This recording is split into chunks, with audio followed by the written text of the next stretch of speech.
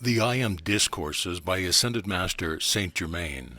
Discourse number 1, October 3rd, 1932. Saint Germain. Invocation. Thou infinite mighty presence, thou all-pervading principle of life, we give praise and thanks for thy wondrous activity through all outer presence. Out of thy mighty essence comes all that is, and oh, that humanity might understand. Thou art ever and forever self-sustained. Thou mighty, active principle of life, surge forth in the outer activity of mankind, and manifest thy supreme justice now in all places.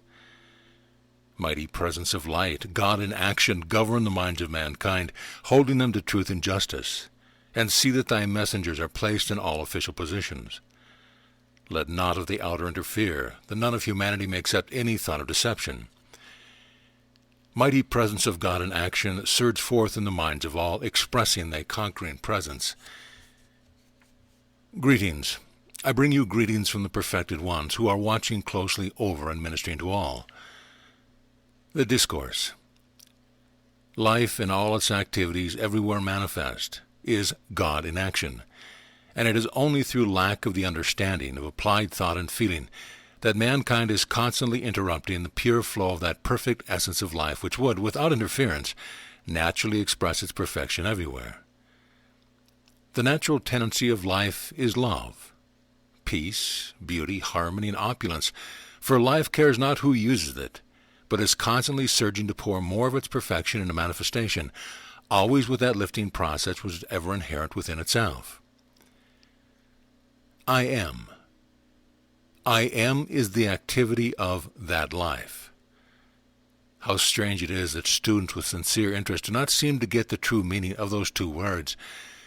When you say and feel, I am, you release the spring of eternal, everlasting life to flow on its way unmolested. In other words, you open wide the door to its natural flow. When you say, I am not, you shut the door in the face of this mighty energy.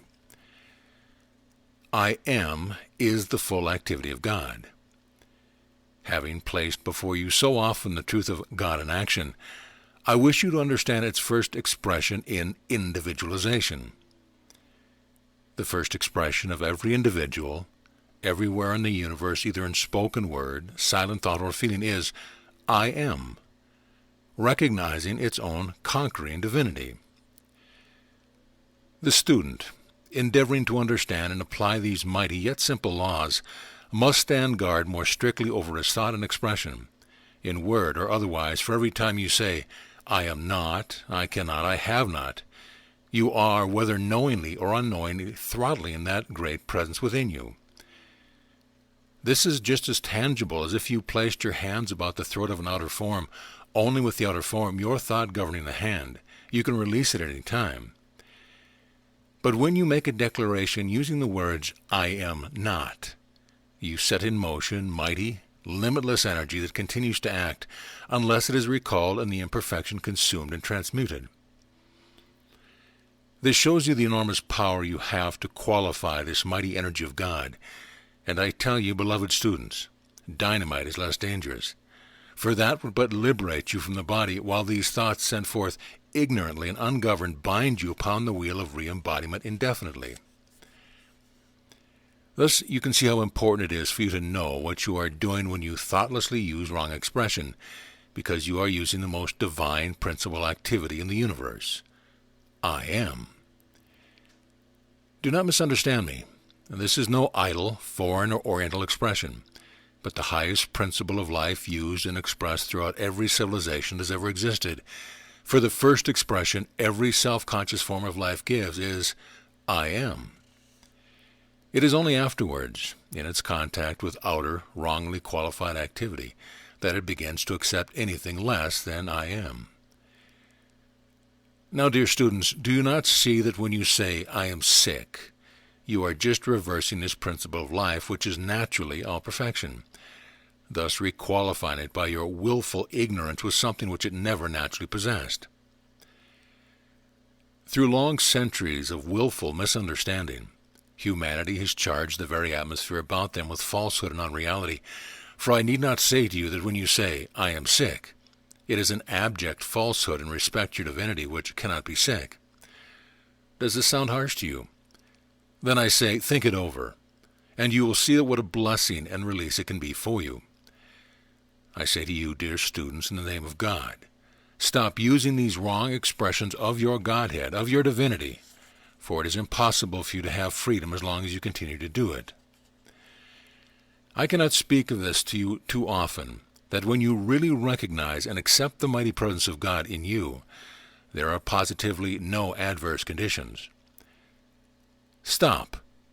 I say to you, giving power to the outer conditions, persons, places, or things, and in the name of God, every time you find yourself starting to say, I am sick, I am broke, I am not feeling well, instantly reverse this fatal condition to your progress, and declare silently with all the intensity of your being, I am, which is all health, opulence, perfection, happiness, peace, and the power to recognize perfection in yourself and everywhere else. When you think of the expression I am, it means that you know that you have God in action expressing in your life. Do not let these false expressions continue to govern and limit you. Continually remind yourself, I live, move, and have my being, and all outer expression in the full opulence of God made manifest every moment. In thus reminding yourself of this invincible, unconquerable presence, you keep the door open for its pure, invincible essence and intelligence to weave into your outer expression that wondrous perfection.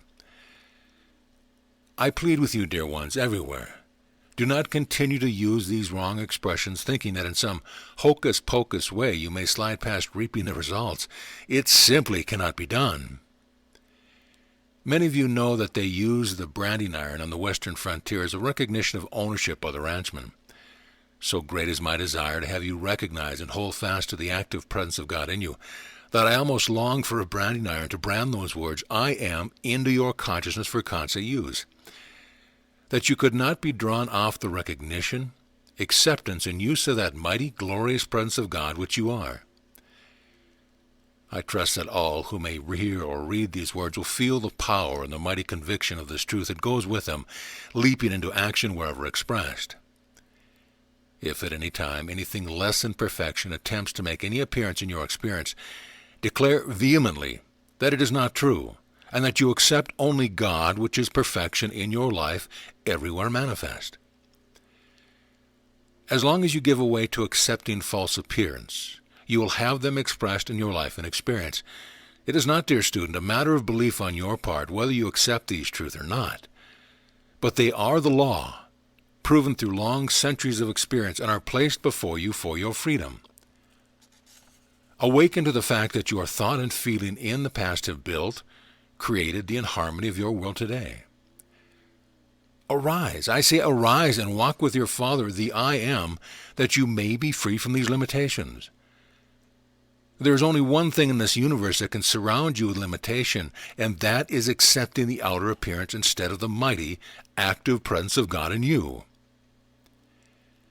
The Western world likes to fool itself with the idea that it refuses to accept the ancient and Eastern idea of sorcery, in other words, the misuse of the spiritual powers. The worst kind of sorcery is being used in the political fields today that has ever been known in the history of mankind through the use of mental power, wrongly qualified.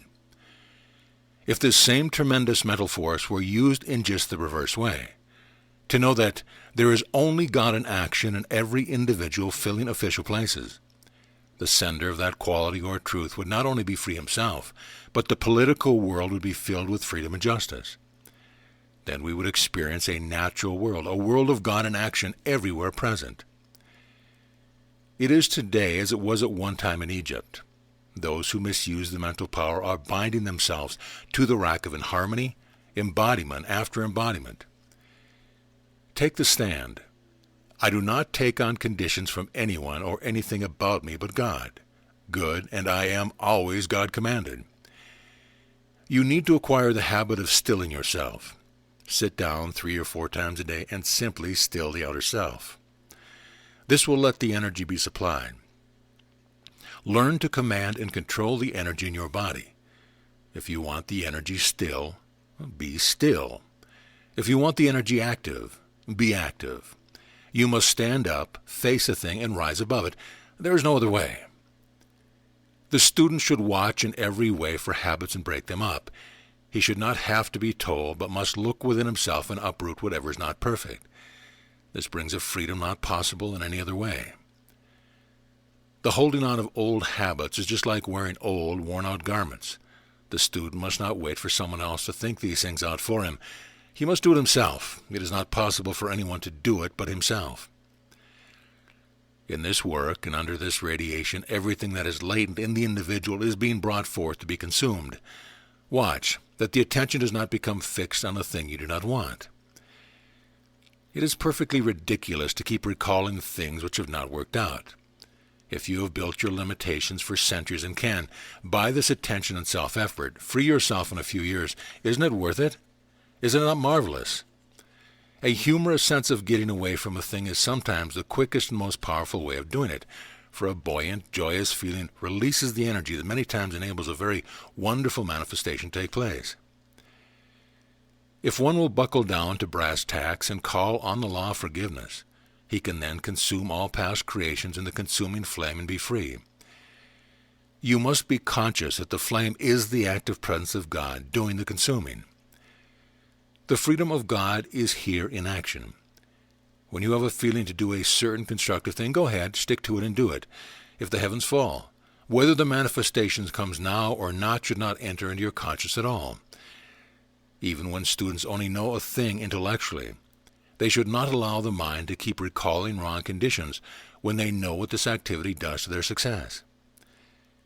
It is unbelievable that people will not conquer this enemy in their consciousness. No student can ever gain the victory until he stops turning back to the old, negative conditions he is trying to get rid of. The whole work of a teacher is to get some means and explanation over to the student of the activity of acceptance. What the mind accepts is that which the individual agrees with through his attention, by letting the two become one.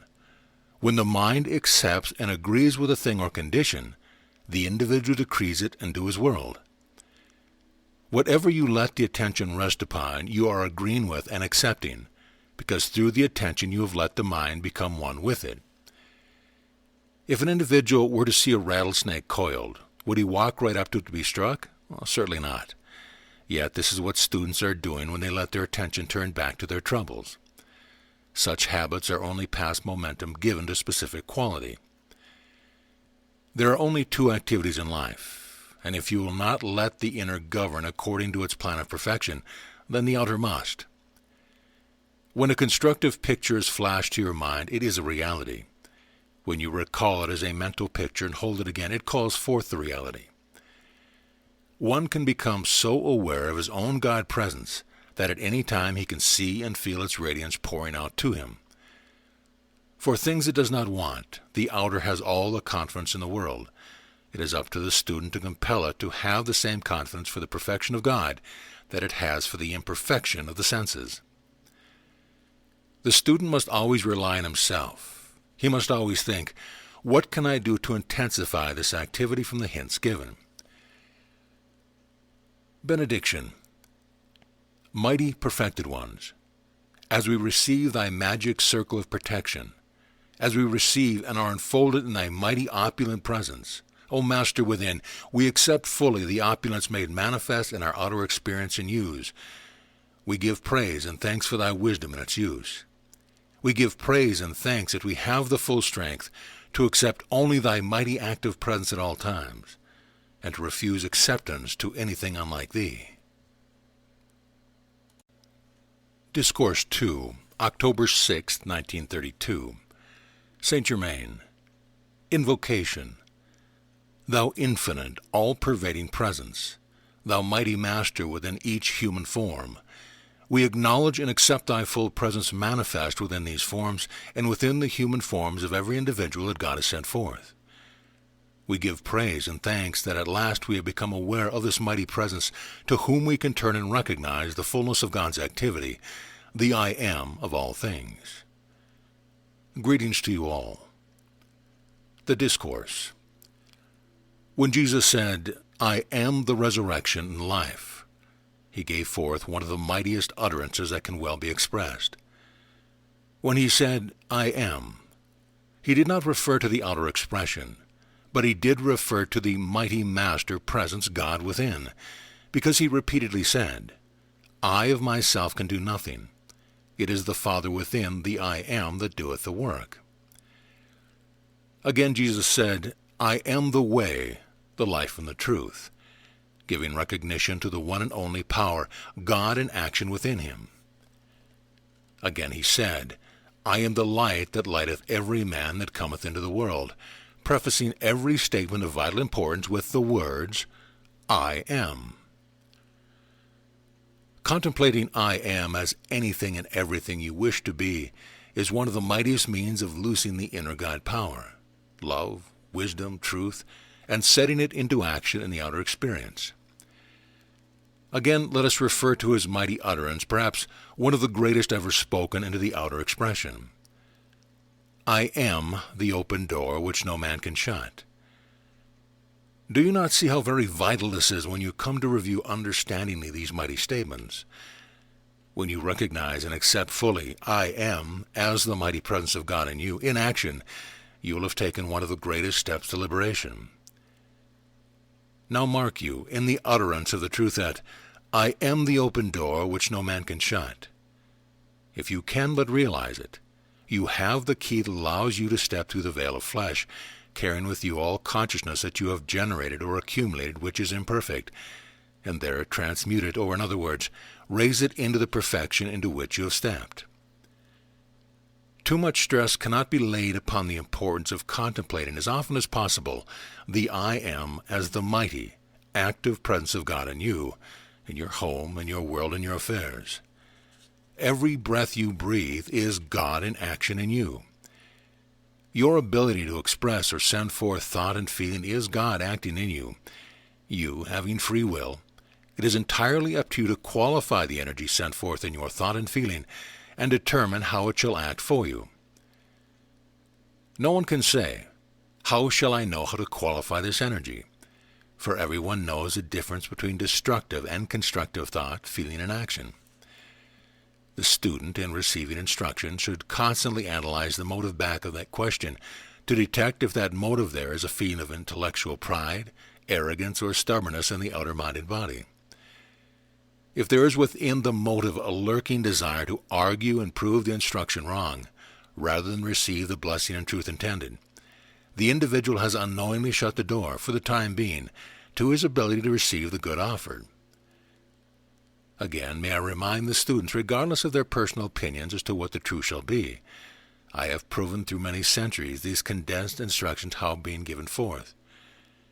If one wants to receive the greatest benefit possible, and the comprehension of that will be absolute, certain freedom and liberation, listen with an entirely open mind, with the consciousness that the I am, the active presence of God in you, is your certain ability to receive, accept, and apply without limit the instructions which is being given forth with an accompanying radiance, which will enable certain students at this time to comprehend these simple, yet mighty assertions of truth to their great blessing and freedom. The admonition has been before humanity through many centuries. You cannot serve two masters. Why is this? First, because there is only one intelligence, one presence, one power that can act, and it is the presence of God acting in you. When you turn to the outer manifestation and give all kinds of expression and appearance power, you are attempting to serve a false, usurping master, because the outer expression can only find an appearance through the use of God's mighty energy. Your ability to lift your hand and the life flowing through the nervous system of your outer form is God in action in your body through your mind. Dear students, try to use this simple means as a reminder of God in action in you. When you start to go down the street, think for an instant, this is God's intelligence and power by which I walk, and this is His intelligence by which I know where I am going. Thus you will see that it is no longer possible to go on without understanding that every move you make is God in action. Every thought in your mind is God's energy, which enables you to think. When you know this is a fact, and there is no disputing it, Why not adore, give full confidence, trust in, have faith in, and accept this mighty presence of God in action in you, instead of looking to the outer expression which is clothed, qualified, and colored by the outer or human concept of things, regardless of the one mighty presence which enables the outer to express. All outer form and its attendant expression is but the experienced life by which each individual may learn, through his own experience, the true source of his being, and come again into the fullness of perfection, through the self-conscious knowing thus attained. The outer experience of life is but a constant, changing, passing picture that the outer mind is created in its pretense, imagination, of being the real actor. Thus is the attention so constantly fixed upon the outer, which alone contains imperfection, that the children of God have forgotten their own divinity and must come back to it again. God is the giver, the receiver, and the gift, and is the sole owner of all the intelligence, substance, energy, and opulence there is in the universe. If the children of God would learn to give for the joy of giving, whether it be love, money, service, or whatever it may be, they would open a door to such vast opulence that would be impossible to want for a single thing in the outer expression. The unfortunate thing in humanity, which has caused such rampant selfishness and unprecedented condemnation of each other, is the idea of claiming ownership to these wonderful blessings of God.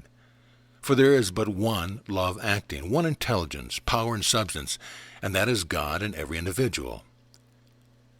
The warning that should be placed before every student and individual is to guard against the desire of the outer self to claim power of its own.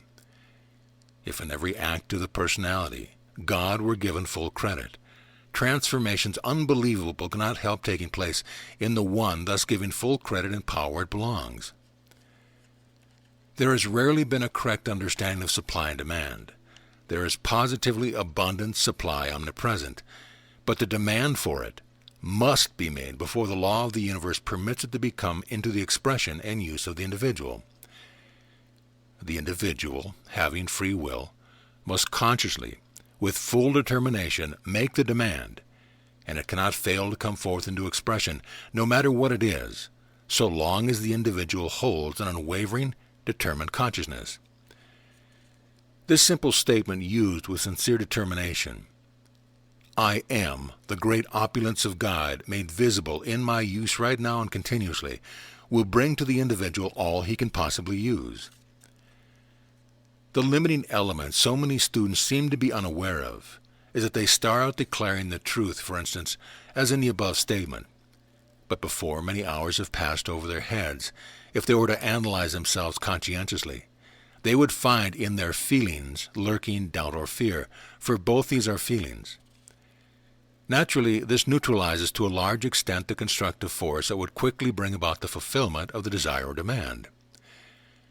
Once a student can become fully aware that every right desire or wish is God in action, propelling his energy forth to full accomplishment, and is always self-sustained, he would become aware of the limitless love, power, and intelligence he has with which to accomplish any given purpose. With this simple understanding, the word failure would be completely wiped out from this world and in a very short time from his consciousness, because he would see that he was wielding intelligence and power that could not fail. Thus students and individuals come into their full dominion as God intends. It was never intended by the great, all-wise, all-loving Father that any of his children should want for a single thing. But because they allow their attention to become fixed on the outer appearances, which is like the changing sands of the desert, they have, knowingly or unknowingly, cut themselves off to a large degree from that great opulence and intelligence. This great opulence is their birthright, which everyone can have who will again turn to the I Am, the active principle of God forever within himself, as the only source of active life, intelligence, and opulence. All through the ages there have been certain standards of conduct necessary for the student who desires to reach beyond certain attainments. This is the conserving and governing of the life force through the sex. For an individual who has been using this energy without any thought of governing it to suddenly say, I will cease this, cut it off as it were, without understanding the correct attitude of consciousness, would be simply suppressing a flow of energy which he has caused to flow in the wrong direction. Any student who wishes to govern this will find this simple statement the most efficient, if used understandingly, of any one particular thing that can be given. This will normally and naturally govern the flow of life energy and bring it back into its natural channels. It is the mighty statement of Jesus, "I am the resurrection and the life." This statement will not only purify the thought, but is the most powerful, lifting, adjusting force that can be used for the correction of this greatest of barriers to the full height of spiritual attainment. Anyone who begins to feel the inner impulse to correct this condition, and will use this statement earnestly and continuously, will raise this marvelous current of energy to the highest center in the brain, as was originally intended. He will find his mind flooded with the most marvelous ideas, with the abundant, sustaining power and ability coming into expression and use for the blessing of all mankind. I ask any student to try this and watch the result in his own mind and body. Feel deeply the statement of Jesus, "I am the resurrection and the life." Repeat it 3 times, either silently or audibly, and notice the lifting of consciousness which you will experience. There may be some who will need to try this several times in order to feel the amazing uplift that others will experience the first trial. This will show you in a small way what can be done by its continued use. There is only one means of overcoming or rising out of anything, and that is, after you know what it is you are to rise out of, to take your outer attention completely away from it, fixing it firmly upon the above statement. Any condition in the outer experience that one wishes to overcome can readily be accomplished by the use of this statement, as well as using it to change the flow of the misdirected energy. I had one student who felt the inner impulse to redirect this mighty energy, and the use of this single statement alone enabled her with little assistance to raise her body. In 1 year, a marvelous transformation took place in her entire outer appearance. It seems incredible that in the recorded statements accredited to Jesus, which were only a part of what he really gave forth, that so few of humanity would receive the mighty import of these wonderful words of wisdom. At no time in the history of the world have so many mighty statements been given as he taught. Every one of these, when conscientiously used, hold within it the attendant radiance and accomplishment with which he attained. You not only have this power of the I Am, but his individual assistance also when these statements are used. One should often contemplate the true meaning of these mighty statements of Jesus, when once you understand that your thought, feeling, and expression of I Am sets the mighty God power in you into action, without any limit, then you receive that upon which the desire is fixed. It should be no trouble for the student to see and understand that the outer appearance is but man's distorted creation, by claiming the outer as a source of power, when a moment's contemplation will cause him to realize that there is but one love, intelligence, and power which can act, and that is God.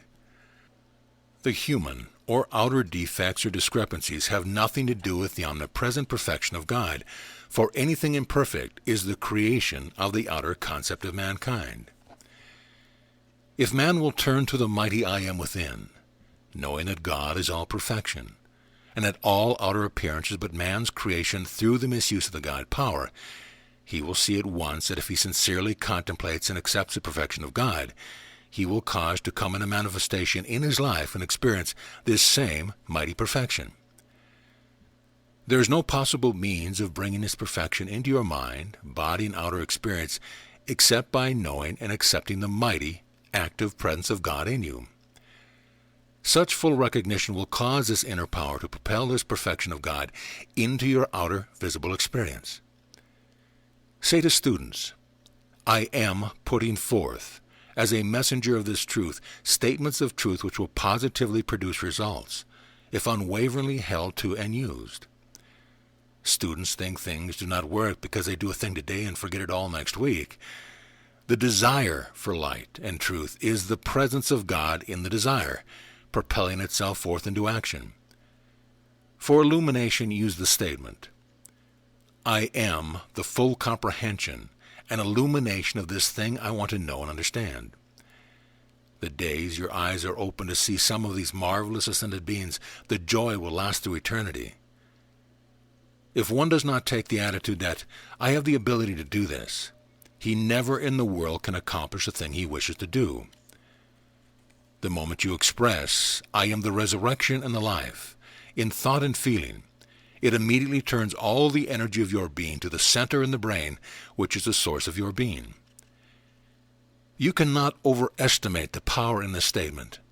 There is no limit to what you can do with it. It was a statement that Jesus used most in his most difficult trials. Always know that when you decree a constructive thing, it is God in you propelling you to do it. It is the most foolish question imaginable to ask, have you proved this in your own experience? Each individual has to prove it for himself or it will mean nothing to him. Nothing ever really means anything to anyone unless he uses it. The feeling carries with it a certain coexistent sight. One often feels a thing with such clearness that he really sees it from the inner standpoint. As you enter the ascended state, thought, feeling, seen, and colors are almost simultaneously manifest. Harmonious sound is quiet.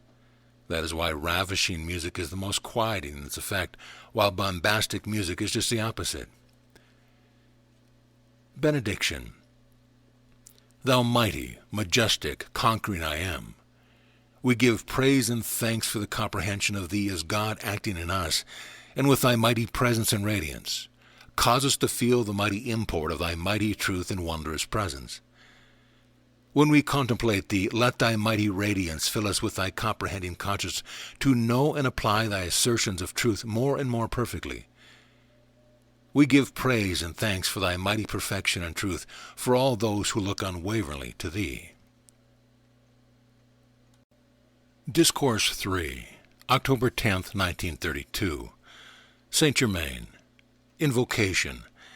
Thou infinite, all-pervading presence, with Thy mighty radiance surging forth throughout the atmosphere of earth, we give praise and thanks for the onrushing Christ power of love and wisdom, with which no uncertainty is raising the conscience of mankind above the sordid selfishness of the activity of the outer self. We give praise and thanks that we have become conscious of Thy mighty, active presence of all times, and that in the conscious recognition of Thee, Thou dost change our minds and bodies with Thy pure presence forever. I bring greetings from the radiant host to you all. The Discourse. From within the radiance of the great electronic belt, I am projecting this today. From the heart of the golden city the twin rays come forth, upon which are the speech, the light, and the sound. The time is rapidly unfolded us when we must be more aware of the great electronic belts encompassing all creation from the Godhead to the individual. The etheric belt around the golden city is impenetrable, far more so than a wall of many feet of steel would be. So in a lesser degree may the individual, with sufficient comprehension of the active principle of the God-self, surround himself with an electronic belt or circle, which he may qualify in any manner he may choose, but woe be unto the individual who qualifies it destructively. If anyone should be foolish enough to do this, he would find this belt of electronic force closing in upon his own outer form, and it would be consumed. But those who with wisdom build and qualify for God's mighty love and constructive power will find themselves moving in a world untouched by the ignorance of mankind. The cosmic period has arrived when those who have attained a certain degree of understanding must create, apply, and use this wondrous electronic circle. Every creation that is self-conscious action has this circle of pure electronic force about it naturally, but to a large degree its force is ungoverned, therefore dissipated.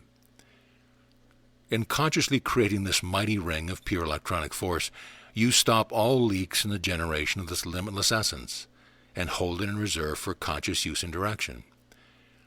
After a few months of this conscious creative activity of and within this electronic ring, one will need to be very careful in loosing or directing this force in any manner except by divine love. In the beginning of man's individualization, he was naturally surrounded by this magic circle, but as the consciousness was lowered more and more, rents were made in this great circle of force, causing leaks, as it were, until it has almost entirely disappeared.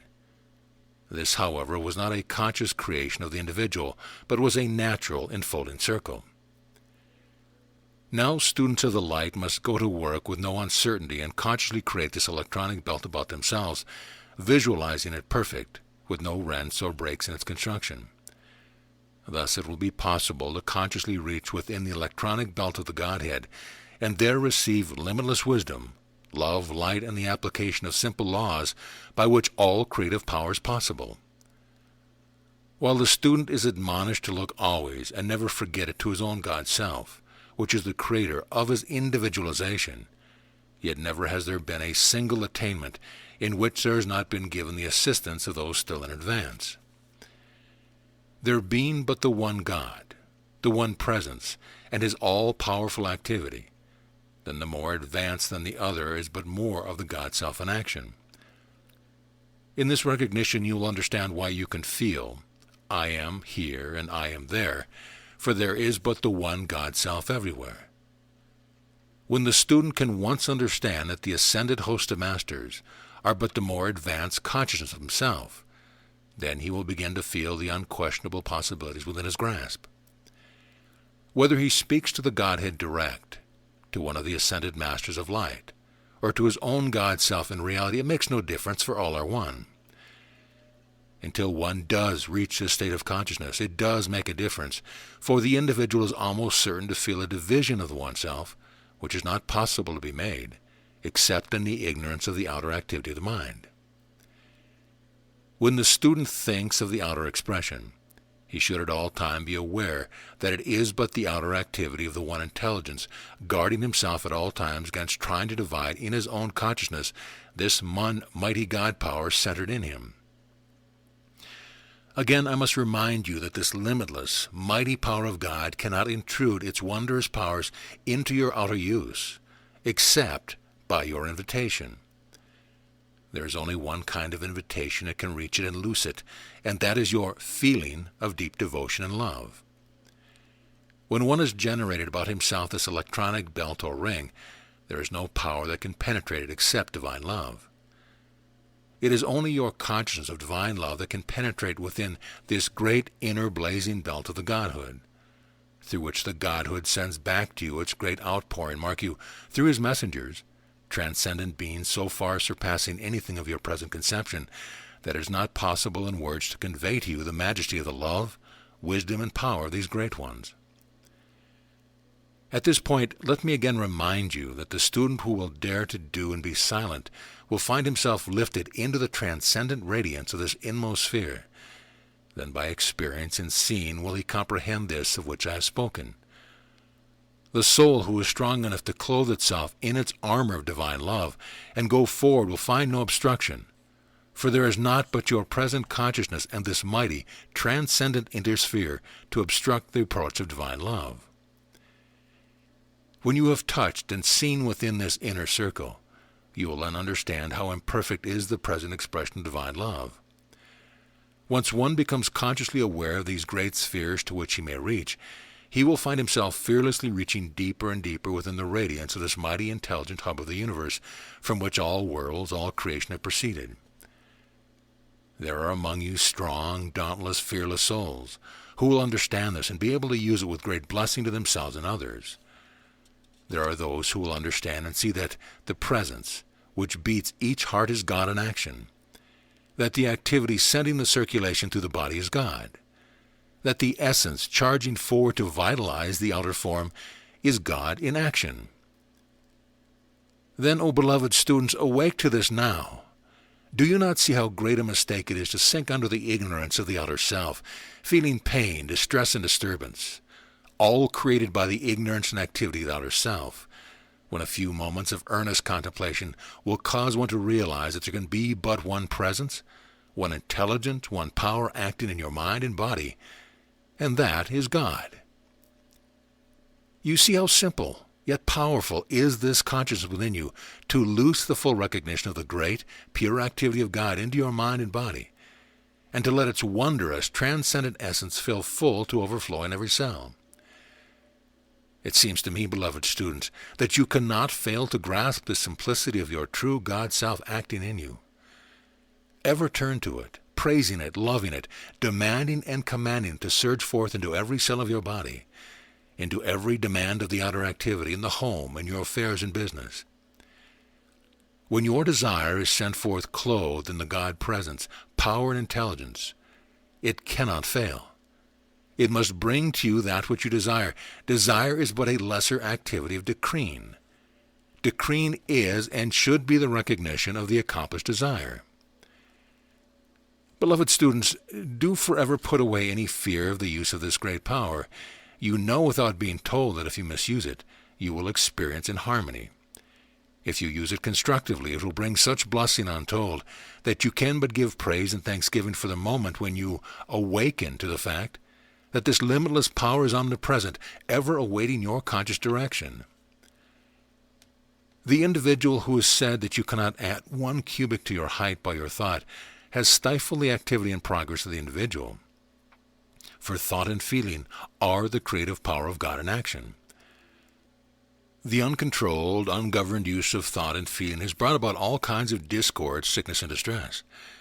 Few, however, believe this, and keep going on and continually creating by their ungoverned thought and desire chaos in their world, when they could as easily as a breath face about, using their thought constructively with the motive power of divine love, and build for themselves a perfect paradise within the period of 2 years. Even physical science has given proof that the body or outer form completely renews itself within a few months. Then you must see that with the conscious understanding and application of the true law of your being, how easy it is to cause perfection to manifest in your entire body, and every organ to keep it in perfect, normal activity. In a short time, it would not be possible for inharmony to enter your thought or body. O children, reaching to the light, this great privilege is the open door of God before you, which none may shut but yourself. None may obstruct or interfere with but yourselves. Fearlessly use your God-given dominion and power and be free. You cannot attain and hold this perfect freedom except through consciously applied knowledge. Now I shall give you a secret that, if understood by the angry or discordant individual, would tear him or her from that destructive activity, even from a purely selfish standpoint. The angry, condemning person who sends out destructive thought, feeling, or speech to another who is poised in his own God power, receives back to himself the quality with which he charged this power, while the poised person receives the energy which serves him, and which he automatically requalifies by his own poise. Thus the creator of discord, through anger and condemnation, is consciously destroying himself, his world of activity, and his affairs. Here is a vital point students should understand. When one consciously reaches within the inner electronic circle of God, he makes his outer expression and activity a channel for the ceaseless outpouring of the pure essence from the Godhead. This in itself, even though he be entirely silent in the outer expression, is one of the greatest services to humanity, which but few not ascended are aware of what it means to mankind.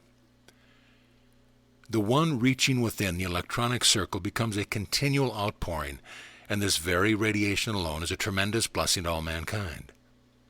Thus, eon after eon have there been those unselfish messengers of God, through whom was poured forth the blessings of those not understanding the uplifting presence of this surging energy. When there is one or more found who can be an outpouring for this great welled-up presence, it is likened unto the first trickling of a leak in a dam. As the consciousness is held steady and firm, and as the rent in the dam increases, greater volume of water comes forth. For at last all obstruction is swept away, and the whole force back of it is poured forth into use. Unlike the water dammed up that rushes forward, dissipating itself because it is without direction, the God power thus loosed goes direct to the channel of consciousness, more receptive, and there builds itself up, awaiting the opportunity to rush forward more and more. Thus the student of light, aside from his activity in dispensing the truth, becomes, as it were, an artesian well, from the depth of which flows this mighty essence of God. The student should at all times remember that no matter what their mistakes may have been, God never criticizes nor condemns them, but at every stumble which is made, in that sweet, loving voice says, "Arise, my child, and try again, and keep on trying till at last you have attained the true victory and freedom of your God-given dominion." Always when one has been conscious of having made a mistake, his first act should be to call on the law of forgiveness and demand wisdom and strength not to make the same mistake a second time.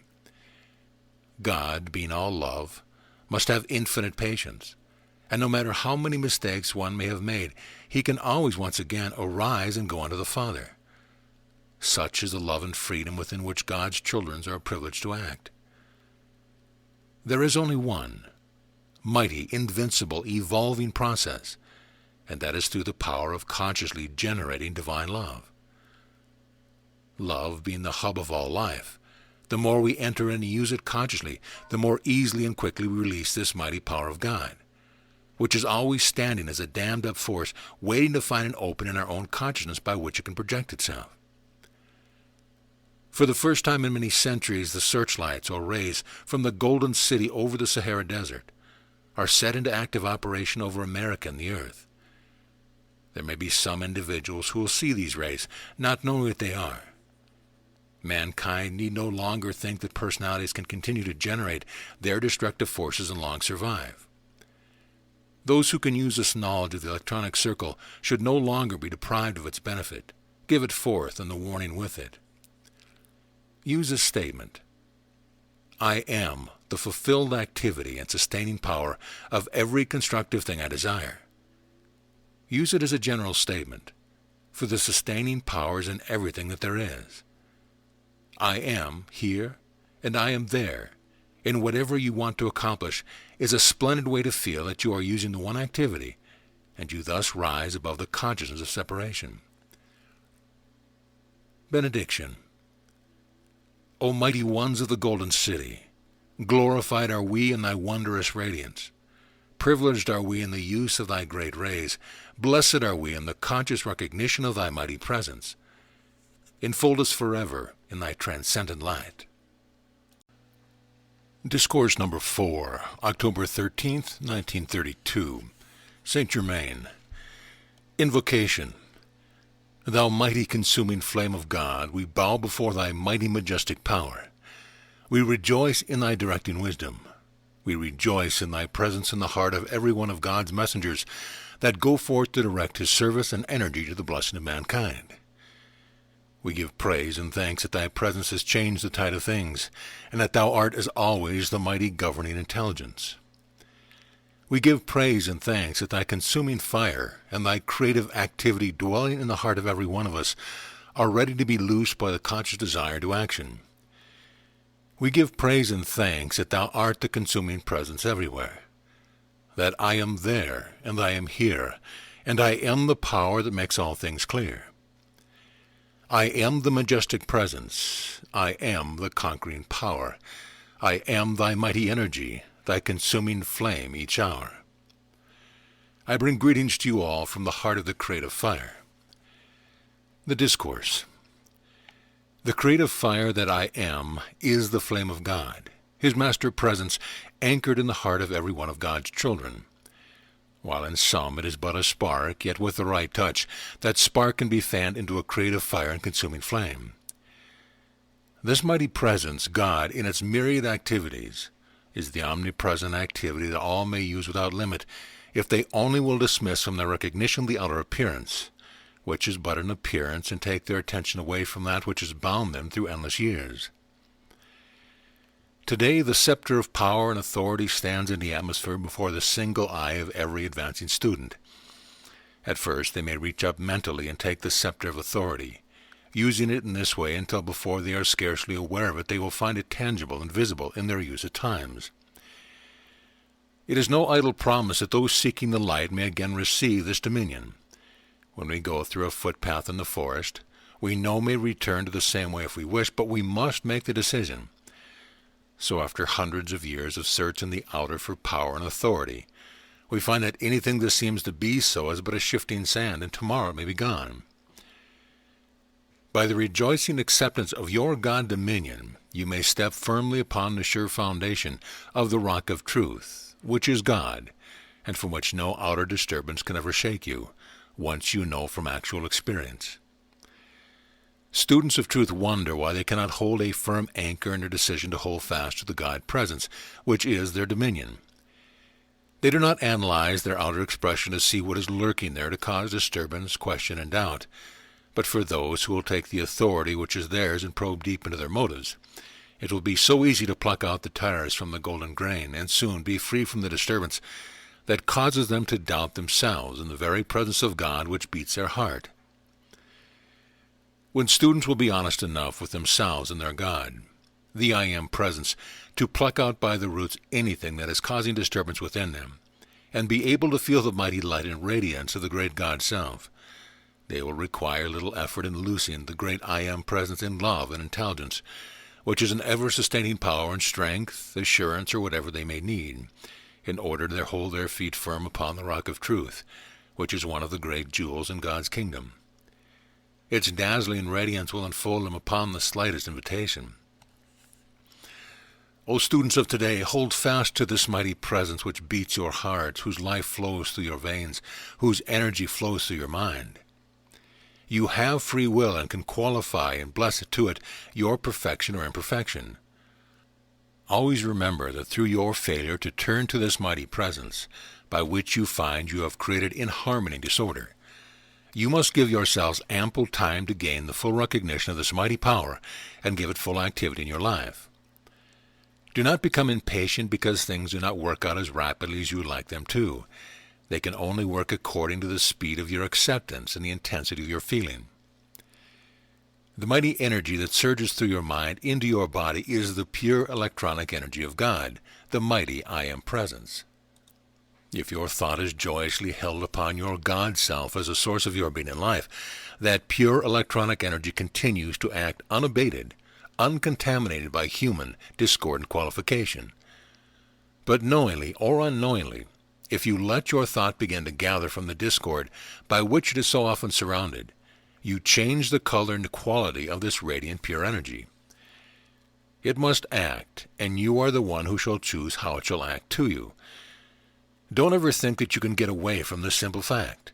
It is an immutable law of God, and no human being can change it. Students must understand and maintain this attitude if they wish to make steady progress. I tell you, beloved students, you may rage and doubt and fear and rebel all you please at self-correction, but it is the open door to your mighty illumination and freedom from all limitation in the outer world of activity. There are a great many students, when they come to a certain point of understanding, where all the results of their activity are revealed to them, and they look upon the many mistakes that have been made which must be corrected, become despondent, critical, and condemnatory to themselves and God. This is a great mistake again. Everything that is revealed to them in which they find they have been making mistakes should make them rejoice exceedingly, that the things are revealed which need correcting. Knowing that God is the power to think, then they know they have the power to correct this and should joyfully set to work to do so. The power of God's life which beats their hearts is absolute proof that they have the intelligence and power of God within them by which they may dissolve and consume all the mistakes and discord in creation that they have consciously or unconsciously drawn about them. They may say to this undesirable creation, I am the mighty consuming flame, that now and forever consumes all past and present mistakes, their cause and effect, and all undesirable creation for which my outer is responsible. It seems so strange that students seem to have such difficulty in fixing the anchorage and recognition of the limitless power they are wielding when they say, I am. When the intellect, which is the outer activity, knows this, then the student should intensify it with all their power by the intense feeling of the truth of this. Then they would find greatly added speed and power in their active use.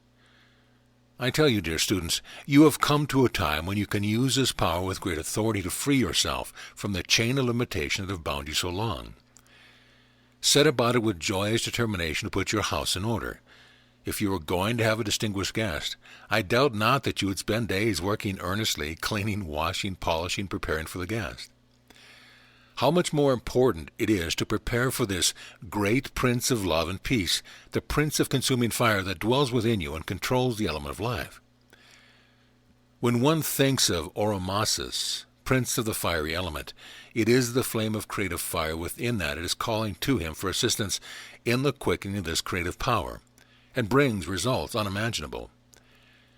There has been no time in my memory when there was so much natural assistance at hand for the students of light for his use as there is at this time. and the student should take advantage of this with joyous intensity. When you speak in the name, power, and authority of the mighty I Am, you are releasing limitless energy to do your bidding, to fulfill your desire. Why longer allow doubt and fear to beset you when I am the open door which no man can shut into the great opulence of God, waiting, surging to press forward to heal, to bless, and to prosper you abundantly? Dare to be, to feel, to use this mighty authority, God in you.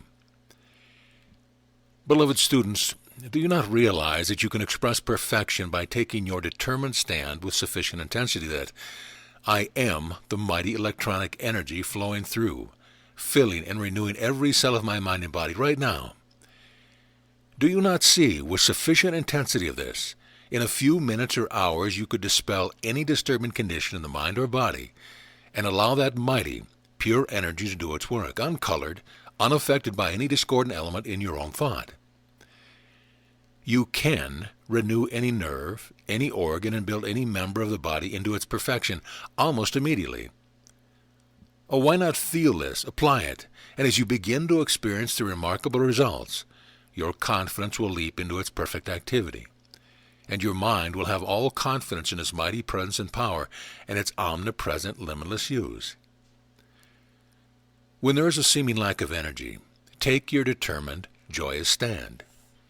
I am the mighty presence of this alert, radiant energy, surging through my mind and body, dismissing everything unlike itself.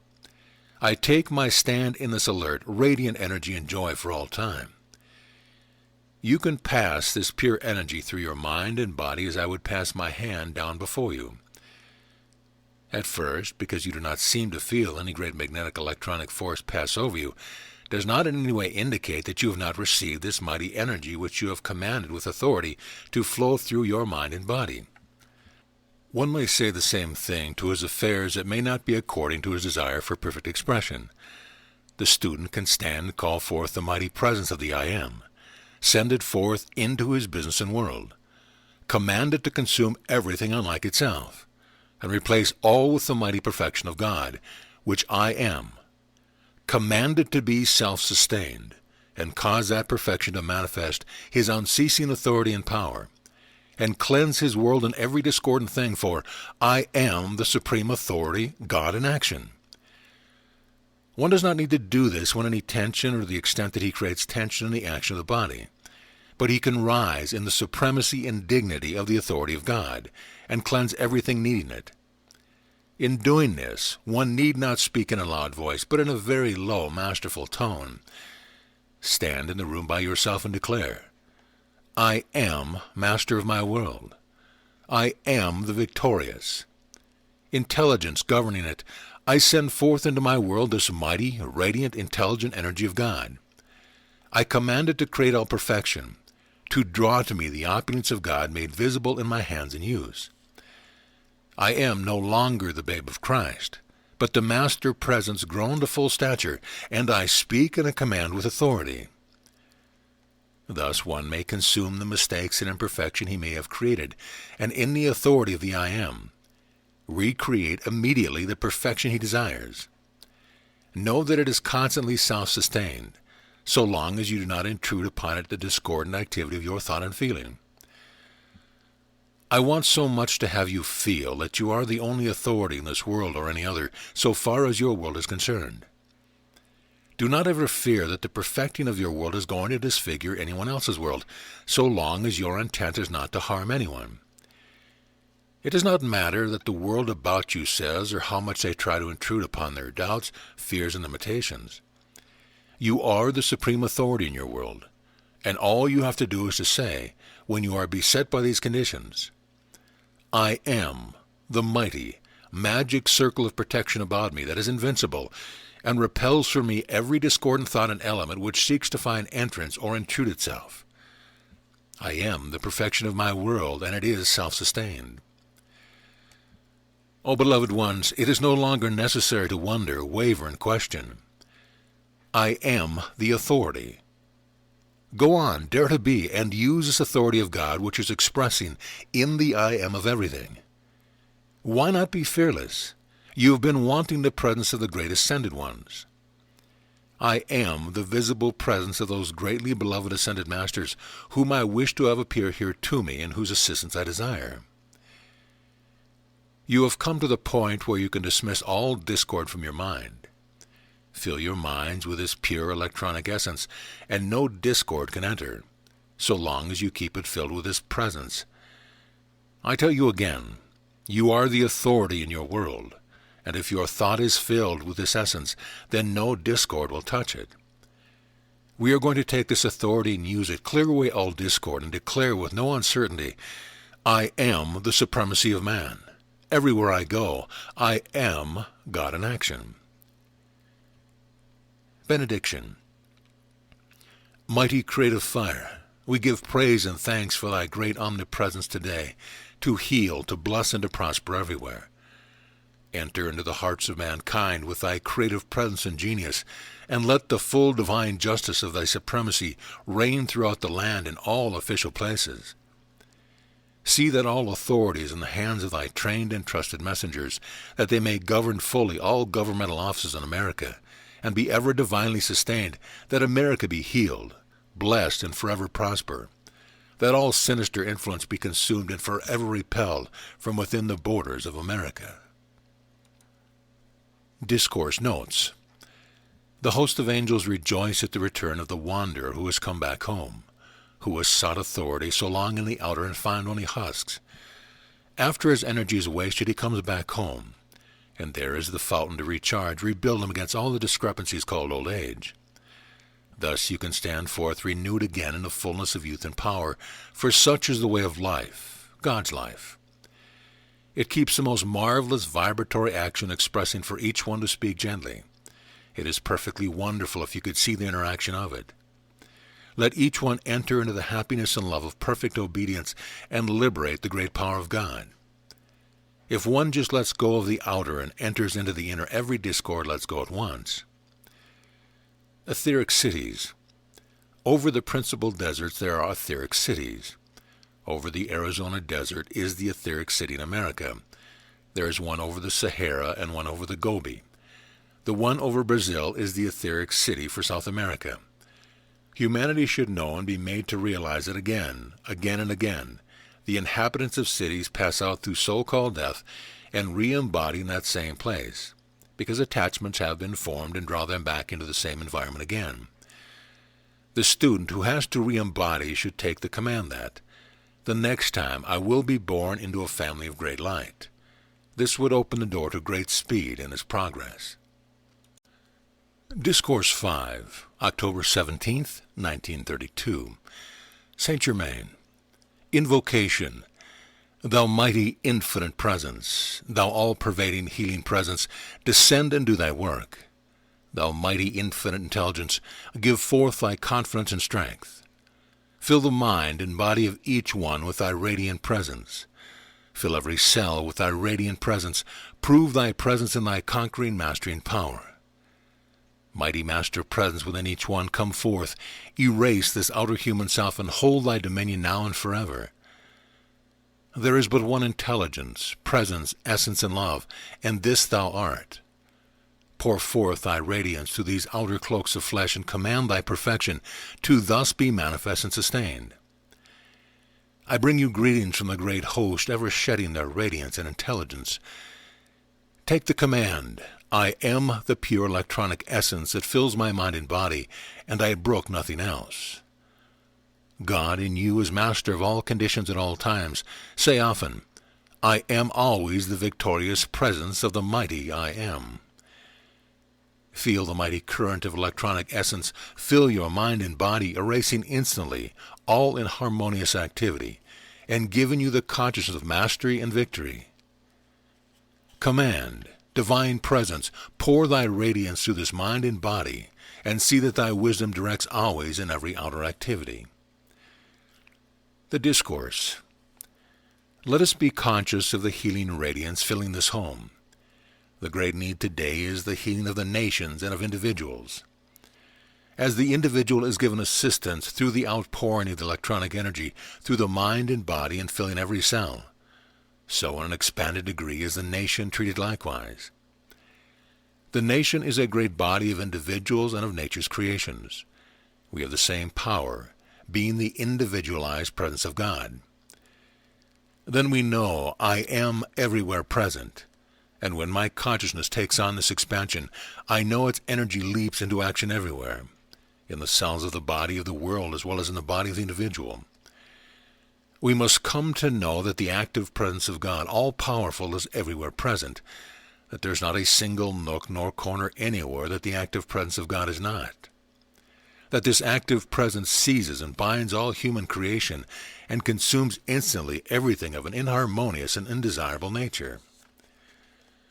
With the use of the electronic belt surrounding the individual, he must understand that he can make this an absolutely invincible protection. Through its protection, divine wisdom acts, repelling everything through our conscious actions that shall not be taken into the system, and that this omnipresent wisdom and intelligence is always prompting us to refuse acceptance of anything into the system, either through feeling, thought, or food that would in any wise disturb its harmonious activity. The natural activity of the currents of life play everywhere like the play of a searchlight. The outer activity should at all times be an invitation to the receptivity of the currents of life, which are pure cosmic energy, and which are ever flowing through the atmosphere of the earth. It is true that where there are conditions too dense for it to penetrate, it goes over or under them, so to speak, and finds its way onward just the same. Every individual since the beginning of this year should come to understand that he is walking and moving constantly within the reach of mighty healing currents. Through the power of Cyclopeia, the secret love star, and the rays from the Golden City, currents of healing force of tremendous power are constantly directed through the atmosphere of Earth.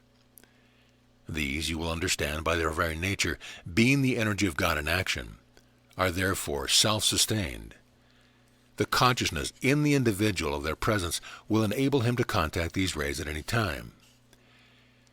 Students who have a feeling of patriotism and who wish to help the nation should take the stand that these healing currents reach not only individuals, but carry into conditions, environment, and official places like an intelligent flame, and are doing a work for the protection and uplift of the children of Earth not heretofore set into such powerful actions since the creation of this planet.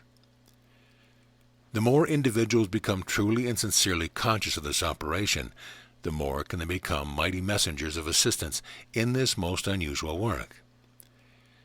Through the conscious manifestation of the mental forces back of the communist is the sinister influence with which we are dealing in the outer world's activity. Those who wish to be true messengers will meditate upon this idea until they have grasped the full import of it. They will use their conscious effort, knowing that these currents of consuming electronic energy consciously directed through the atmosphere of the earth cannot be interfered with, and that in every sincere, conscious effort of the individual, in his desire to give his assistance, there will flow a consciousness of this energy that he has not hitherto possessed. Sometimes there are individuals of such a nature that while wonderfully kind and willing, the sudden consciousness they need to let go of certain kinds of food or other activity is a sort of shock to them. I would say to these individuals that the divine intelligence in each one will cause them to naturally let go of the things not in accordance with his great presence at every step of the way when it is necessary. In order for an individual to consciously let go of a thing, he must have something that he feels is stronger to which he can anchor. As students become conscious of this, the confidence and strength will come to them to take the step. As I suggested once before, I would consciously, at least once or more a day, stand on the floor and charge the home with its pure electronic energy, and keep it charged, so that God's very presence will keep out of the home food, thought, any kind of presence, and everything that is not in accordance with the desires here. I would suggest that whenever you find someone is coming, you take the consciousness, I am the pure radiance of divine love, enfolding these individuals, and this garment enfolds them when they come and when they leave. When you are conscious of this, you clothe them, and they will wear this garment into the home and out of it, and for them it will be a sustaining power. Those who come into your home are deserving of assistance, and this will enable them to receive the full assistance they desire and you will love to give. No matter how great the knowledge attained, we at no time ever have the right to force either the knowledge or the discipline upon anyone. Only as students apply what they hear and receive can they ever know the reality. When you say I am, you acknowledge the power that breaks down all barriers and conditions of opposition. This human self is just like a starving lion in the jungle. It will tear anything to get what it wants to eat. In this state, the human consciousness will tear its best friend to pieces to get its own way. In any astral element, there is that human desire element through which, unless one shuts his mind entirely to the astral world, will constantly find himself interrupted in a good decision, because he has left that door open to a force far more subtle than is ever found in the outer world. Many think they are good forces in the astral world. I tell you, no good force ever comes from the astral world. Any good force that seems to come from there must come through it, but it makes its own tunnel of light through which it comes. In the first place, what makes the astral world? There is only one place where the undesirable creation can find a home, and that is the next step to the human activity, which is the astral realm. This realm of astral activity has within it all undesirable creation accumulated through the centuries. Therefore, it is easy to see at once that no good comes from any contact with the astral realm. It has nothing in it whatsoever of the Christ. There is as wide a difference between the astral realm of activity and what some call the star astral as there is in between light and darkness. However, the so-called star astral is again misunderstood. It is not really called star astria. It really is an activity, not a realm, and it is from the fourth sphere. The star astria is a cosmic being whose work it is to consume all possible within the astral realm, and to reach individual whose attention seems to be drawn there. This great being will sooner or later clear the understanding of such individuals and consume their desire for any contact with that unhappy realm. No little children remain in the astral realm. The home of children who leave the earth is in the etheric realm. People who are in the body are in the same sphere when they sleep as the disembodied.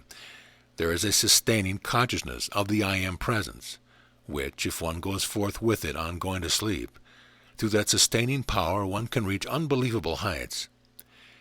If you have the consciousness through the outer expression of this I Am presence, and you take this consciousness with you as you go into the other realms, it is a sustaining presence that is unbelievable.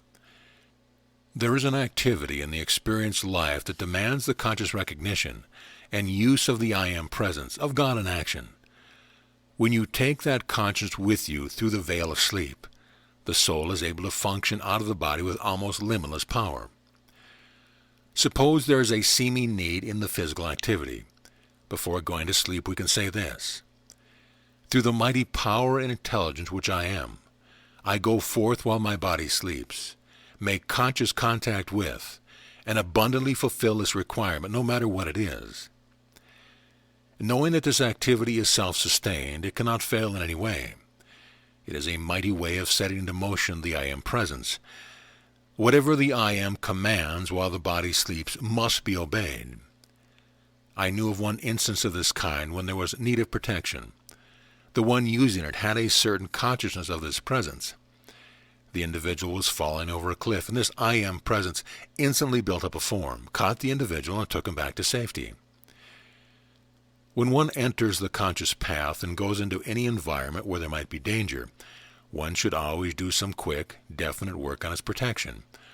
For until one raises the body, he is always functioning more or less where he is contacting the outer thought of humanity. If the student be climbing the mountains, he must do conscious protective work. He must do the protective work and do it consciously. If the student will always keep up his conscious protection, he will be able to avoid the destruction of other individuals. Steamship protection. God is the almighty power protecting and directing the steamship. Therefore it moves in a zone of absolute safety. On the conscious path, you must be up and in action at all time. There are some who might think this is a suggestion of fear, but it is not. It is recognition of the omnipresent protective power. Automobiles. God is all-seeing and all-knowing, sees ahead and will naturally avoid undesirable contact. When you say, God is driving this car, the vision of God goes ahead, sees blocks and miles ahead, and the prompting will come to go to the street which is clear. Because God is driving the car, our path is unobstructed in every way. There are two reasons why students have accidents. First, because they have become angry and opened the door. Second, because the student has lain down on the job. Whenever we do a thing with a positive, dynamic attitude, it gives confidence to the outer and it cannot fail. To project an electronic belt around another, say, I am the protective electronic belt around. And when you say, I am the protective ring or belt, it means that the electronic belt is instantly formed, invincible.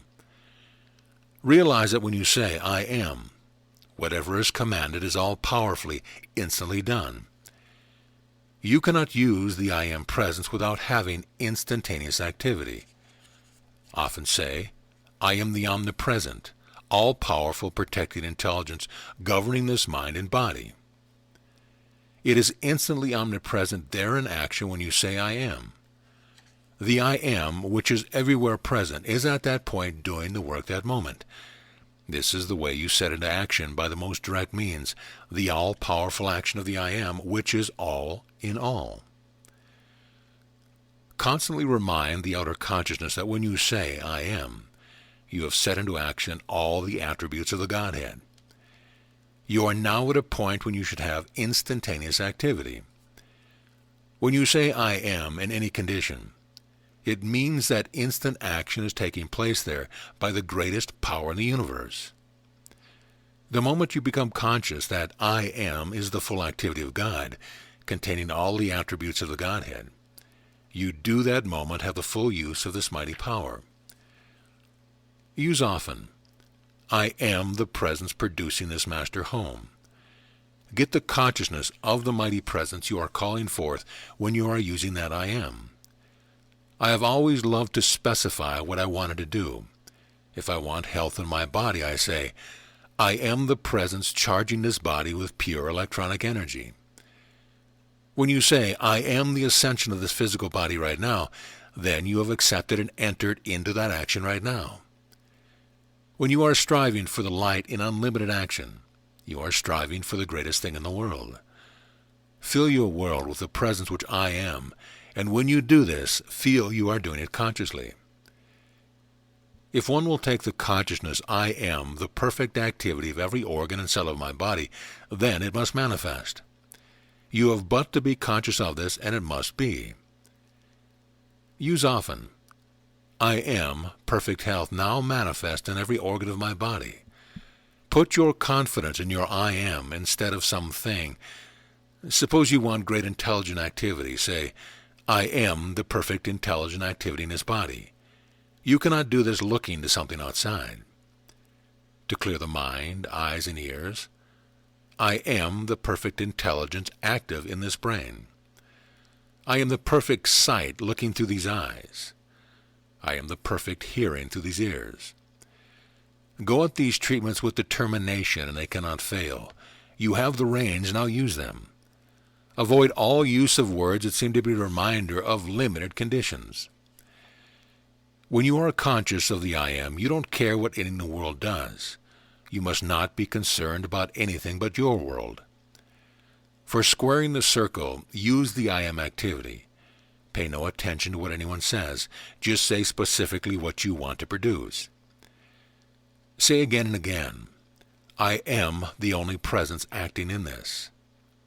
Say, I am the only presence acting in my world.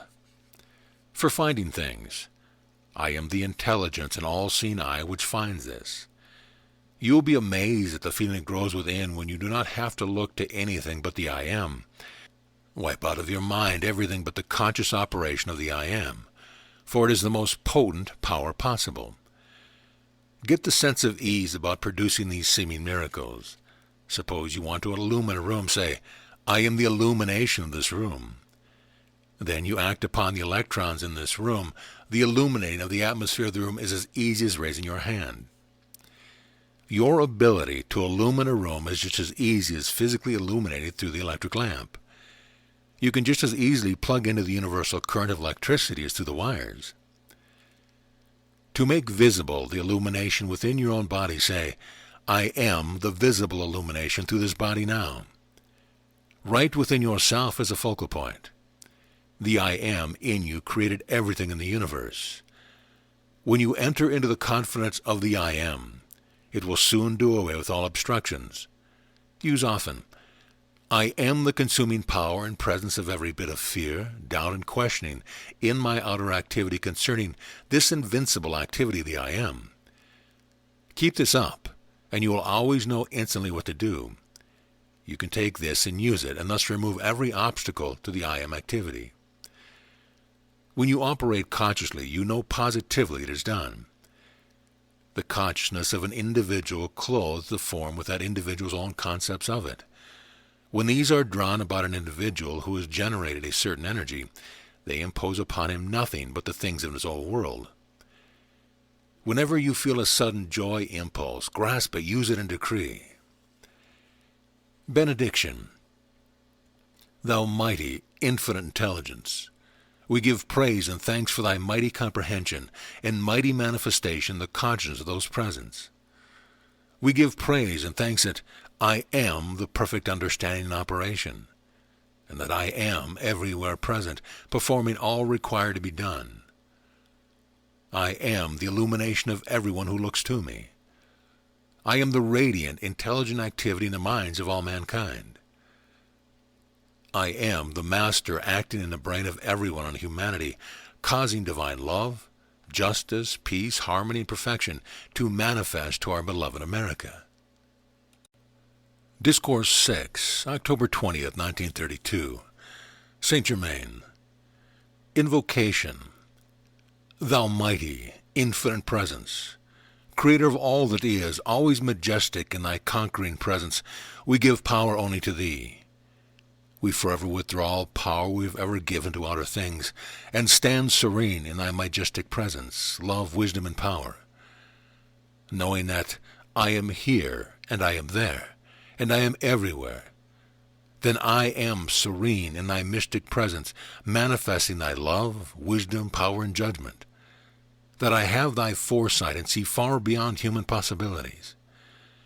I give praise and thanks that I, now and forever, acknowledge and accept only thy mighty, victorious presence in all things, in my life, my world, my mind, and my body. I give praise that I have placed above each form thy magic circle, invincible, impenetrable to anything unlike thee. I stand guard over my life, body, mind, world, and affair, that nothing manifest unlike thee. We thank thee. The Discourse. Keep reminding the outer activity, the outer consciousness, that when I say, I am, using the infinite God power.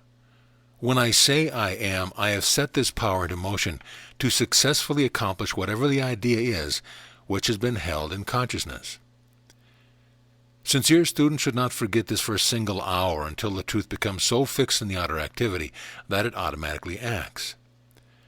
Therefore, you will see how perfectly ridiculous it is to say, I am sick, I am financially embarrassed, or that there seems to be a lack of anything. I tell you that you cannot possibly be affected if you will hold fast to this idea, then use it. When you seem to have a cold, you do not need to be told to use a handkerchief. Then why do you need to be reminded that the outer activity is but one power by which to move itself about, and that is the I am presence, God in you? The unfortunate thing about sincere students is that they will not meditate often enough upon this truth for its marvelous presence to come into activity. Know that I am the majestic, victorious presence filling all official places, and know it with certainty in your mind. If any of the students will sincerely take hold and use this, such a one will be blessed for doing so. Guard yourself in the outer contact constantly, that you do not unknowingly accept the appearance of things or the fear of the so-called financiers. God governs your world, your home, your business, and that is all with which you are concerned. Do not ever fear that you are running amok with your imagination when you sense and feel the nearness of the full manifestation of the mighty, individualized presence. Rejoice. Believe in the mighty presence that holds in its embrace everything in this world that you can desire or use. You are not dependent on the other things. With the joys entering into this mighty power and presence which contains all, do you not see how you would be provided for if everything were cut loose? I want you to feel, joyously accept, and with all your being know that the power of precipitation is no myth. It is real. Those who enter into this feeling deep enough will have the precipitation of anything they want. Children have been chastised for seeing angelic beings and for manifesting an inner perception. It is the parent of that child who should be chastised, and well at that, for daring to interfere with the God-given freedom of that child. If grown-ups would live more in the conscious imagining and acceptance of these mighty and great presences, of whose very existence most of humanity doubts, they would feel their presence in uplifting, sustaining intelligence. My beloved ones, if suddenly we find ourselves needing courage or strength, I am there surging forth, supplying this instantly.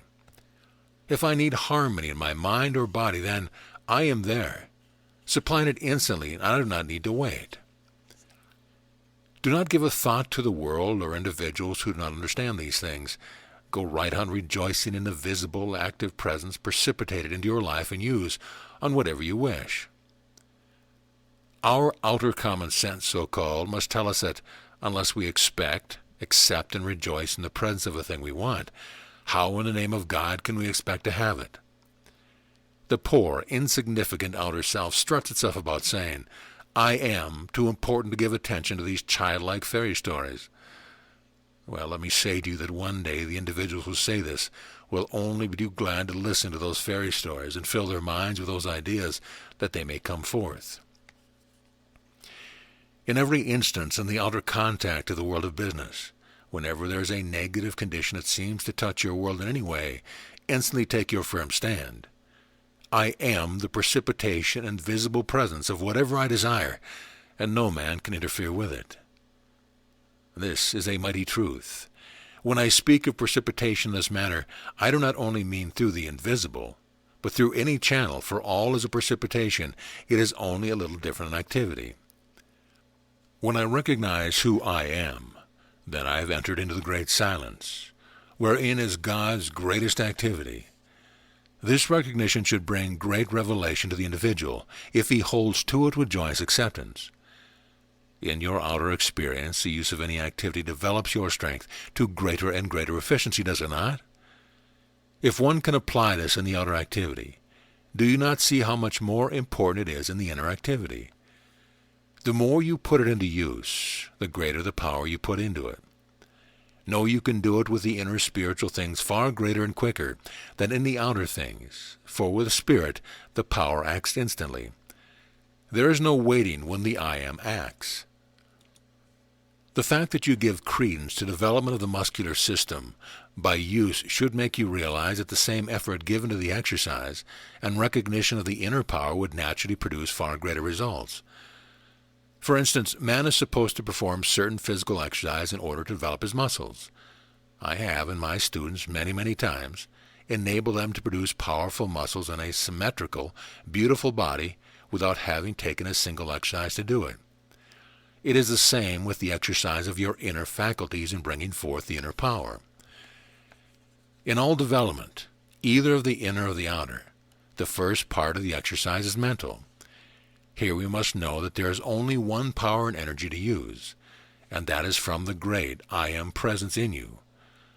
Therefore the exercise of your inner faculties is necessarily mental, called mental, but I say to you, it is God in action, because you cannot form a thought without the intelligence and energy of God to do it. Therefore your mental activity is the energy of God in action. Now you see how easy and possible it is to make a strong physical body without lifting your hand in physical exercise to do it. Most scientific, medical, and metaphysical culture will deny this, but I assure you it is only because you have not become aware of or thought deeply upon the energy or power that is acting, because no kind of activity can take place except by the use of this inner energy and power. Individuals allow the impingement of doubts and fears to rush in and overwhelm them when it comes to the recognition of these great faculties, which are free for their use at any time. You see, they are but submerged, as it were, by the outer, like a cork that has been pushed beneath the water, which then, released by a little effort, pops up to the surface into use. I must say it is positively pitiful when earnest students spend so many years straining at intervals to gain the use of these faculties, and then, because they do not operate immediately, relapse into a state of inactivity until something spurs them on, and then relapse again. Persistent, determined recognition of this I am presence will take you through anything to absolute certain accomplishment unless you lie down on a job. I see, and especially at this time, a goodly number of individuals who, with a little encouragement and description of the simple use of these faculties, will quickly leap into their freedom, and especially those who have this verbal instruction and the radiation that goes with it. Is it not appalling that sons and daughters of God will submit to the binding claims of limitation when, with persistent effort and determination, they would open a door and step through into this inner great chamber, filled with such dazzling light, jewels, gold, and substance, from which every kind of food in the universe could ever be precipitated? Then, with this truth plainly before them, these individuals still hesitate, through unbelief, to step through, take this scepter and be free. Beloved ones, again I say to you, sing the great melody of the I Am, conquering presence. Sing it in your hearts continuously. Feel it with all your ability. Be determined to use it. Hold fast to the determination and the knowledge, and the way will steadily open to give you the mastery which is your eternal freedom. Just keep joyously knowing that you are through the veil now. Whatever mastery the individual has gained over himself, his affairs of the world, is always and should be a sacred chamber, an inner sanctuary upon which no other inquiring individual may intrude. No one may attain mastery through the desire of the outer to find the mastery within another. To seek, find, and apply the law of one's own being is the student's sure road to mastery. And only when the individual has attained it himself may he really understand what true mastery is. There is only one mastery to be sought, and that is over one's own outer self. One might walk beside a master for years and not discover it until his own inner faculties reveal the fact. One might live in the same house with a master for years and not know it until some crisis arose to be handled, and thus the real power be revealed. For a master to discuss or disclose to his own attainment of mastery would be to dissipate his own forces, and may not be done at any time. If a student be fortunate enough to have a beautiful experience and to discuss it with others, there is usually so much doubt poured at him that he can soon begin to doubt himself. It is really funny how convincing someone else's argument can be. If a student will listen to the argument of someone else, why not be at least as fair to his own God self and listen to its power and good as expressed through the inner experience? The moment doubt begins to enter, more doubt rushes in. The same with the I Am. If you put your attention upon it, it rushes forth more and more. Where the conscious attention is fixed, there the energy pours. Dear ones, do you not see, when you want something revealed or to be inspired in some way, do you not see, I am that? The moment you say, I am, you set in motion this power that is inherent within it, all these faculties. It is all substance and must take on whatsoever form the attention of the mind is fixed upon. The I Am is the fathomless mind of God. In reaching for understanding, the average student is but contacting the recurring memory of that which has been, instead of going into the heart of God and bringing forth that which never has been.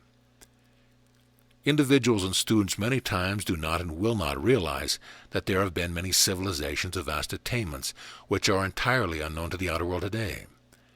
Atlantis, Lemuria, or the land of Mu, as credited by a few today, are but fragments of the great civilizations that have been. To do unusual things, the students who wish to do this take the determined stand. I am the heart of God, and I now bring forth ideas and accomplishments which have never been brought forth before. Consider only the I Am, that which I wish to bring forth.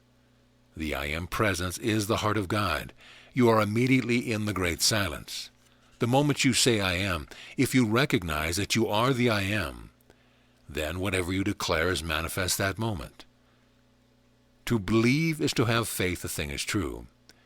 There is an interlocking of belief and faith. In the beginning a thing is a belief, and if held to it becomes faith. If you do not believe a thing is true, you cannot bring it into manifestation. If you do not believe I am a thing, how can it act for you? The old saying, there is nothing good or bad, but thinking makes it so, is an absolute truth.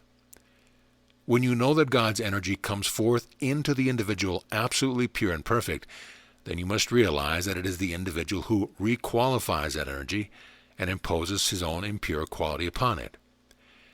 This pure God energy is protected forth by the conscious effort of the individual, and he must impose some kind of quality upon it, for that is his privilege as a creator. Everyone is constantly qualifying this energy, which is pouring forth continually. Each one is continually pouring his color into it, through his own consciousness. Every activity of the outer that qualifies carries with it the inherent faculty of sound and color. No activity of any kind can take place which is not sound and color inherent with it. God's perfection naturally has no discoloration within it. Within the outer faculty which gives quality to a thing is where the discoloration takes place. Every student must take the responsibility of his own activity in qualifying the energy he sends forth. The mind cannot act upon anything that is not intelligent inherent within it. Do not allow yourself in the human sense to consider the element of time in anything you do, but enter into a thing joyously, and stick to it until it does manifest. Be like a blowtorch.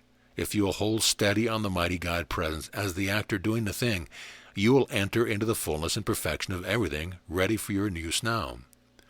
All permanent accomplishments must be the self-conscious effort of the individual. Question: what is sympathy? Answer: it is but agreement with imperfection. Whatever you do, be adamant before human sympathy.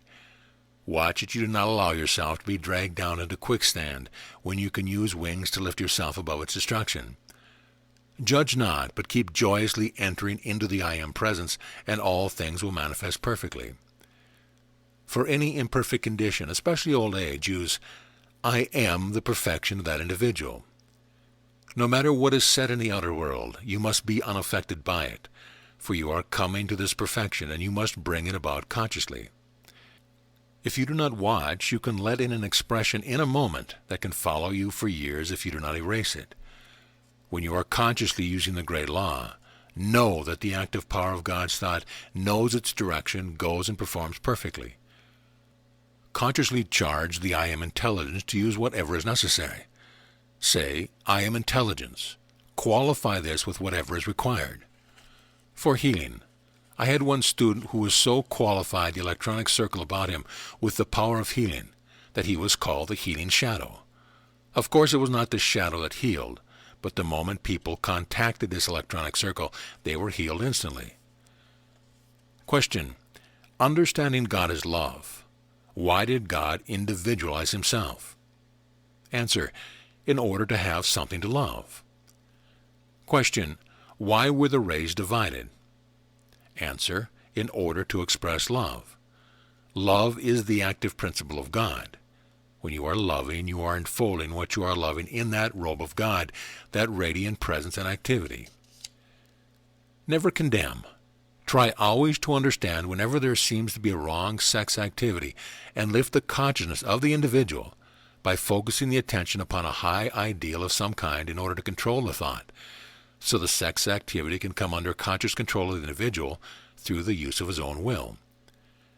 The proper, clean use of the sex is for the expansion and expression of love in the procreation of a form, that the incoming soul may have a harmonious and loving disposition and temperament. The thought and feeling of the parents are the influencing, molding activity. The nature of the life principle of the individual is to love. Benediction. Infinite God of love, we give thanks for thy gracious outpouring today, for thy mighty radiance filling all things everywhere. We give praise and thanks that we have entered into thy world where everything is so fair, where thy radiance, creative with every thought, brings into perfection all things held within our thought. Notes. Raising the body. Nada raised her body 2,700 years ago. In the case of three raising the body at one time, they might ascend at the same moment or within a few weeks or months. Controlling an animal. Use I am here and I am there, and I command silence there. Also look the animal in the eye and know that the love of God controls it. The difference between divine compassion and human sympathy is as great as that between light and darkness. Divine compassion holds the student's attention anchored to the mighty I Am presence, calling it forth to produce perfection. Human sympathy is a rushing forth of energy qualified by a feeling of imperfection, and but intensifies the imperfection already manifesting. Discourse 7, October 24th, 1932. Saint Germain. Invocation. Thou mighty silent watcher, even as thou hast before thee the cosmic crystal, send forth thy rays, anchoring them in the hearts of God's children. Teach them obedience to the great cosmic laws. Teach them obedience to the light. Fill their hearts and minds with thy peace, with thy silence, with thy poise.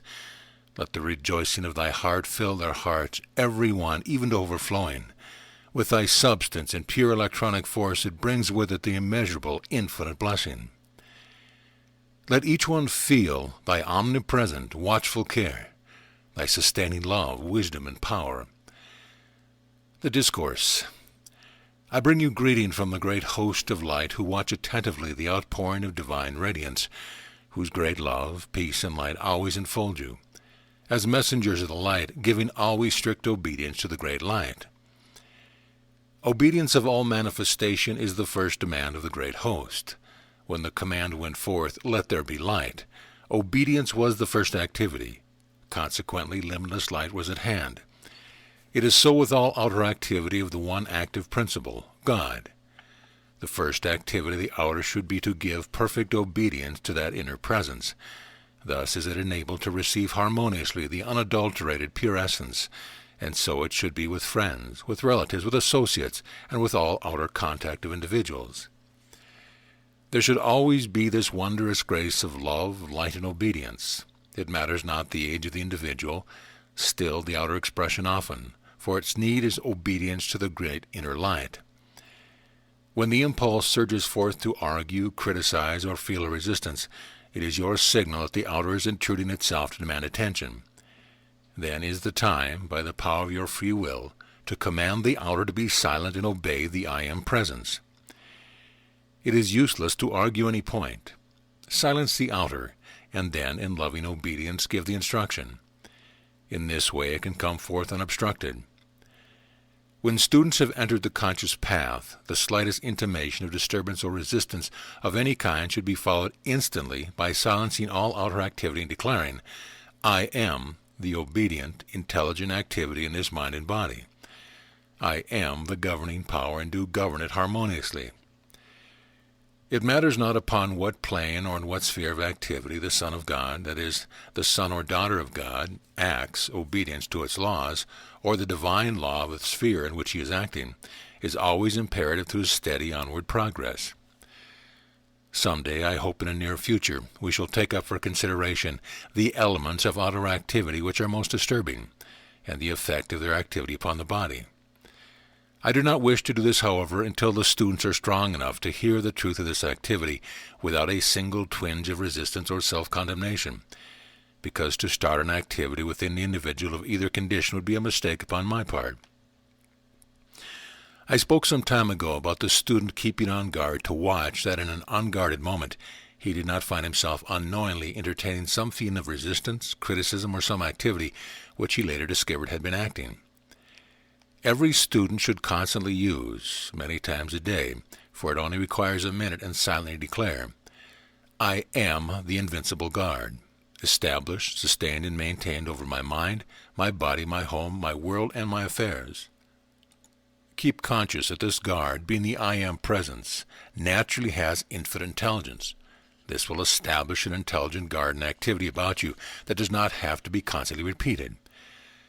Again, we come to a point where every time we use the expression I or I am, we know that it is the full power of love, wisdom, and intelligence acting. Use frequently, I am the full liberation of divine love acting. Now, as a preparatory activity for the day, I would suggest that the students, with great joy and firmness, after having refreshed themselves in the morning, would silently declare, knowing that the power of the declaration is self-sustained, I am the governing love, wisdom, and power with its attendant intelligent activity, which is acting today in every single thing that I think or do. I command this infinite activity to take place every moment, and be the sustaining guard about me, that I move, speak, and act only in divine order. Then, during the day, whenever you think of it, take the firm consciousness, I am the commanding, governing presence, moving everywhere before me during the day, commanding perfect peace and harmony in all activity. In this manner you will lock the door open for the continuous outpouring of this inner intelligent presence, which will transform your world and keep you from contacting inharmony of any kind, enabling you to have that steady flow of inner peace and harmony in all outer contact. It matters not what the manifestations may be within the body or without. The student must take his firm stand that his body is the temple of the Most High Living God. This is an unquestionable truth, and this attitude consciously maintained will more rapidly bring the body into a perfect activity, which was intended from the beginning. I say to the students in all sincerity, there is no possible way of attaining a quality or a desired attribute without claiming it. The outer has drifted into a limited consciousness of declaring it, and did not have the desired quality, and of course it could not manifest it under those conditions. The thought of the student often is, well, I have been holding this idea for a long time, but it doesn't manifest, it doesn't work. This is positive proof that somewhere in the consciousness there was lurking a doubt, possibly unknown to the individual. I tell you that no matter what appears on the surface, if you will continually, with firm determination, claim the quality, condition, or things you desire, and go right on claiming them with a firm determination, you will find expression in your use just as certain as you do this. But I cannot urge you too strongly always to keep on guard in this matter. For the outer, when you have tried a thing for a few hours, days, or months, and it seems not to have appeared immediately, begins to say, "Oh, it's no use. If it were going to have acted, it would have done by this time." Such a thing as failure is absolutely impossible when you have set the power of the I Am, God in you, in action to accomplish a given purpose, if you hold unwaveringly to it with determination. Many times I have seen students nearing wonderful achievement, wonderful victory and freedom, and this outer attitude of not yet being accomplished would rush in, get their attention to such an extent that it would either retard greatly their progress or shut the door indefinitely.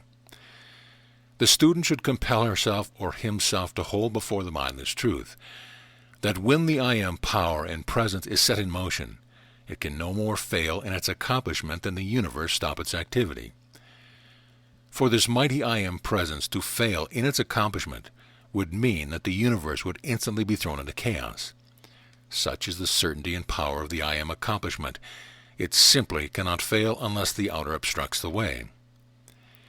Every student should guard with great watchfulness that he does not use the I Am in negative expression. For when you say, I am sick, I have failed, I am not accomplishing this thing that I should, you are throwing this mighty energy into action to destroy the thing you wish to accomplish. This always happens whenever you use the word I, for that is the release of the universal power.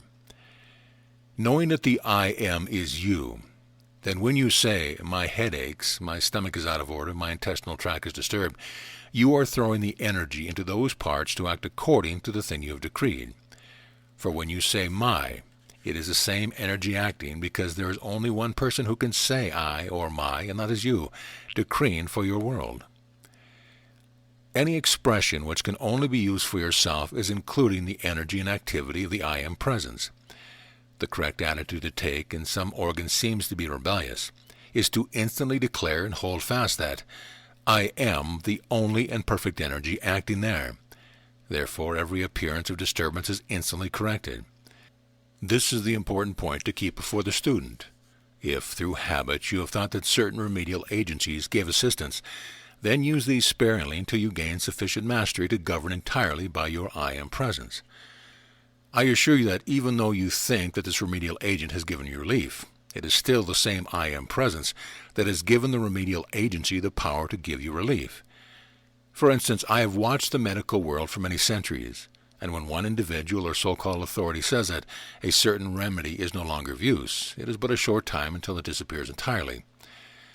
The question within the mind of all thinking individuals is that certain herbs or remedial agencies have a certain natural chemical action corresponding to the element within the body. I say to you, what gives or makes the chemical affinity? The power of your I Am, which enables you to think.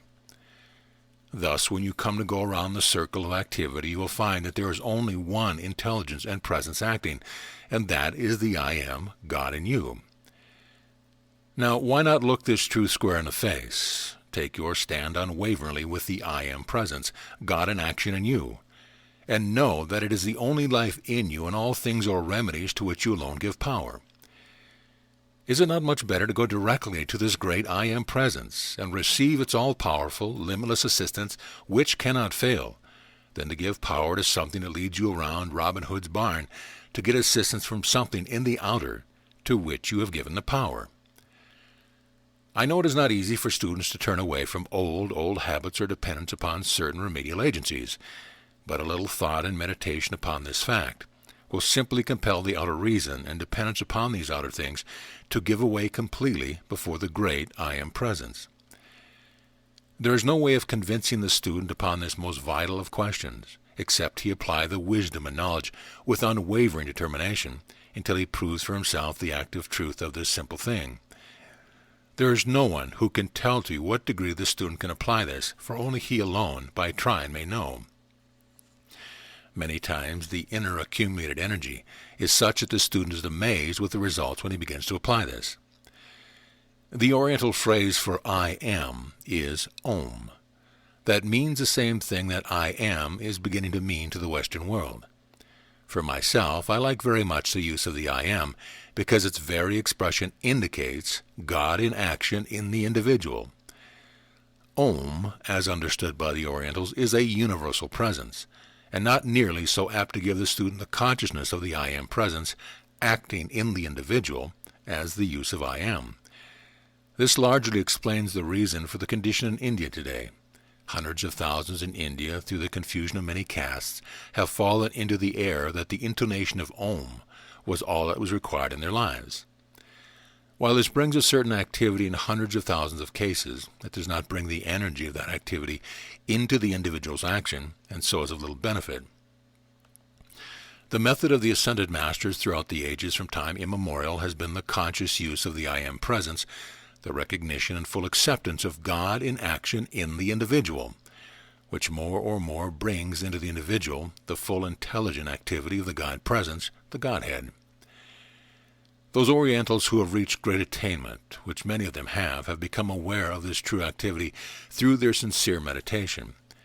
Perhaps the simplest, most powerful single thing that the individual can keep himself reminded of is that when he says, I Am, he is knowingly or unknowingly setting into action within himself the full, unadulterated energy of God. Energy becomes power through conscious use. The fact that the individuals are in human embodiment is the command to raise the world of the individual into perfect activity. When the consciousness of the individual is raised, everything in the world of that individual is raised into the inner activity. O Mani Padme Hum really means God in activation in the individual.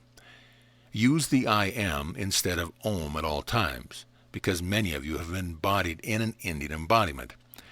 At one time you knew that use, and to prevent it calling forth a lesser use, use the I Am now to take you to the full height. Whenever you say I Am, you are setting the pure energy of God into motion, uncolored by human concepts. This is the only way of keeping the pure energy of God uncontaminated by human qualification. Enormous results can be had in a short time by the determined use of these affirmations. I am this pure inspiration.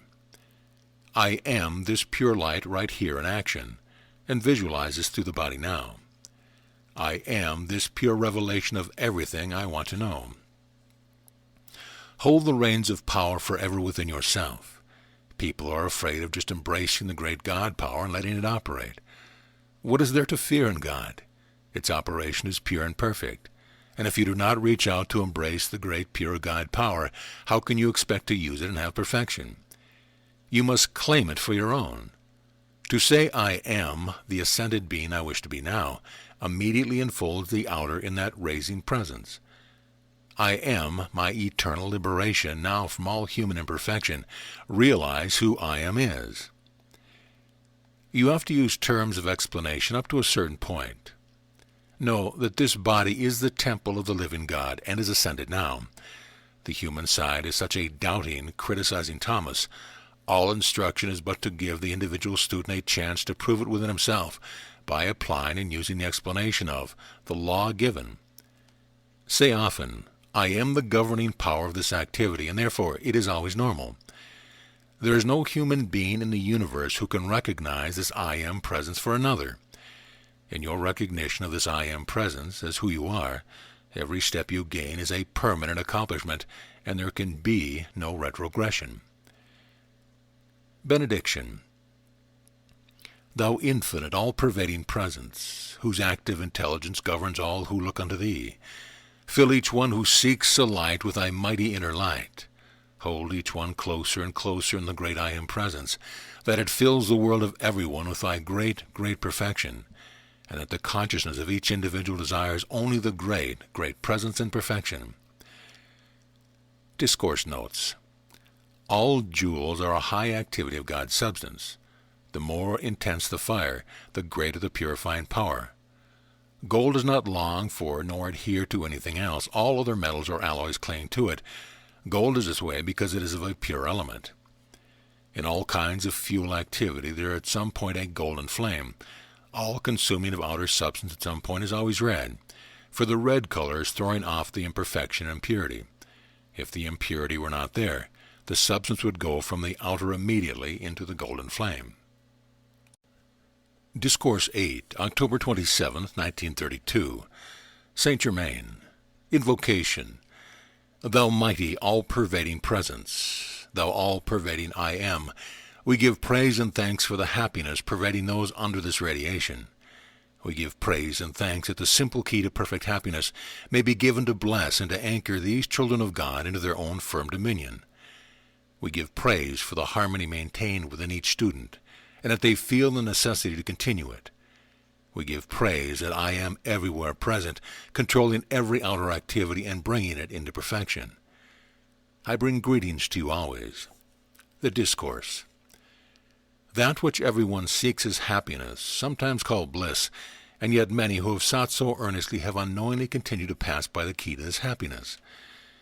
The simple key to perfect happiness, and its inherent sustaining power, is self-control and self-correction. This is so easy to accomplish when one has learned he is the I Am presence, an intelligence controlling and commanding all things. Surrounding each individual is a thought world created by him or her. Within this thought world is a seed, the divine presence, the I Am, which is the only acting presence there is in the universe, and which directs all energy. This energy can be intensified beyond any limit through the conscious activity of the individual. The divine presence within is likened unto the pit or seed of the peach, the thought world around it unto the pulp of the peach. The pulp represents not only the thought world created by the individual, but also the universal electronic substance ever present, waiting to be acted upon by the conscious determination of the individual, to be precipitated into his visible use as the form of whatsoever he may desire. The sure pathway to the understanding and use of this conscious power comes through self-control. What do I mean by self-control? First, the recognition of the I Am intelligence as the only acting presence. Second, that knowingness. We know there is no limit to the power and its use. Third, that individuals, having been given free will and choice, do create in the world about them whatsoever they thought through their attention is held firmly upon. The time has arrived when all must understand that thought and feeling are the only and mightiest creative power in life or in the universe. Thus the only way to definite use of the full power of one's thought and feeling which is God in action, is through self-control, self-correction, by which one may quickly reach the attainment, the understanding whereby he may direct and use his creative thought power without any limit whatsoever. When sufficient self-control is attained, it enables individuals to hold the thought steady upon a given desire, likened unto the flame of an acetylene torch held immovable. Thus thought and feeling held upon a given desire unwaveringly, with the consciousness that it is the I Am presence and intelligence thinking, that it is God in action, then will they understand that they may bring indivisibility, precipitate indivisibility whatsoever they desire. It has been proved in 1,000 ways that the effect of a thing cannot bring happiness. Only by the understanding of the cause operating may the individual become master of this world. Each individual, knowing that he is the creator of his own world and what he wishes to have manifest in it, will understand that he has at no time any right to create anything discordant in another's world. Thus is each individual left free to meet the effect of his own creative cause. I rejoice exceedingly to see the success with which each student under this radiation is coming into the mastery and control of the utter self. Here I must say to them, beloved students, could you but understand and see the magnificent splendor of achievement before you through asserting self-control over the outer activity, you would bend every effort, every moment to attaining control and mastery over all outer expression. Thus will you be enabled to maintain the needed harmony through which the inner mighty power of the I Am presence is liberated into your conscious and visible use. Let us disabuse the minds of these beloved students of the sense of time, distance, and space. The key which opens the entrance to all higher spheres above you lies in the simplicity and firmness of this self-control. All students should dwell earnestly upon the great truth that, where your consciousness is, there you are, for I am everywhere. Long dwelling in consciousness that there was space, great distance, or there is time, is all but the outer creation of man. Therefore, to step through this gossamer veil that separates your outer consciousness from its full inner power and activity is but a state of thought and feeling. Those who are reaching to the light so earnestly, desiring to live in and be children of light, are dwelling constantly in these higher spheres. The beauty of these spheres surpass the fondest imagination of the outer consciousness. When you enter them consciously and at will, you find all creation there just as tangible as your physical buildings are here. To take your firm stand, I am the power of my complete self-control, forever sustained, will make it easier for you to gain this mastery. Students must be conscious that when they recognize the I Am presence acting, it is impossible for it to be interrupted or interfered with in any way. No, there is no time nor space. Then the knowing of the vastness of eternity is within your grasp. To enter a higher sphere than your physical world in full consciousness is but an adjusting or changing of your consciousness. So how do we do this? Answer, by knowing we are consciously there. Affirm often, through the power of the electronic circle which I have created, I am no longer touched by any doubts or fears. I joyously grasp the scepter which I am, and step boldly forth into any of these higher spheres that I wish, retaining perfectly clear conscious memory of my activity there.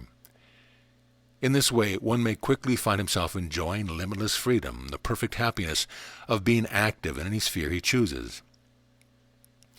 To be aware of what is 1,000 years in advance is as easily and readily attainable, in fact more so, as going to your library in search of a book.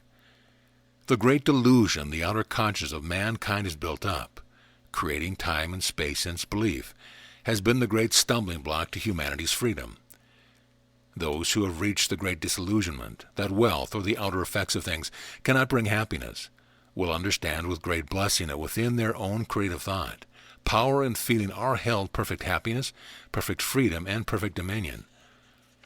When the student once understands that whatsoever he connects himself with through his attention, he becomes a part of it to the degree of the intensity with which his attention is fixed. He will see the importance of keeping his attention off the seeming destructive angles of human experience, no matter what they are. To discuss the seeming inability, shortcomings, or faults of your friends and associates but builds that element upon which your discussion rests within your own consciousness, and also adds to the appearance which seems to be in the other individual. Because there are black magicians in the world, certain of God's children who are misdirecting and contaminating the pure electronic energy of the I Am presence, is no reason why we should let our attention rest upon that fact just because we are aware of it. Our business is to hold the attention free to rest within our own self-control, compelling it by the conscious action to rest on whatsoever we choose. Few understand that when their attention is called to some destructive thing, how much and how often they allow the attention to go back to it, or if another has displeased them in some way, how much and how often the attention returns to that incident, when they have the full power to control their attention and make it obey their command. Few, even among earnest students, yet understand what a mighty power their faculty of attention becomes under their controlled use. I wish so much to impress upon the students how foolish it is to be affected, displeased, or disturbed by the imaginary activities of the ignorance of the outer self. When they once know, I am the only all-powerful acting presence in my mind, my body, and my world, they cannot possibly be affected or disturbed by any of their associations in the outer world. They must know, then, that they are entirely immune from hurt or disturbance of the outer mind of other individuals, no matter what they try to do. With this understanding, or by giving willing attention to this great truth, they will soon find a peace, happiness, and self-control operating about them to such an extent that no outer condition, disgruntled comment, or disturbance of their associates could in any wise dumb them, their world, or their affairs. As soon as the individual becomes aware that he really has control of his own creative thought, power, and feeling, then he knows positively that he can precipitate into his visible use, or bring into his use from the outer, where it was already created, anything whatsoever upon which he holds his creative thought and feeling firmly.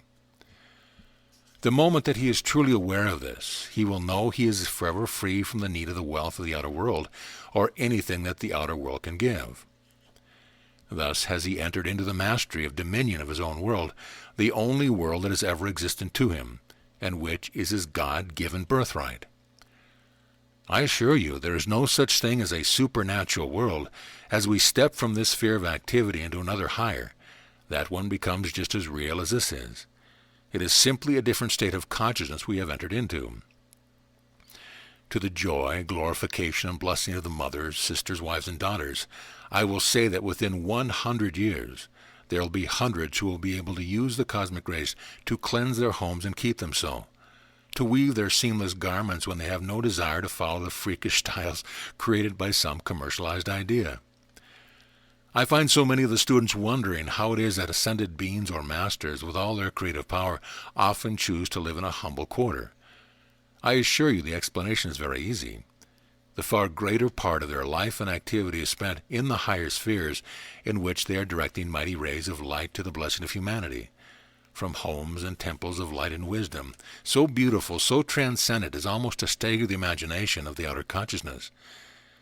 Those homes and temples are eternal, ever becoming more and more beautiful. So they only spend a few hours in the visible world, which causes them to lower the density of their transcendent forms, that they may become visible to those yet occupied in the physical body. If the students will understand this, it will save them much questioning and confusion in the outer expression, which time they can use in the activity of the mighty I Am presence. This will bring them into the transcendent state and consume the longing for the wealth of the outer world, which is but rubbish in comparison to the transcendent creative power inherent in every individual. They can bring this transcendent power into their use through their own self-control and mastery. I say to you, beloved students, children of the one God, is it not worth your sincere effort when you know you cannot fail? Take your scepter of the mighty creative power and be forever free from all past, binding limitations which have beset mankind through the ages. I assure you that everyone who enters in to attain this scepter and mastery will be given every needed assistance, if each one will try with all his ability. The one having the understanding of his creative ability must know that he can create whatsoever he will, in whatever rate of vibration he desires to hold it, whether it be light or any other condensation he may choose to maintain it. You know you have the ability to change your thought from Chicago to New York in the same instant, and you know you can change your thought from a condition of light to one of very dense condensation, such as iron. Then one cannot help but see that this which he does every moment, consciously at will, he can bring into a more powerful use, by consciously fixing the attention and holding it upon what he desires. The attention is the channel by which God's mighty energy, through thought and feeling, flows to its directed accomplishments. Because one has not yet precipitated something from the invisible, there is that lurking doubt until some simple manifestation has occurred. Then his courage and confidence leap into dominion, and in the future he has no trouble in precipitating whatever he desires. The precipitation of gold or jewels from the invisible to the visible is as simple as breathing, when once that foolish questioning doubt accumulated by the outer is consumed or pushed aside. Mankind through the centuries has built up these walls of limitation. Now they must be broken up, shattered, and consumed in any way that we can do it. At first it does take some determination to do it, but when you know it is the I Am power acting, you know it cannot fail. The outer only has to hold the attention fixed on the object to make it made visible. Dwell on this, and all of a sudden you will find yourself into the activity, and you will be amazed that you dwelt so long without using it. The length of the ray from a precipitated substance or condensation of light is controlled by the consciousness of the wearer. If the wearer's consciousness is raised very high, the scintillation is very great. The jewel of light is yet in its transcendent state of perfection. The jewel in a condensed substance such as a diamond, emerald, or ruby naturally would take on the condition of its wearer. If the rate of thought vibration in the person wearing it be low, the jewel will become lusterless, while if the thought be transcendent, it will become very luminous.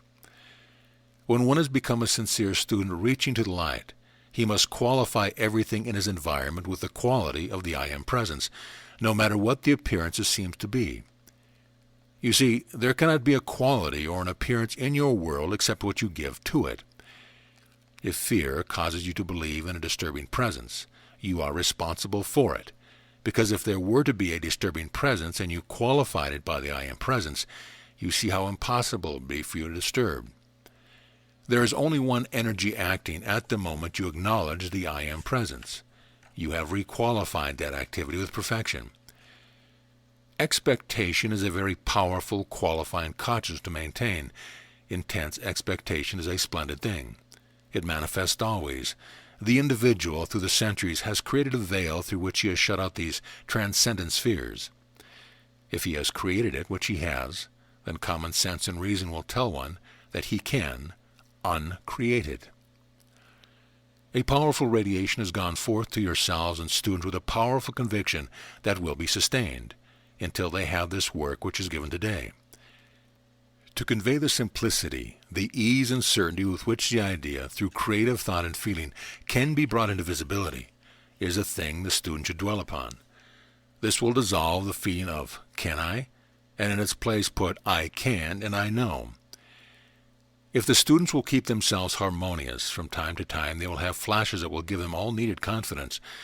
Add to all commands on going out of the body that you retain the conscious memory of whatever you experience. Stick right to a thing from a start and know that whatever knowledge you need will be forthcoming instantly. When you allow the attention to become fixed upon a thing, you that moment give it power to act in your world. Benediction.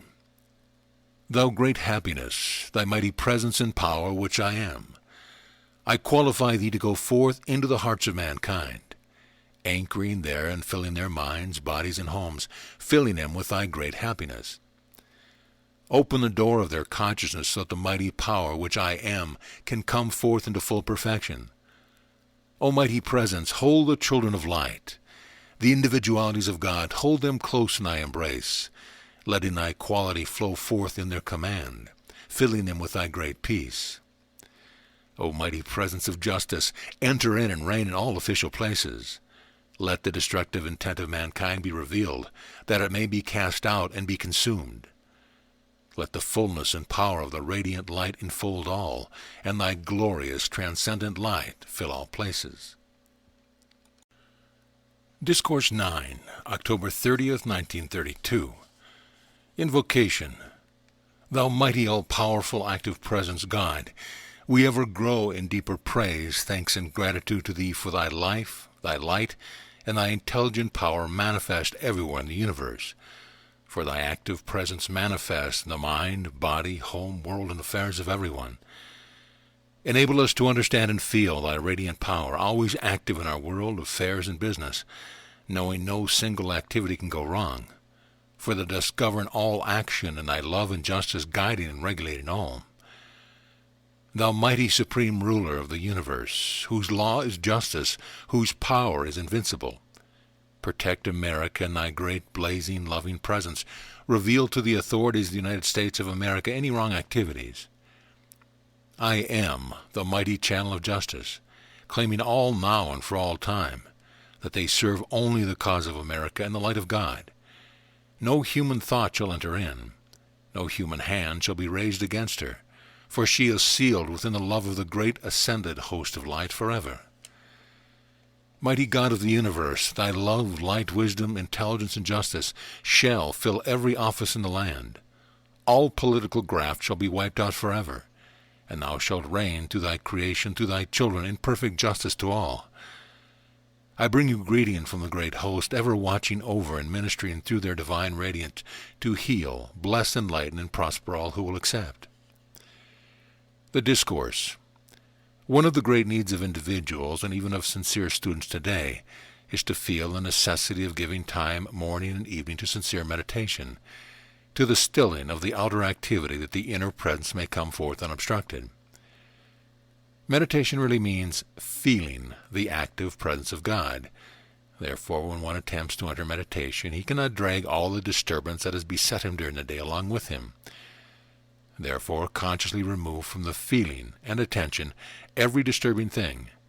Enter into your meditation to feel the presence of God. And do not resolve your troubles. When the statement was given, "Know the truth, and the truth shall make you free," it meant the recognition, acceptance, and activity of the mighty I Am presence. First, know, I Am is the first principle and absolute certainty of freedom now. Second, know, I am the active presence, governing all manifestation of my life and world perfectly. Then I have entered into the truth which shall bring all freedom. I must relate a thing that would be most laughable if it were not really serious. You would chastise it and rebel considerably if your little pet dog continued to carry bones from the alley into your living room. You would think you were doing that, and it's very much out of place. Do you know, beloved students of truth, that when you allow your mind to dwell upon disturbing things or experience, you are doing a great deal worse than bringing bones into the living room? The unfortunate thing with students and individuals, which seems so difficult for them to understand, is never under any circumstance try to hold the water that has gone over the wheel. In other words, the unpleasant experiences, losses, or an imperfection that has passed over your wheel of experience to the present time should never be held close to you. They have gone over the wheel, forgive and forget them. To give and forgive is godlike indeed. For illustration, if an individual or group of individuals has gone into a business undertaking, and through lack of understanding it has failed or gone to pieces, it is always because of inharmony in the mental attitude and feeling. If every individual in such an association would take his stand and hold it, that there was only God in action, only the most perfect success would come out of it. Since the individual has free will, if he will not control his own thought and feeling, he will wreck things for himself and others. Such is the great law, unless every individual corrects his own thought and feeling and keeps it so. Manifest in the physical form today has made plenty of mistakes, sometimes, somewhere, so let no one take the attitude, I am more holy than thou. But each one's first attitude should be to call on the law of forgiveness, and if he be feeling or sending criticism, condemnation, or hate to another of God's children, a brother or sister, he can never have enlightenment or success until he calls on the law of forgiveness. Further than this, he must say to that person to whom he is feeling disturbed in any way silently, I send you the fullness of the divine love of my being to bless and prosper you. This attitude is the only release and freedom from the seeming failures of the outer activity. For individuals to continually revolve in their minds a discussion of business or project that is disintegrated will surely in the end destroy themselves if they do not face about and through calling on the law of forgiveness find complete conscious release from the entire situation. For an individual to hold an attitude of revenge for any seeming wrong, imaginary or otherwise, can only bring upon himself incapacity of mind and body. The old yet wondrous statement brought down to us through the ages, "Unless you are willing to forgive, how can you be forgiven?" is one of the mightiest laws for use in human experience. Oh, that individuals and many students could only see how they hold to themselves the things they do not want by allowing the mind to revolve upon the discordant things which have passed and cannot be helped through the outer senses. The greatest thing that all mankind is seeking in reality is peace and freedom, which is always a doorway to happiness. There is only one possible way to receive this, which is to know God, the I Am Presence, and that this presence is the only acting intelligence in your life and world at all times. Then stand by this and live it. One of the most amazing things that has been my experience to witness since coming into the ascended state is the distorted idea of freedom, financially and otherwise. There is but one sure, certain rock upon which to build your eternal financial freedom, and that is to know and feel with every fiber of your being, I am the wealth, the opulence, the substance already perfected in my world, of every constructive thing that I can possibly conceive of or desire. This is true financial freedom, and will bring it as surely as it is maintained, and will not get away, I assure you. On the other hand, man may use, knowingly or unknowingly, enough of this God I Am Presence, or God energy, to accumulate through the outer activity millions of dollars. But wherein is his certainty of keeping it? I assure you it is impossible for any being in the physical world to keep wealth that is accumulated without his being aware that God is the power producing and sustaining it. You see before you constant illustrations of great wealth taking wings overnight, as it were. Thousands within the past 4 years have met this experience. Even after the seeming loss had occurred, had they been able to take their firm conscious stand, I am the wealth, God in action, now manifest in my life, my world, the way, the door would have immediately opened for them to again have received abundance. Why do I say again to have received abundance? Because they had built the momentum and had attained great confidence. Therefore all requirements were at hand ready for further use. But in most instances they allowed great discouragement, often hatred and condemnation to enter in, which shut and locked the door to further progress. Now let me assure you, beloved children of God, there is no outer condition ever existed in this world so bad, so disastrous, but that there is the I Am, the active presence of God, with the eternal strength and courage of the universe, to again rebuild you into freedom and independence, financially in every way. I especially want the students who come under this radiation to understand this, because in this day of falling thrones and governments, individual fortunes and otherwise, they need to know and understand if their wealth has flown away through ignorance of understanding, then the I Am presence in them, God in action, is the sure rebuilder of their faith, confidence, wealth, or to whatever they wish to direct their conscious attention. Thus they allow this mighty inner energy to flow into their desire, which is the only power that ever accomplished anything. Every individual who has seemingly expressed a loss of wealth to any degree should immediately use the marvelous statement of Jesus. I am the resurrection and the life of my business, my understanding, or whatever thing I wish to focus my attention on. I tell you frankly, beloved students and individuals, there is not the slightest hope for you in heaven or earth so long as you persist in holding within your consciousness thoughts and feelings of criticism, condemnation, or hate of any description, and that includes mild dislikes. This leads us to a very vital point that you are concerned only with your own activity in your world. It is not your province to judge another, for you do not know the forces playing upon another on the conditions. You know only the angle that you see of it. And I tell you that if an individual should be entirely innocent of any intent to wrong another, the individuals who send criticism, condemnation, or hate to such a one are doing worse and committing physical murder. Why is this so? Because thought and feelings are the only creative power, and while such thoughts and feelings may not touch or harm their objective, they must return and bring with them the conditions sent out by the individual who sent them forth, and always with accumulated energy. So after all, the one who holds vicious thoughts to another is in reality but destroying himself, his business, and his affairs. There is no possible way of averting it except for the individual to awaken and consciously reverse the current. Let us go one step further.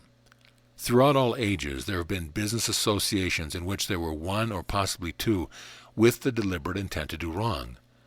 And through this association, a number of individuals absolutely innocent of any wrong intent had been imprisoned.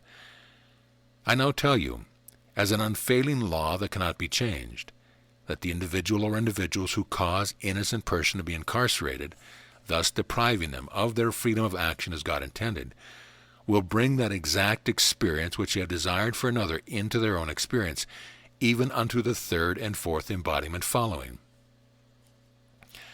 For myself, I would rather 1,000 times be deliberately shot down than to be instrument of depriving any of God's children of their liberty. There is no greater crime reigning in human experience today than the prevailing use of circumstantial evidence. For in 99 cases out of 100, it is afterwards found to be entirely wrong. Sometimes the truth is never known to the outer senses. So, beloved students, let no one seeking the light ever set himself up in judgment on another of God's children. Again, supposing someone we love very much seems to be going all awry, what is the first thing the outer would do? As a rule, to begin sitting in judgment and criticism. The most powerful thing that can be and should be done for such an individual by anyone who knows anything of the circumstance is to pour out all their love and to silently know, I am God in action, is the only controlling intelligence and activity within this brother or sister. To keep silently speaking to the one consciousness is the greatest help possible to be given. Many times to remonstrate verbally with an individual sets up a condition of antagonism, intensifying rather than erasing the activity which the silent work would be absolutely certain to accomplish. No one in the outer consciousness can possibly know what the I am God presence in the other individual wishes to do. These are vital truths that, if maintained, would bring very great peace into the lives of individuals. Many lives with their attendant business efforts are ruined because there is lurking within the consciousness of the individual judgment, condemnation, or a feeling of some degree of hatred toward another. The student or individual who wants to leap ahead in the progress of the light should never enter sleep until he has consciously sent love to every individual whom he feels he has harmed him at any time. This thought of love will go straight as an arrow into the consciousness of the other individual, because it cannot be stopped, there generating its quality and power, with which will surely come back to you as you send it out. There is perhaps no single element responsible for so many diseased conditions of body and mind as the feeling of hate sent out to another individual. There is no telling how this will react upon the mind and body of the sender. In one it will produce one effect, in another still another different effect. Let it be here understood that resentment is but another form of hate, only a milder degree. A very wonderful thought to live in always is, I am the perfect creative thought and feeling, everywhere present in the minds and hearts of individuals. It is a most marvelous thing. It not only brings rest and peace to yourself, but releases limitless gifts from the presence. Another is, I am the mighty law of divine justice and protection acting in the minds and hearts of individuals everywhere. You can apply and use this with enormous force and power in every way. Another is, I am divine love, filling the minds and hearts of individuals everywhere. As you think on this, you will understand what was done when this home was made a radiating center of the active presence of God. You will suddenly come into a realization of the gigantic application of this. Everything in the life experience of humanity can be governed by the I am presence. The use of the I am presence is the highest activity that can be given. When you say, I am, you set God into motion. But there is a lot more to it which you will come to realize when you feel and know the enormity of the use of this expression. Realize the enormous power of the I am to act in things of this kind. I am the God Power Almighty. There is no other power that can act. When you say and feel this, and you liberate and loose the full activity of God. Another statement. I am the conscious memory of these things. Also, I am the conscious memory, use, and understanding in the use of these things. When you say, the presence that I am clothes me in my eternal transcendent garment of light, it actually does not take place that moment. The secret place of the Most High is this I am presence. The sacred things that are revealed to you are not to be cast forth, for they are as pearls. Know always, I am the perfect poise of speech and action of all times. Then the guard is always up, for I am the protecting presence. God's energy is always waiting to be directed. Inherent within the expression of the I am is the self-sustaining activity. Then you know there is no time. This brings you to the instantaneous action, and your precipitation will soon take place. Always preceding a manifestation, you will feel that absolute stillness. Benediction. We give thanks, O mighty I Am Presence, for having entered into thy secret place. Let thy wisdom govern at all times the dispensation of thy light. Let thy wisdom guard and direct our minds and bodies at all times, that they always act in perfect accord with thee. As thou art called forth into action, O mighty I Am Presence, we know we are always charged at all times with thy mighty energy, and that it accomplishes all perfectly wherever it is sent. Notes. Legal affirmations. For the one not in the midst of a case, take this statement. I am the law. I am the justice. I am the judge. I am the jury. Knowing that I am all-powerful, then I know that only divine justice can be done here.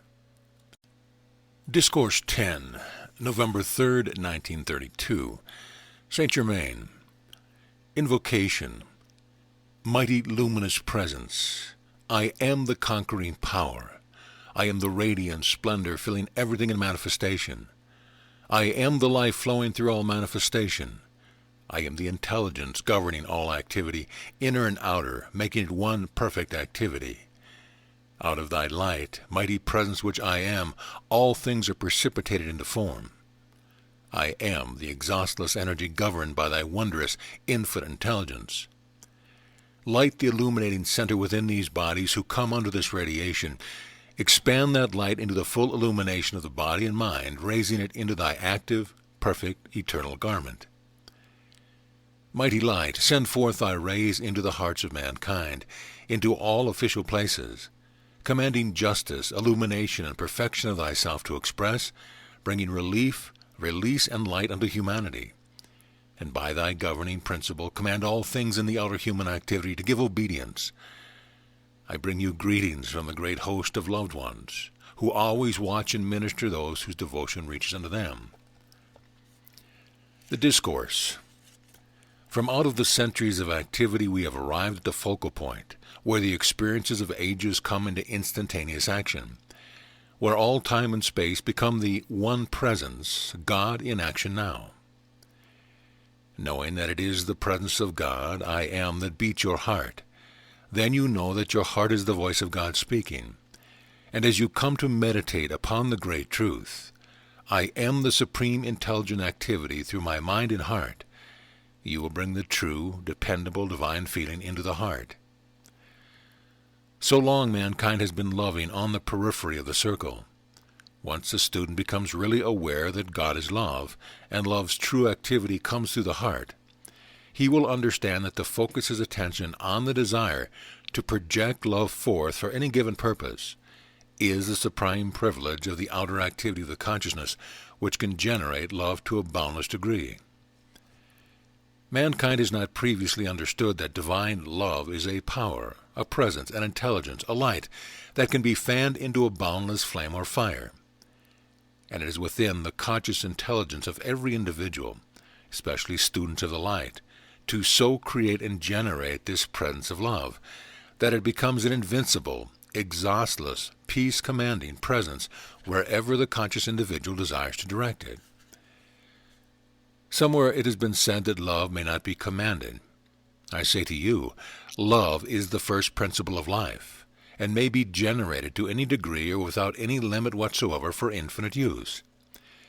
Such is the majestic privilege of the conscious use and direction of love. When I say generate, I mean the opening of the door through conscious devotion to the outpouring of this exhaustless fountain of love, which is the heart of your being, the heart of the universe. Students, by contemplating this infinite power of love, become such a fountain of its outpouring that its conscious direction may be infinite in the student's use. When my beloved students wish to hasten their liberation from certain events of outer activity, I can but say, I am the commanding presence, the exhaustless energy, the divine wisdom causing my desire to be fulfilled. This will bring the quickest release from any undesirable condition that the very law of your being will permit. Knowing this, you may further know the presence that I am. I now remain untouched by disturbing outer conditions. Serene, I fold my wings and abide the perfect action of the divine law and justice of my being, commanding all things within my circle to appear in perfect divine order. This is the great privilege of the student and should be the command at all times. Here I shall say something that should be very encouraging, and I trust it will. Each student who is earnestly striving for the light is being toughened as you make the toughest steel, which wears the longest, holds the best, and is the strongest. Such is what the life of experience brings to an individual. When one craves to be released, and still there appear trying experiences, it is the toughening of the steel of character and the strengthening of the individual that gives him at last the perfect and eternal mastery over all things. One may, with the right understanding of this, easily rejoice in the experience which is enabling him to turn to and bask in the glorious, wondrous I Am presence. Thus, beloved students, you should never grow weary of well-doing, nor meeting the experiences sometimes seem to weigh heavily upon you, but rejoice that every step forward leads to the eternal goal, which does not have to be repeated. This is what methinks the student often forgets to use. I am the strength, the courage, the power to move forward steadily through all experiences, whatever they may be, and remain joyous and uplifted, filled with peace and harmony at all times by the glorious presence which I am. To the athlete on the racetrack, the beginning of the race is glorious anticipation, but as he reaches the goal and his adversary draws near, he puts forth every effort. His breath becomes short, and with one last leap he crosses the line to victory. So it is with students on the path. They know in the use of the I Am presence they cannot fail. Therefore, all that is necessary is to tighten your belt, gird yourself for whatever is required, and with a wave of the hand to your adversary, bid him farewell. More fortunate than the athlete, the student knows from the beginning that he cannot fail, because I am the exhaustless energy and intelligence sustaining him or her. The power of precipitation, the student should understand and remember at all times, is within the I Am presence. I am here, the life principle and intelligence in this body. I am everywhere, even unto the heart of God, the governing intelligence of the universe. Therefore, when I wish to precipitate anything whatsoever, I know I am the power acting. I am the intelligence directing. I am the substance being acted upon, and now I bring it into visible form in my use. The contemplation of this phrase just expressed will enable a student to enter into this activity without strain or anxiety. The question that so often confronts the students in the power of precipitation is that of money. The first question is, how is it that money may be precipitated without interfering with the government allotment? Since the creation of money is a standard of exchange, gold being its standard and heart, so to speak, and the security of all issue, it will be remembered that there have been almost a countless number of disasters in one form or another through which gold and the issue of money have been, to the outer sense, destroyed. Billions of dollars in this manner have disappeared. Therefore, with any money, and it is usually gold that is precipitated, there is no danger of passing the limit set by a government for its use. Again, there have been billions of Spanish gold and denominations of other countries that have been burned, lost, submerged at sea, etc., to the extent that precipitation would have to run into great numbers before there would be any question as to its legality. More often, however, gold is precipitated in its natural state, therefore always legal in its use. As the world has recently offered a premium for molten gold production, why not precipitate it and bless the world by its use? But I shall not hold myself responsible for the questions that will be asked when you do precipitate it, unless you have a mind from which you can supposedly have brought it forth, for you have no idea what the curiosity of the outer mind is until you call its attention to gold. I assure you, however, the outer is immediately set on fire. However, I am the presence governing it. The supposed demand to know the source of gold is but a subtle form of inquiry that someone else may discover your source. My idea would be to answer their inquiry that is none of their business. Simply say, here is the gold, test it. If it is not 100%, you may refuse it. If it is, you are compelled to receive it by the laws of your government. You will understand, beloved student, that it is only in the outer activity of the physical world that you require a medium of exchange.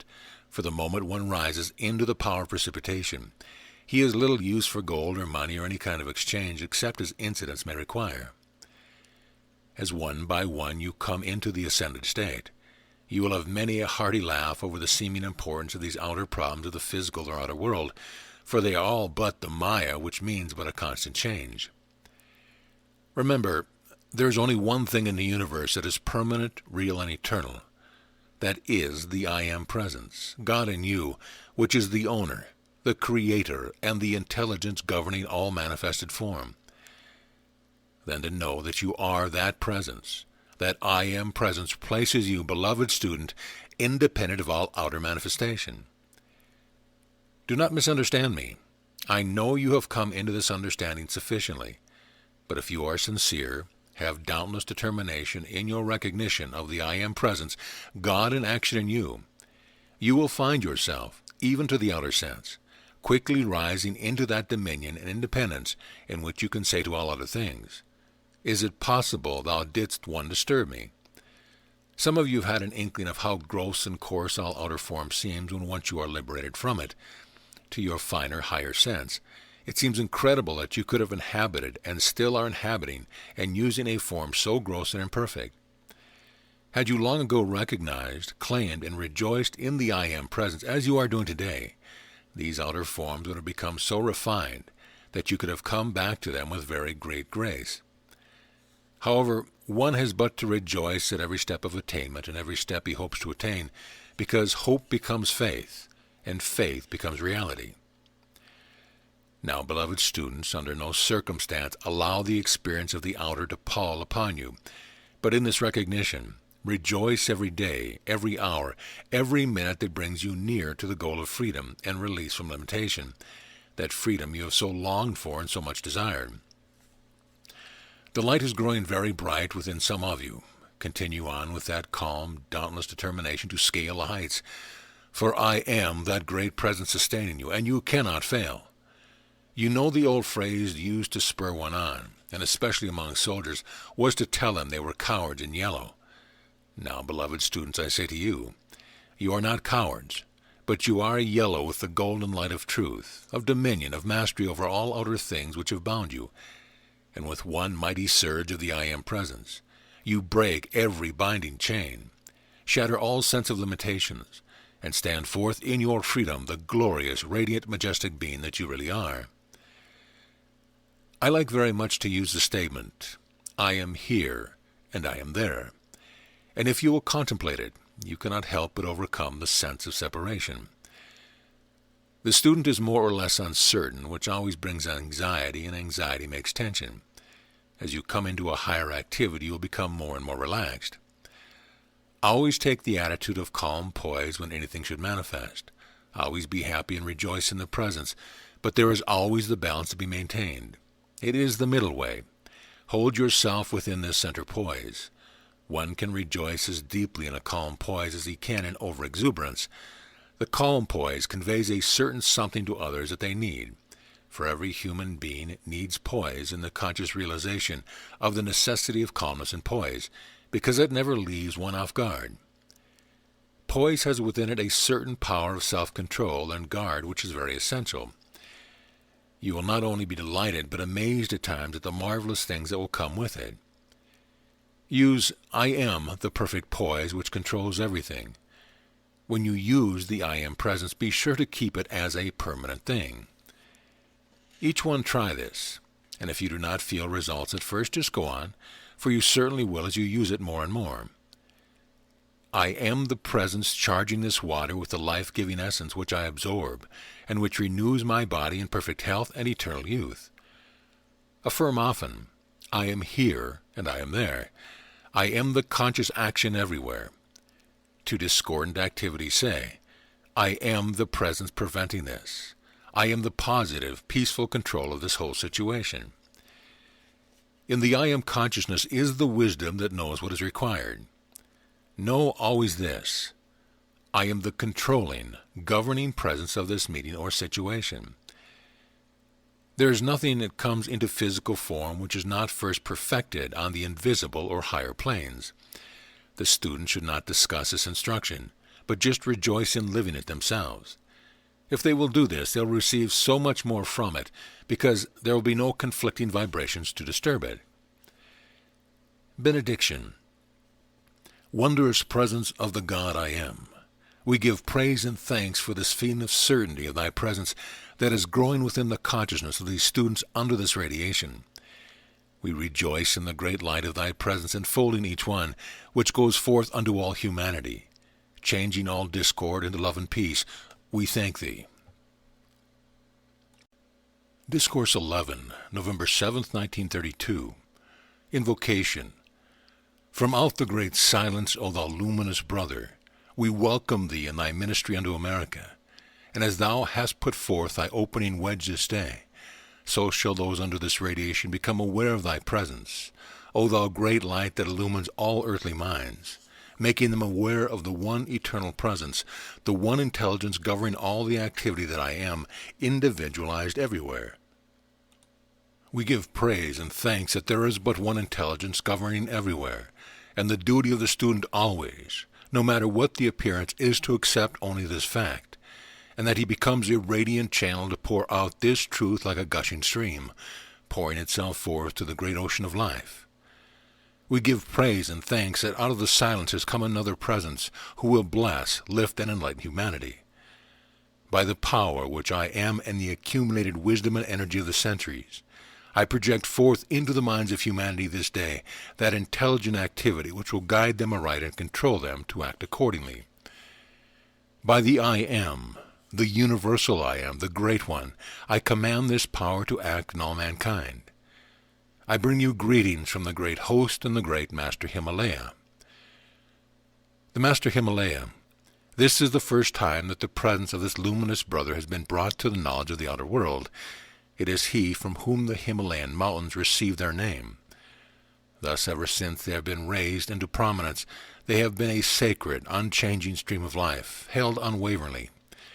Hence those souls who came within their embrace were caught up and lifted into that luminous, radiant form, where they have long sent forth their rays of activity to heal and bless mankind.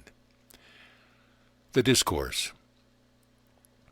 As the destiny of India and America are entwined as two vines encircling the tree of life, so again this day has the radiant help come forth to try and blend in harmony the minds of America, that its progress proceed unhampered and uninterrupted. Today there are in America thousands who have been reborn from India, and there are being reborn in India thousands from America, each to bring its interblending, balancing process required in both sections of the earth.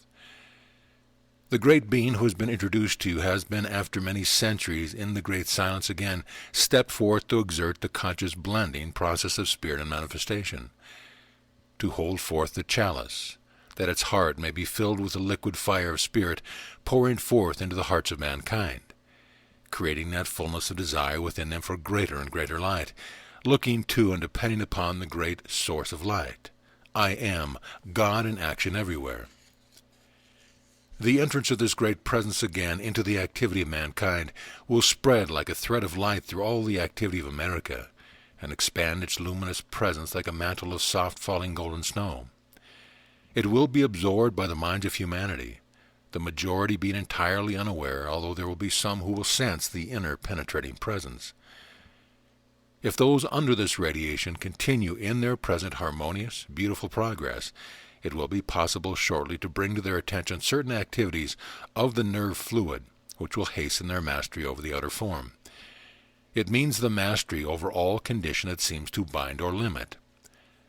I shall be surprised if your students do not feel the strength, if they do not feel the presence of this great being today. Even as I speak, his rays go out to them, touching the heart of each one, and I feel their thrill of joy, they not knowing just what it means. Watch carefully, each of you and your students, to be on guard to reverse all negative conditions that appear to the senses. On the lesser things for practice, if the senses report you cold, reverse your consciousness and assert your warmth. If the senses report too much heat, reverse it with a sense of perfect, normal coolness. If the senses report to you ecstatic joy over certain enlightenment, say, "Peace, be still," and assert your calm poise and assurance. The ideal in all sense reports is to move in the middle way, the balance always asserting the calm mastery of control which I am. This will enable the establishing of a steady, flowing stream of creative ideas and energy from the heart of the great central sun, from out which has come this great being, the Master Himalaya. This will enable you to receive and use immensely more of that radiant energy which he pours forth. The reason for drawing your conscious attention to him has been that if you understand what it means, you may receive without limit from his energy, besides what you draw forth by your own conscious effort. The students must at all times understand that the masters do not come to them of the student's choice, but that they have been chosen to receive the radiance, a privilege for which words are entirely inadequate to convey the true meaning that can truly only be felt or visioned. Again, they should understand that the master's province is not to assume their responsibility by solving their problems for them, but to convey intelligent understanding which they may apply in their own lives to solve their own problems. Thus they gain the needed strength, courage, and confidence to continue to reach up step by step, gaining their own conscious mastery over the outer self and the outer world. Always at a certain point of growth or expansion, we hear students call out many times with great sincerity, "Great Masters, help us to solve our problems." For encouragement and strength, I wish to say that far more than one has any concept is the radiating presence of the Master pouring out strength, courage, confidence, and light, which in most instances the students are quite unaware of in the outer sense consciousness. There is only one way in which anyone with wisdom can be of permanent help, and that is to consciously instruct his brother or sister in the simple laws by which one may wield the scepter, gain the victory, and attain to full dominion over the outer self and his world. To do the thing that the student requires in solving his problem would not only retard his progress, but weaken him immensely. Only by asserting one's conscious strength, winning victories, and thereby attaining confidence which comes in no other way, does the student enter into the fullness of his own power. With the powerful, masterful use of consciousness of the I Am presence, the student goes forward with absolutely no uncertainty to the goal of victory. The reason we have not and do not say more to the student concerning the assistance that we may be giving is to prevent his leaning upon an outside source. To say or to do which would cause the student to lean upon us because he knows of our presence would be the greatest mistake. We could make, but the student never need fear, and he should know that every assistance possible is always given according to the point of attainment he has reached. The I Am presence, the host of ascended masters, the ascended Jesus Christ, are one and the same thing. Through the recognition and use of the I Am presence, I tell you, you can positively bring forth any quality you wish into the outer consciousness manifestation, if you will but keep to it. The need of everyone is to keep reminding the outer consciousness that when one says, "I am this," or "I am that," he is setting God in action, which is his life individualized, the life of the universe, the energy of the universe, the intelligence at the heart of the universe governing all.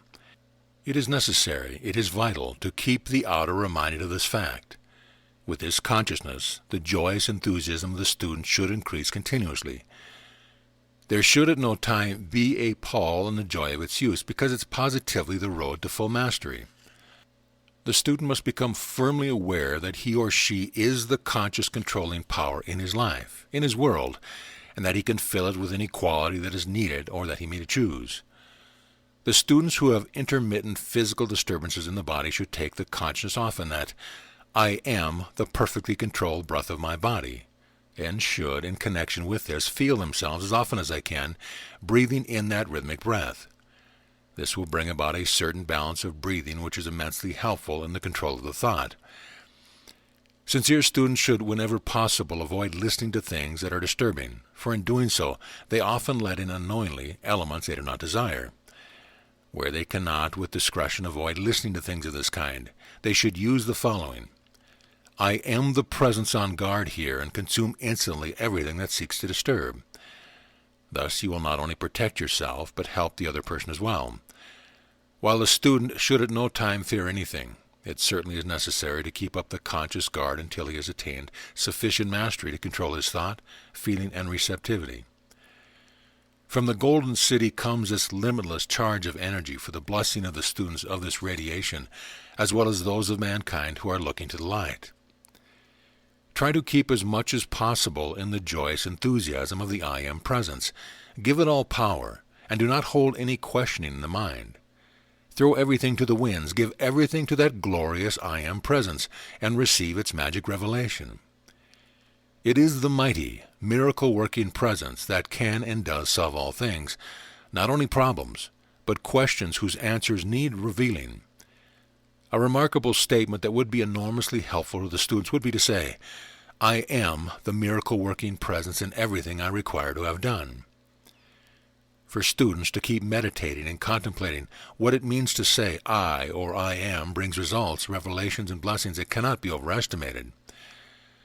I am sure your students will soon begin to show and feel the remarkable activity of this use. Today I feel the presence of the understanding and use of this much more powerfully than any time hitherto.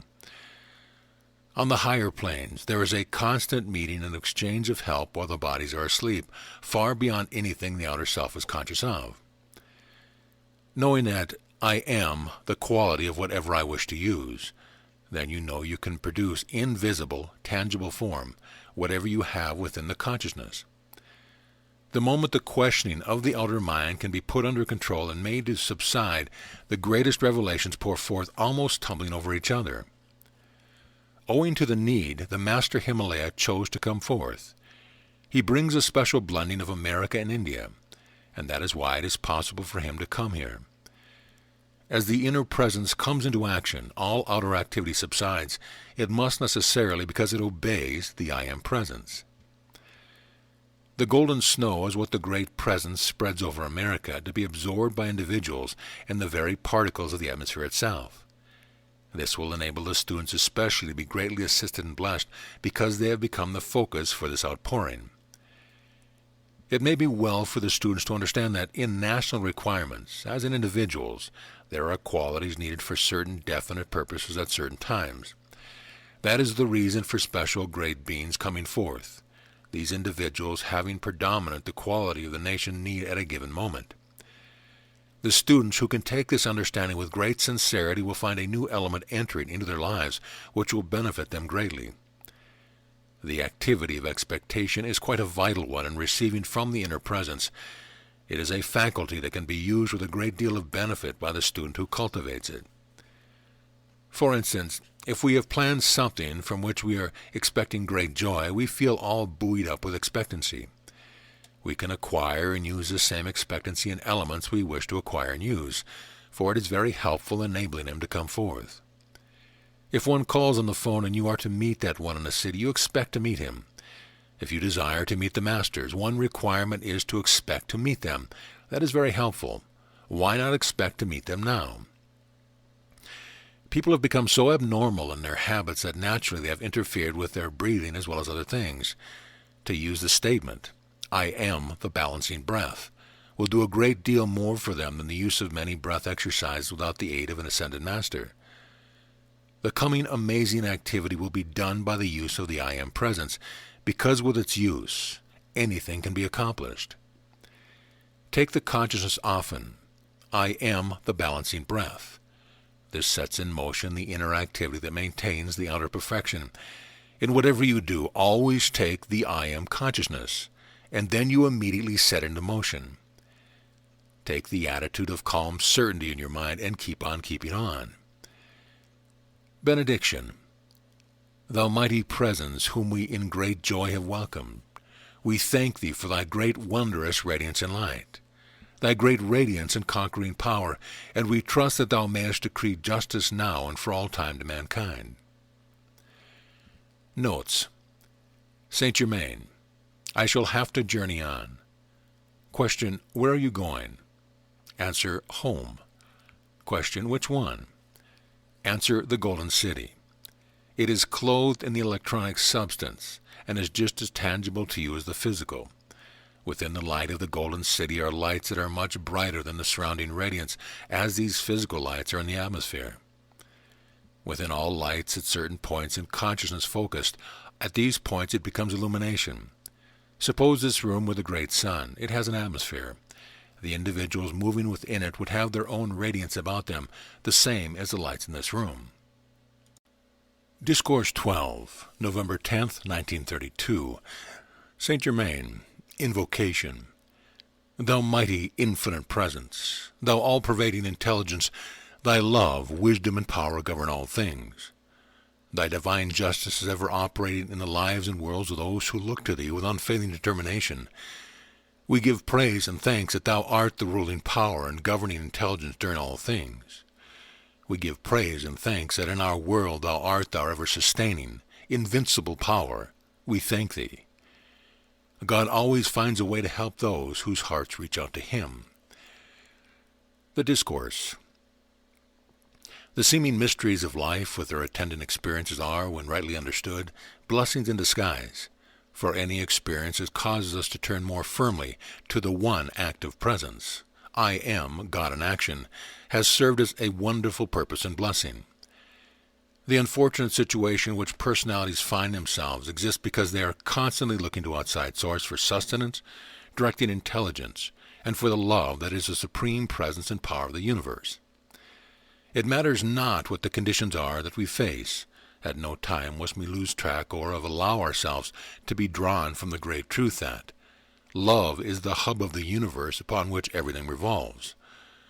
This does not mean that we call love inharmony, discord, or anything unlike the Christ, but instead we can love God in action, the I Am presence, everywhere present, for the opposite of hate is love. And one cannot hate in any sense without having loved deeply. The admonition that Jesus gave was truly this idea. Each human being is a power that is intended to be the governing principle of his life and world. In the recognition that within each human being is the I Am presence of God ever acting, then everyone knows that he holds within his outer hands the scepter of dominion, and should use his conscious determination in knowing that the invincible presence of God is, every moment, the intelligent activity in his world and affairs. This keeps the attention from becoming fixed on the outer appearances, which is never the truth unless illumined by the I Am presence. No matter what the problem is to be solved in the individual's life, there is only one power, presence, and intelligence that can solve it, and that is the individual's recognition of the all-powerful presence of God, with whom no outer activity may interfere, unless the individual's attention is knowingly or unknowingly drawn from his central recognition and acceptance of the supreme God power. The principle of life, always active, is ever striving to pour itself forth into expression, thereby producing its natural perfection, but human beings, having free will, consciously or unconsciously qualified with all kinds of distortions. The individual who stands with his attention fixed firmly on the I Am presence on God and with God becomes an invincible power which no other unmanifestation of mankind can interfere. In the recognition of I am here and I am there, friends wherever needful will be raised up to one's assistance, for I am the friends brought forward whenever and wherever is necessary. The release from all outer dominion or interference can only come through this recognition of the I Am presence. God in action in the individual's life and world. Many times this requires strong determination to hold unwaveringly in his presence when appearances seem to be dominating. However, such is never really the case. The old saying, an individual is never licked unless he gives up, is quite true, for as long as an individual looks with full determination to God in himself as the governing intelligence, there is no human activity that can long interfere. The mighty outpouring of light flowing about each individual, through the activity of the vision, and knowing of its presence can be made as invincible as a wall of steel about one, in fact more so. Ever down through the centuries have the majority of mankind given their attention to the outer appearances, thereby inviting all kind of discord and distress. But today there are thousands who are coming to understand the God presence within themselves as absolutely invincible, to the extent that they are steadily being raised above the injustice, discord, and harmony of the outer creation. Until mankind or individuals hold their attention on the I Am Presence, God within, long enough and with sufficient determination, they will find themselves surrounded by the undesirable. But through this I Am Presence, each one has the power to raise himself above the discord and disturbance of the outer creation. At first, it does not take determination to hold fast when the seeming storm clouds hang low and the outer appearances seem overwhelming. But with a dynamic, conscious attitude and the attention fixed upon the presence of God within, it is like the lightning flashing forth from within the storm cloud, penetrating and dissolving the storm that seems so threatening. As one advances, he finds himself becoming more and more invincible to the outer creation of mankind, which brings such great distress. The statement of Jesus, "Know the truth, and the truth shall make you free," was perhaps one of the simplest and greatest truths to ever be uttered. For the first fundamental of knowing this great truth to which he referred was to know that you have within you this invincible presence of God. If you know that and are certain of it within your own consciousness, I mean by that, standing with firm determination in the face of everything, then you know you do have that presence within. Your next step is to take your stand. I am the illumining, revealing presence, and no outer activity that I need to know can be withheld from me. Because I am the wisdom, I am the perception, I am the revealing power bringing everything before me, that I may see and understand, and be able to act accordingly. It is so easy when you once understand that I am the only intelligence and presence acting, to see how you have the scepter within your own hands, and through this I Am presence you can compel everything you need to know to be revealed to you. I assure you, this is not in any way interfering with the free will of any other individual. It is time that the children of God who are looking to the light awaken to this dominion. I assure you, it is no wrong nor mistake to claim and demand your own. In doing this, you are not in any way interfering with any other individual. If at any time there are those who through their outer activity attempt to take from you that which belongs to you, then it is your right to command through the I Am presence that the whole condition be adjusted and your own brought to you. In this we must be very careful that when we have set the divine law into motion and divine justice begins to take place, that we do not become oversympathetic and thereby interrupt the action of the law. When human beings are governed entirely by the outer self, and when they have no consideration for the power of God which gives them life, they are easily led to commit any kind of injustice. But does that mean in any sense that you shall allow them to do it in your world?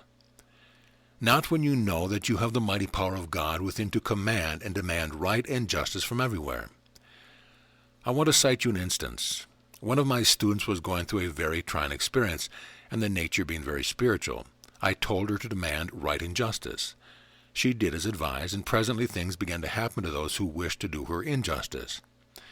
Through kindness of heart she began to relent and wish that she had not demanded justice. She came to me and said, "What am I to do?" I said with no uncertainty, "Stand by the decree that you have issued. You are not responsible for the lessons these individuals have to learn who have wronged you, so let them get their lessons and be undisturbed." When individuals start to do wrong, that moment they set in motion the great universal or cosmic law of retribution, and they can no more avoid retribution striking them sometime, somewhere, than they can stop the action of the planets. To the innocent victim, retribution sometimes seems a long time coming, but the longer its arrival is delayed, the more powerful it acts when it does arrive. There is no human being in existence that can avoid this law. Many times students and individuals have thought that something could be imposed upon them. Such, I assure you, is not the case. The only way one can open himself to undesirable thought is by entering into condemnation and hate. If he has done this, he has generated the thing in which he believed. The student who knows the power of God within himself need never fear anything from anyone. The individual may, if he or she chooses, experience the fullness of the activity of God in his life and world. It is simply a matter of choosing what you shall have. If you want peace and harmony, know, I am the power producing it. If you want adjustment in your affairs and world, know, I am the mighty intelligence and power producing it, and no outer activity can interfere with it. From out of the seeming mystery of life's ceaseless activity, there is the illumining presence of the mighty I am within, that stands ever ready to bless you with untold, inconceivable blessings, if you only let it. How do you let it? By the joyous acceptance of the mighty presence, that you have this mighty power within you, and then do not hesitate in every detail on your activity, no matter how small it seems, to call it into action. For there is no energy in the universe but God to act through your consciousness, your mind, your body, your world. Say often, I am the presence, in everything you wish to have done. This opens the way for the power of God to act and bring you justice. Have no sympathy for the outer that in its ignorance does the wrong thing, whether in yourself or someone else. Keep calm and serene, knowing God is the only intelligence and power acting in your world and affairs. I am in you is the self-sustaining strength and healing manifesting in your mind and body. This keeps you in greater attunement. Face God, and the energy always surges forth to command every situation. Individuals who understand this law are not subject to injustice and the conditions which the outer selves of other beings try to impose upon them. Keep the outer reminded of this often. Be sure always within yourself that there is only the presence and power of God acting in you and your affairs. Keep using the statement at all times that there is nothing hidden that is not revealed to me. This is always necessary. However, no matter what individuals want to do, your safeguard is always to pour out the love of God to them. When individuals try to enjoy something through injustice, without question they never enjoy it, for they always lose some faculty by which they could enjoy it. Other personalities always have the same privilege to stand with God that you do, and if they do not choose, that is not your business.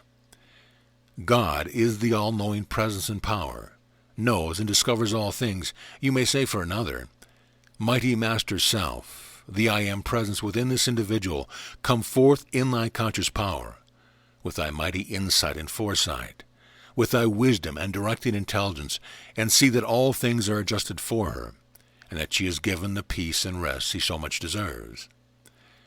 I am the commanding presence directing and commanding this to be done, and it is done now.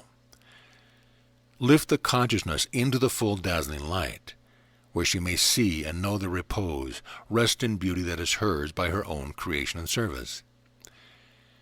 It is a mistake to let sympathy draw you into conditions that are very destructive and take the stand, I am the only presence acting here. For helping those who have passed on through so-called death, the I am, the presence holding that individual in the sphere where he belongs, teaching and enlightening him. If the student can get the correct idea of pouring out the love to his own divine self, he will receive complete relief from every discord to perfect condition. Say, I am the presence there, governing and healing the situation. Mankind in general and the doctors have distorted things pitifully. The individual who wants to rise in the God presence and live there needs the energy he wastes. The very energy individuals waste is the force and strength by which they are enabled to hold fast to the God presence. This energy is the life they need to enable them to turn and hold steadfast to the God presence. When the outer self has for centuries used life's energy to create wrong conditions, the waste of the energy becomes a wide-open drain upon the consciousness of individuals. Doctors are responsible for much of this terrible condition, for they teach the gratification of the sex appetite, and that is the greatest avenue of waste which human beings have been to contend. This is what it makes impossible to hold fast to the God presence long enough to attain the mastery. It is 95% of the cause of old age and the loss of sight, hearing, and memory, as these faculties only cease to function when there is no longer a stream of this life.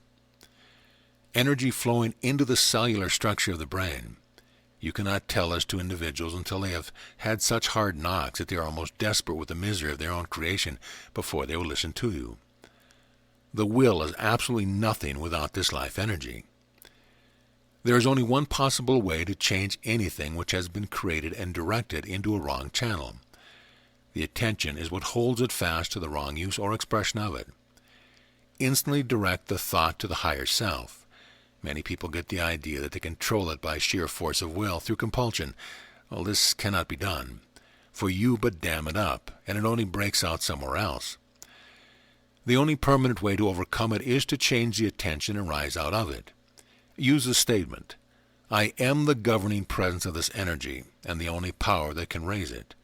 I am the presence raising and transcending it, and that action is forever self-sustained.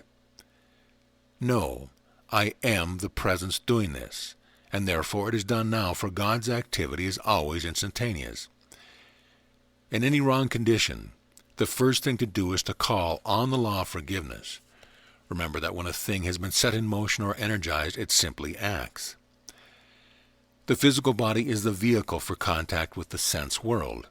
When nearing the point of precipitation, continue on using the physical vehicle for doing the ordinary physical service. There is the inner, the mental, and the physical world. The physical body has been created to act in the low rate of vibration and is the natural vehicle provided. To direct and handle physical objects by the mind alone needs an accumulation of electronic force in the electronic circle of the individual.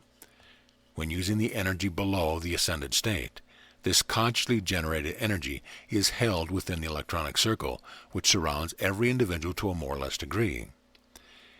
This accounts for some individuals seeming to have a limitless amount of energy, for that which is accumulated in one lifetime is carried over into the succeeding lives. Perhaps one of the most unfortunate things in which human being lives is that man's so-called legal right to bind another individual in the sex activity when the other one wishes to rise out of it. Even in the ignorance of the outer mind, some natures have a powerful development of the love activity. The pure love of God never goes below the heart. True love never requires sex contact of any kind. The great ascended hosts of love are ever with those who want to do right. Send your thoughts out to them, and you shall always receive help.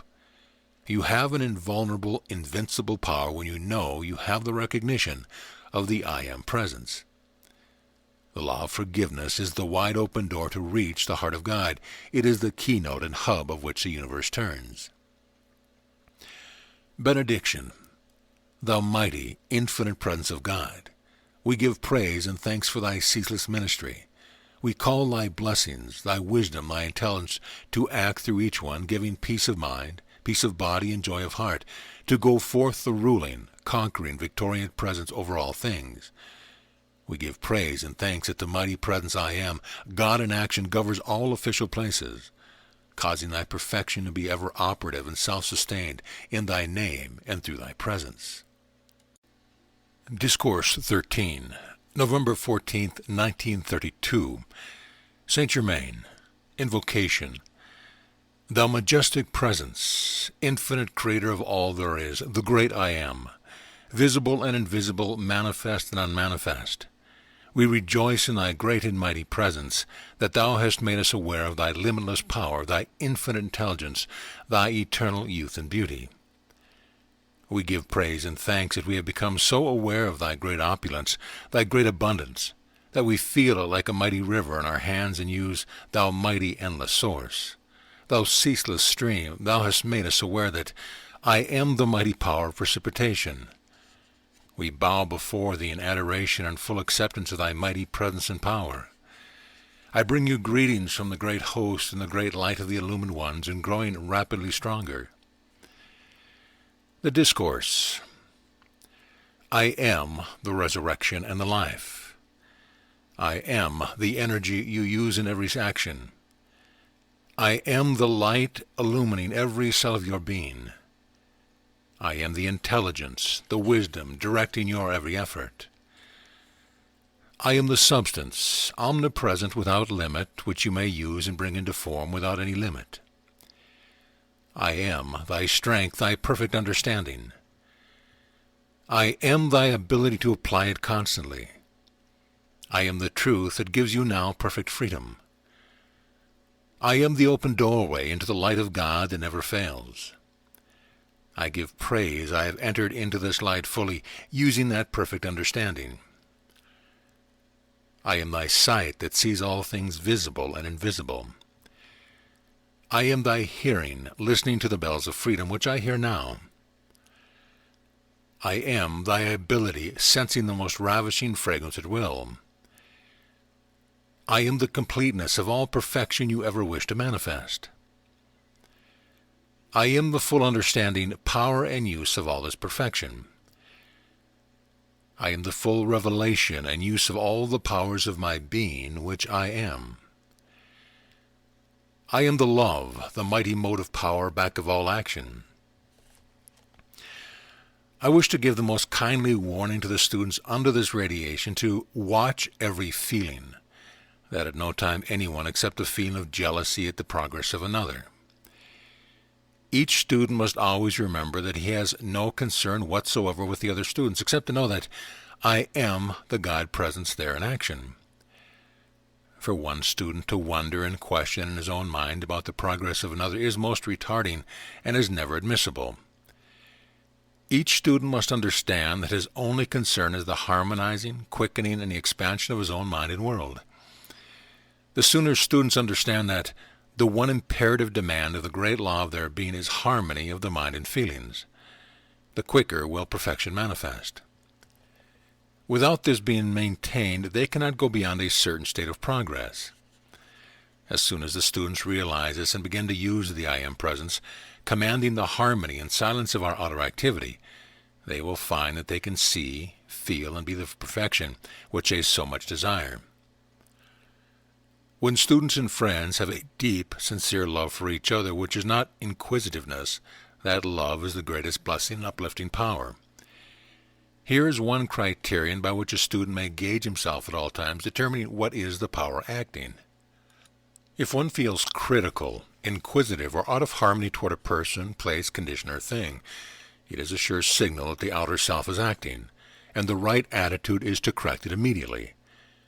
Everyone, especially students, must realize that they have only one thing to do, and that is to feel, see, and be perfection in their own world.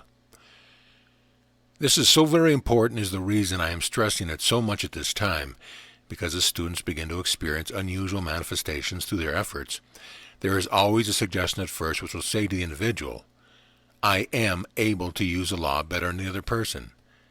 This, you know without my saying, is a mistake.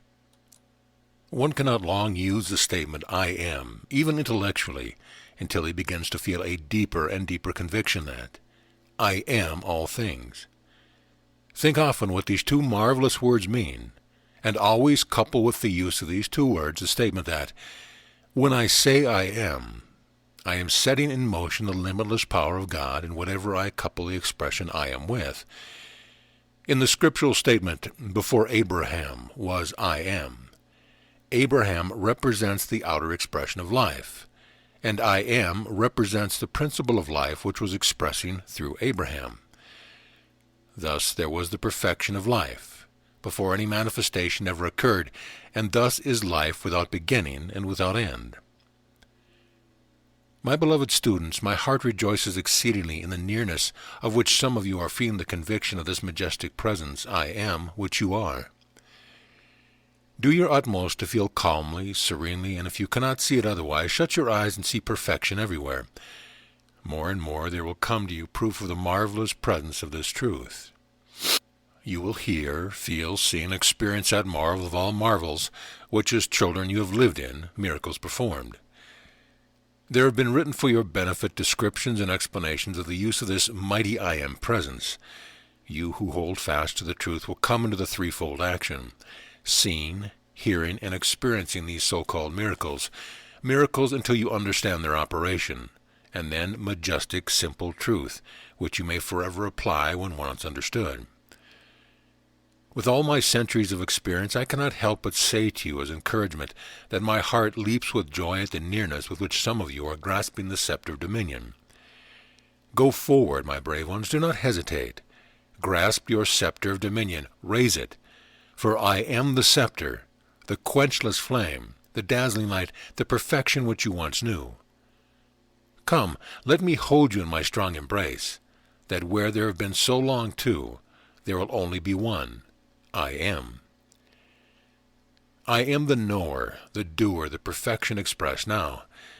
I again speak to the individuals wanting so much to have their problem solved. There is only one presence in the universe that can or ever does solve any problem, and that is the I Am Presence, everywhere present. Beloved ones, let me say in all kindness, there is no use just seeking to have a problem solved, because where one was, a dozen may appear. But when you know the perfect attitude is to enter into the I Am Presence, knowing it is the unquestionable solver of every problem, you will, as surely as I am telling you, cause all problems to disappear. For where you live constantly, calmly, and with sufficient determination in the I Am Presence, instead of having many appear where one has been solved, you will have entered into the state where there are none. I command the power in these words today to carry to everyone who hears or reads them the true conviction and understanding back of them.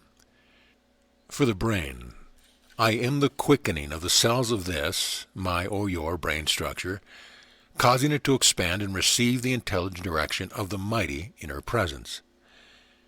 You must know that you have the power through the I Am Presence to consciously qualify your thought in whatever way you will. There is not to say what you shall do, for you are a free being of free will.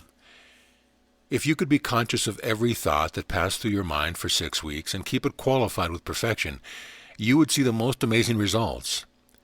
Say often, I am the Master within, governing and controlling all my thought processes in full Christ perfection as I wish him to be.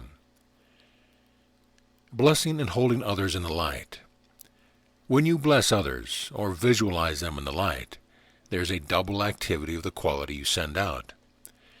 In doing this, there is a certain amount of protection that is automatic result, but the thought and quality in the light and blessing registers principally within one's own consciousness, and at the same time intensifies the quality in the one to whom it is sent. Take the eternal stand that I am what I want to be. You must use the I Am Presence consciously always. Rarely, even among students, have they realized deeply what the I Am Presence meant. Only occasionally has any real comprehension of the I Am come forth, except in the retreats of the Ascended Masters. Jesus was the first to stress it to the outer world. I urge you earnestly, do not give any consideration to the element of time. Manifestation must come instantly when you give the I Am Presence freedom enough. Go on, apply it, know, and let the I Am Presence take care of the element of time. When you make a declaration of truth and stick to it, you must receive. The outer has no power of itself at all. Its duty is simply to know that the I Am Presence is acting. Sometimes, without being aware of it, the outer self is looking for the time in manifestation. I can convey to you the conviction and the feeling that when you command as the I Am Presence, Almighty God moves into action. Remember at all times that when you are dealing with personalities, you are dealing with the outer human creation, and you have all right and power to command its silence and obedience, whether it is in your own outer self or someone else's. If you will count 10 before you speak, you can control all sudden impulse, and back of this is a mighty law which can help the student immensely. When there is a sudden impulse, there is a release or rushing forward of accumulated energy. If there be anger, then the energy is instantly qualified with it or with destruction of some kind. The power of self-control would say, only God's perfection goes forth. This will handle any condition of uncontrolled impulses with which the individual is contending. When the student has already let something go forth that is undesirable, then the thing to do is to consciously consume it instantly. The constant use of God bless this, directed to inanimate things, brings amazing accomplishments. The easy way to see and feel perfection is to qualify every thought and feeling going forth with perfection. When an impulse comes to do anything, instantly qualify it with perfection. Story of the engine in a small town. The whistle is the warning. The I am is the control of the engine. The ordinary human being would not think of running over children and killing them, yet he releases wrongly qualified energy in thought, feeling, and words that kill the higher impulses in others. If your personality is not controlled and governed, it has the same qualities as all other selves or personalities, but your I am presence is the perfect control of it. There is nothing more tragic in the world than for one person to hold a thought of limitation over another human being. A thought of imperfection driven at a sensitive person sometimes limits that one for years, and many times the results are very tragic. We must all give everyone his complete freedom mentally. If you speak of freedom for yourself, be sure and give it first to everyone else. When there is a condition in another that you wish to help, use the following: I am the perfect manifestation there. The principle within both energy and substance is the same. Substance holds energy within it naturally. The heart center of substance is intelligent action. Vibration in its natural state is pure, always. Vibration is energy in action and must be qualified. The pulsation in all substance is the breath of God acting. Think when breathing: I am the perfect energy of every breath I breathe. I am the pure atmosphere of my world. Form the habit of constantly qualifying your world with perfection. The old habit of thinking imperfection has filled your world in the past. Now the important thing is to be self-conscious that you are filling your world with perfection all the time. Stand on your feet the first thing in the morning and say with feeling, I am the presence filling my world with perfection this day. Do not be concerned about personalities. To take the stand, I am perfection acting through any official would impel the I am power in action there. The first thing in the morning say, I qualify everything in my world this day with perfection, because I am perfection. I qualify this mind and body with absolute perfection and refuse acceptance of anything else. I am the miracle, and I am the presence compelling its manifestation through divine love, wisdom, and power. When individuals come and ask about certain use of the law, always preface your statement with, you are an individual of free will, but this is the way I feel about it. What is required for the expansion of light for one person may be entirely different from that of someone else. You cannot expand so long as you have an opinion about anyone else. It is stifling to your own progress. The time comes with everyone when he must stand up and face himself, his outer creation, then say this: whatever there is of imperfection left in me has to get out. Your constructive desire is God in action doing the thing. Your desire holds the power or energy of the I am through the attention on the thing you desire to do. I am the full revelation and the perfect application for precipitating what I desire, and I do know what is the perfect thing to do in the outer self while precipitating. Say often, I am the precipitating presence of this thing. Do not be anxious. Just know it with calm certainty. When you are conscious of the I am acting, you know it is moving forward. Do not let in the sense of disappointment. Rather say, I am the perfect harmony of my thought, feeling, and action. Benediction. Out of thy pure presence we receive now and forever thy strength, thy wisdom, thy understanding application of thy great and marvelous laws, that we may produce and maintain thy perfection in each life, mind, body, home, and world. Notes. In a recent newsreel there has been pictured certain chemical activities and how to use this chemical action upon flowers to qualify them with the desired fragrance. Instead of raising them in the earth, they are growing them in water with excelsior over the top. This shows how near the chemists and scientists are coming to bringing things forth direct from the universal. This shows the inner activity coming into conscious, definite use, or the activity held in consciously directed rays. I am the only acting presence in this ideal. I am the intelligent activity in their minds.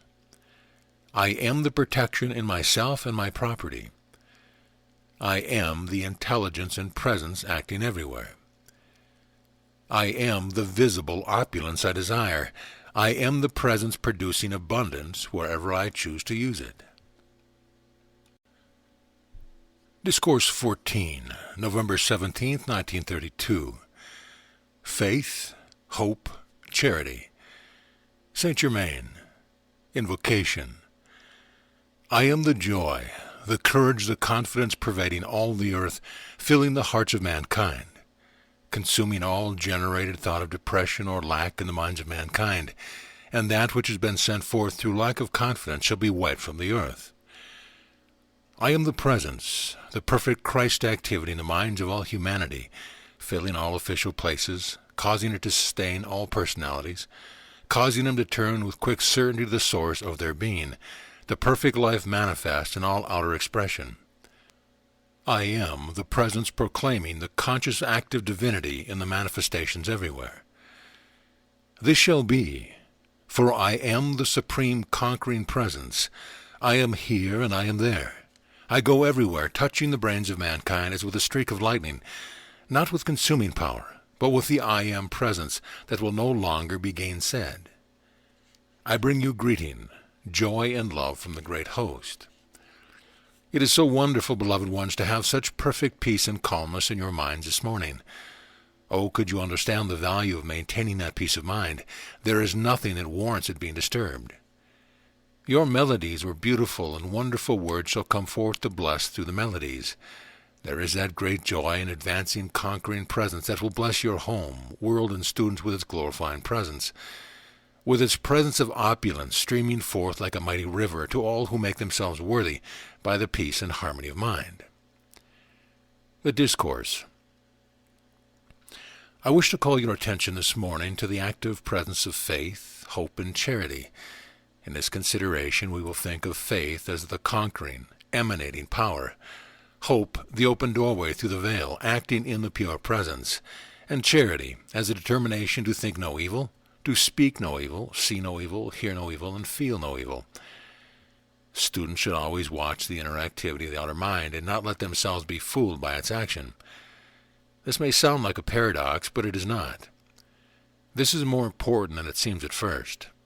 If there is lurking back in the consciousness any feeling of resistance of any kind whatsoever, or that something which is always ready to bristle when something displeases, pluck it out by the roots. You know it is on the outer, and it will stand in the way of your attainment to prevent it until you do pluck it out. To maintain a tranquil, sweet disposition in the face of all things is the certain road to self-control and absolute mastery. This is much more important than any you can possibly understand at this time for your attainment of all that you desire. There are cosmic masters known as faith, hope, and charity, and calling your attention to these three principles always active in the life of mankind, I want to assure you that they are not only qualities within yourself, but there are beings of great light and advancement who are also known as faith, hope, and charity. The individuals and students who make the conscious effort to cultivate these qualities and consciously expand them in their worlds will find themselves receiving great assistance from these conscious, mighty beings, from whose name come those qualities into individualization. These are cosmic, self-conscious, intelligent beings, whose special action with mankind is to encourage and expand these qualities. Therefore, let all the students understand that this is far more than a scriptural phrase or expression. At this time, these great ones have come from out of the cosmic silence because of the need of faith, hope, and charity in the minds and hearts of mankind. The sinister force that would have destroyed the confidence, the hope, and charity in the minds of American people is doomed to fail utterly.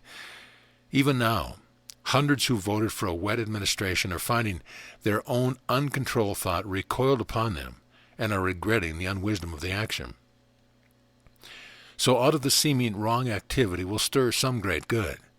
Since the hypnotic force that was generated has spent itself, many of mankind are wondering what caused them to do certain things, and their very rebellion will generate the force which will be used to correct conditions after all. God, which is progress, knows no defeat in anything. Let students always remember this, which will enable them to maintain the so much needed peace and poise of mind.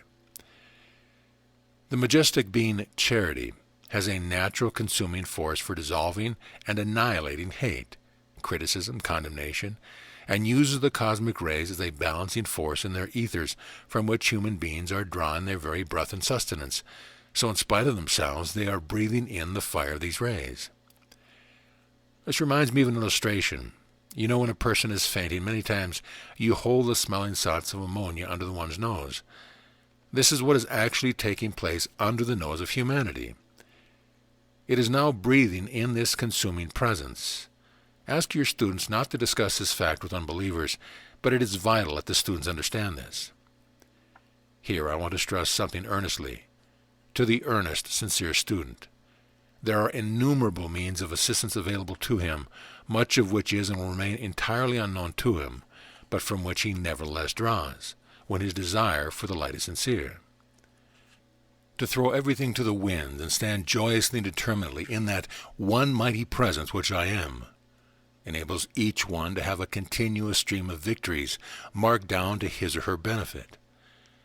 No effort ever made in the name of presence with I am can ever fail, but must go forward from one victory to another until one attains and is able to use the scepter of his full dominion. I wish to encourage and strengthen the very important advancing consciousness concerning the law of forgiveness. The correct way to call into action the law of forgiveness is to say, I am the law of forgiveness, and the consuming flames of all inharmonious action in human consciousness. This sets into motion the completed action. When you use the statement, I call on the law of forgiveness, you are not always completing the action, because you need to be conscious of who and where that intelligence is which enables it to be done. As I look among the students, I find that it is important to keep touching frequently upon the use of the I am presence, for it is doing remarkable things for them already.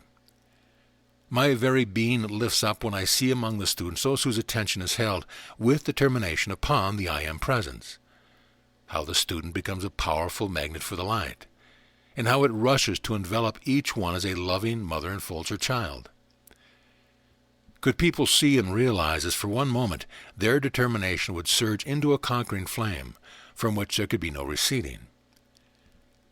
The time is apropos today, and I send forth to each of you and the students a conscious ball of light, enveloping the heart and brain of each one, that they may receive more continuously the conscious blessing of the mighty I am presence. I believe that most of them will feel this. Whether they do or not, nothing can interfere with its action to bless them. To those blessed ones who find disturbance in the home at times, I would suggest that they use this statement and feel it deeply. I am the conquering presence, commanding peace, love, and harmony in my home and environment. Anyone who uses this with determination can have a peaceful, loving, harmonious atmosphere in the home. Some may need to build a momentum to experience its continuous action. Many times they will have immediate results.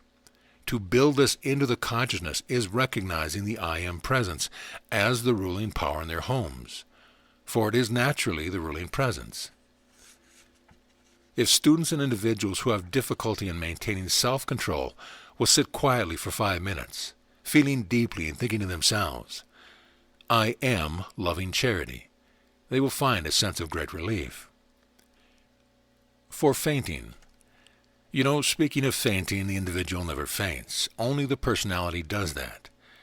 Therefore, if one who is in the habit of fainting will take this determined stand, I am the commanding presence forbidding this nonsense, and I forever maintain control of my body and mind. He or she will forever control it. When one first feels the least disturbance, quickly take the consciousness, I am the commanding presence, and I maintain my consciousness here.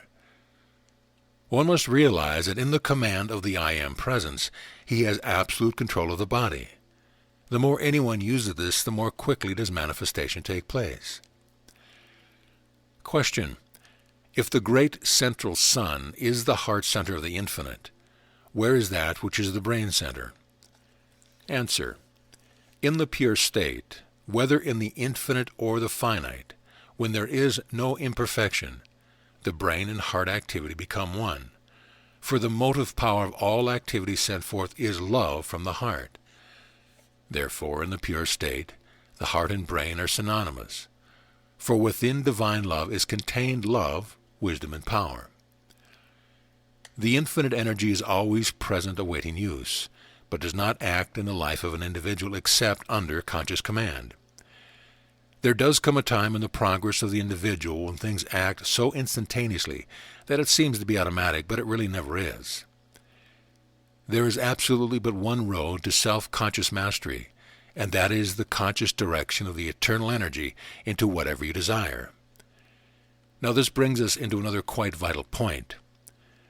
Desire is an indirect action of the attention, but desire, sustained by the determined use of the attention, causes the desire to become an invincible manifestation. This will give you a slight idea of how important it is that conscious direction be coupled with the desire. Conscious use of the I Am presence, or the consciously directed use of this eternal energy to a given accomplishment, should at no time be anything but a most joyous effort. It should never seem like work or tension in any way, because when you declare, I am the presence, the intelligence directing this energy to a given purpose, you set the law in motion in a perfectly easy, calm manner, and it does not require any tearing the hair effort.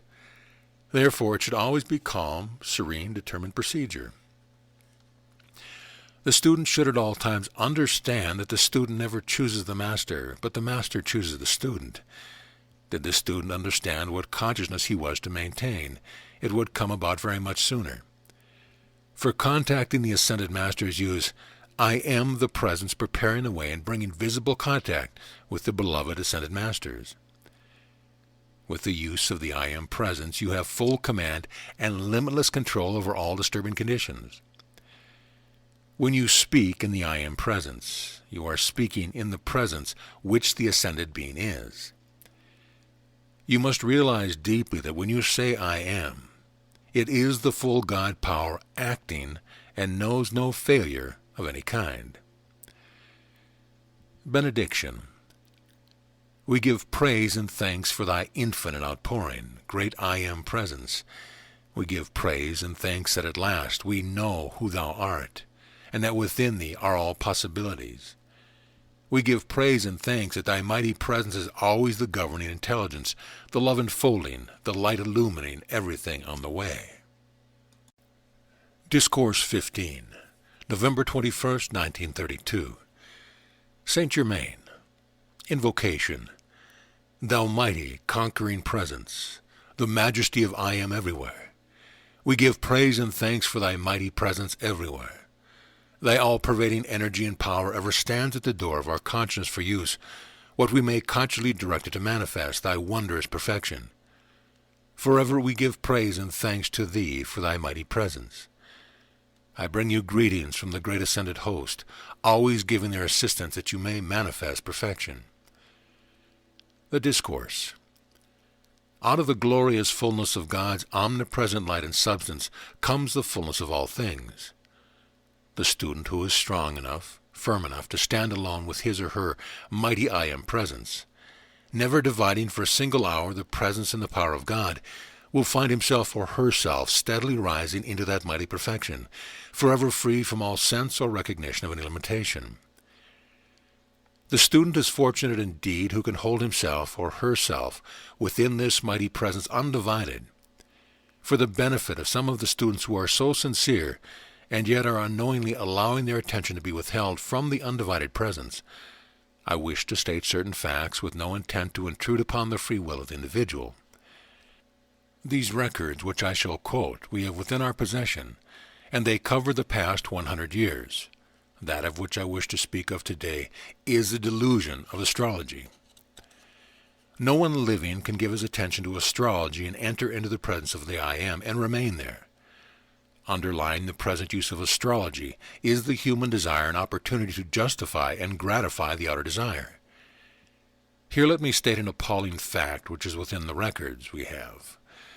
There is no one thing or phase of study which has caused more failure or more indirect murder than the present delusion of astrology. In your city of Chicago, within very recent years, was a splendid student of metaphysics who consciously accepted the delusion of his horoscope and was driven to commit suicide. The one thing humanity needs most, and students above all else, is the firm rock and consciousness of the mighty I Am Presence, upon which to stand safely and free from the pitfalls of outer concoctions. It is not the negative statements of prospective death and the so-called ill-fated star force to be overcome that students need to know, but the unconquerable, all-pervading I Am Presence, that is the only and all life of their being, to which their attention needs to be drawn, and held there with a firm grasp. In the I Am Presence there is no height the student may not reach, but by allowing his attention to be held by astrology, numerology, and the many isms of today, there is no depth he may not reach. The present use of astrology has no semblance of the use which it put it centuries ago. Then it conveyed no negative statements of any kind. The great harm of the attention fixed upon is that students accept the negative statements far more than they are willing to admit. The sinister negative forces generated by mankind in the world always takes advantage of such things as this to get a hold and hold the attention, especially of the student who is progressing, and thus keep it upon him that which will pull him down instead of raising him up. Where there is a horoscope that indicates the death of someone, various minds become fixed upon that idea, and actual indirect murder is committed. So subtle that individuals would be shocked to be reminded that they had any part in it, but I assure you, it is nonetheless the truth for all of their surprise. Could the students of astrology see for one day from the great inner standpoint the destructive force generated and used through the present use of astrology, they would turn from it as from a poisonous serpent waiting to strike death into their veins. I say to you, beloved students, in the name of your light and progress, and all progress, stand within your own mighty I Am Presence, and let not your attention be held or divided by any outer thing if you wish to avoid the wheel of birth and rebirth indefinitely. From the great love of my heart, seen and knowing from the inner standpoint as you do not and cannot possibly as yet, I urge you to avoid everything that savors of a negative expression or condition. Then you shall rise on the wings of your mighty I Am Presence into the everlasting freedom and blessing of the perfect, eternal, limitless light. As I said, I do not wish in any manner to intrude upon your free will, but the gates of eternal freedom are open before you, if you will but believe the truth I have uttered, which will enable you to enter within these gates and receive the eternal blessing of the light waiting there to enfold you. If there are conditions in your life, home, or environment that you wish to be rid of, command through the I Am Presence that they be dissolved and consumed before its mighty light and power. Beloved students who have come under this radiation, with you we shall not touch upon this subject again. May the I Am Presence within you enable you to see the light and truth of which I have spoken. I have seen within you the glorious light that can be quickened into a dazzling radiance, enabling you to express perfection. Hence, of my own volition, have I offered my humble assistance, but if the personality persists in allowing the attention to be held on anything but the mighty I Am Presence, which I know is the mightiest and only raising presence and solver of all problems, then my humble efforts must necessarily be in vain. I assure you, dear ones, you have reached a point where you must go up or down, with your determined attention and acknowledgement constantly held on the mighty I Am Presence. There is no condition, force, or presence in earth or heaven that can prevent your wondrous, glorious attainment into everlasting freedom and protection. If you have not that within you which causes you to feel and tells you of the great divine love that enables me to voice this truth to you for your protection, then we must but wait such time as the truth of it does appear within you. When students and individuals have once learned of and acknowledged the mighty I Am Presence, and then allow their attention to longer be held by or upon other things, whether it be consciously or unconsciously, makes little difference, for they are deliberately turning their backs to the Presence, which is the source of their being and life within them that enables them to move their bodies without. I declare with all the love of my being that I am the Presence, enabling you to see and feel this truth and stand by and within it for the sake of your own wondrous progress. Those who will hold steadfast enough to the mighty Presence will find abundant proof coming into their experience of its limitless power and intelligence. Beloved students, many hands of the ascended host are extended to you, give their assistance, when you can hold your undivided attention on the active presence of God in you, and stand there unyielding to the pull of all outer appearances. Truth is mighty and does prevail. May you feel its majestic presence at all times. It is a mistake on the part of the student to feel disappointment because a certain thing he has worked on does not manifest instantly, when as yet he has not generated great enough power and activity to produce it that quickly.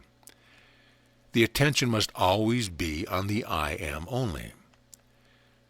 Suppose I were to declare, I am the mighty I am presence in action, and then an hour later I allowed my attention to be fixed on a star in a so-called adverse aspect of me, or the outer condition that indicates disaster of some kind. Do you not see how that would annul the statement I had made and would liberate the power of freedom? Jesus said, "You cannot serve two masters." This means that you cannot divide attention, for you must stop, look, and listen. I tell you, you cannot make steady progress if you give power to anything but your mighty I am presence. The unfortunate thing with so many students is they do not hold long and steadily enough to the mighty truth of their being to gain momentum and strength enough to stand against the pull of suggestion and outer appearance. The strange thing to me is that when the student's attention has been once drawn to the all-power of the I am presence, which is the only active principle of life they have, God in action within and about them, they cannot or do not see that they are dividing the power when the attention is fixed on other things, and but delaying the magnificent activity and accomplishment which the I am presence would otherwise bring forth. However, having gone through the mill, so to speak, we have infinite patience to wait until the beloved student can grasp his scepter of dominion of this mighty I am presence and hold it. I could bring you records of the most appalling things done through the suggestion of astrology. Crimes are committed every week of the year by the suggestions given out through it. The suggestion given sets the law into action to accomplish it. When your attention is on a thing, the power within yourself goes instantly into it. If the astrologers do not stop holding the thought of death against, she will pass out. It is criminal, is a child of God, and is entitled to live here as long as decreed. I shall do what I am permitted to protect. There are crimes so much worse than physical murder that there is no comparison, because they are committed deliberately by people who know better than to do them. There is one certain unfailing action of the law, and that those who do these things must pay the penalty of a like experience. To negative suggestions from others say, I am the presence, annulling all this so it cannot affect me, my home or world. It is the easiest thing in the world to consciously dissipate something that is voiced in your presence. Simply say, I am the only presence acting here. To anything you do not wish to continue, say, through the presence that I am, this thing shall cease now and forever. Go after it like you were going to knock over a wall. When you really feel and mean a thing, you loose the power that does the thing. Try to realize the limitless power at your command.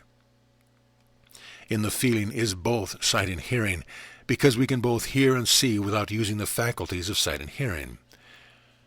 When one becomes instantly angry, he punctures outer spheres of the quality and the accumulation rides in. Jealousy is the wide-open channel upon which every other destructive activity rides in.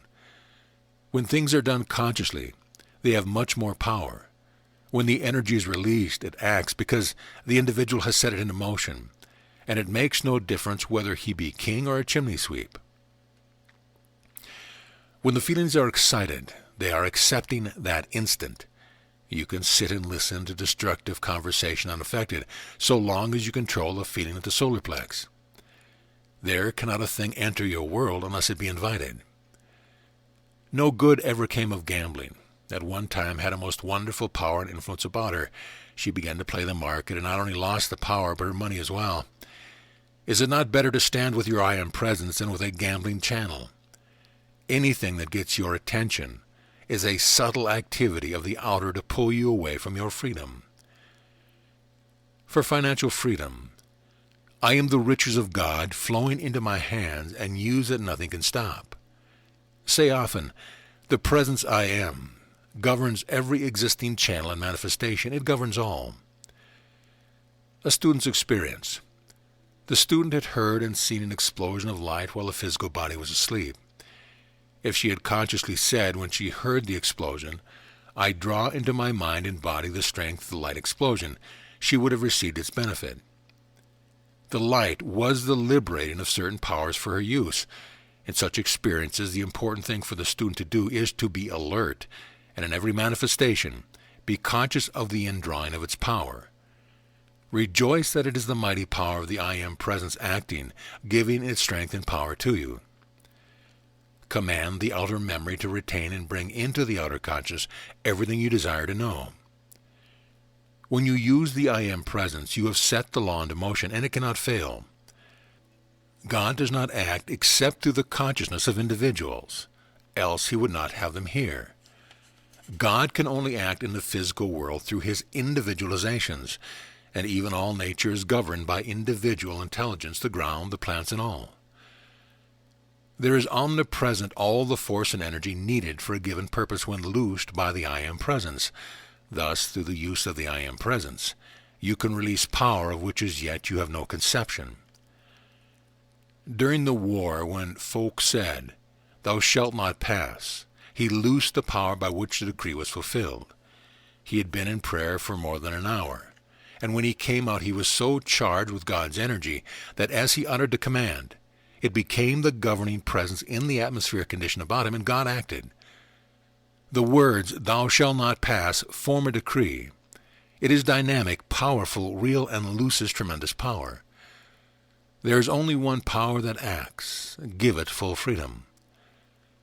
Stand with it and let it act. Stand in it and by it. There is no other power to act.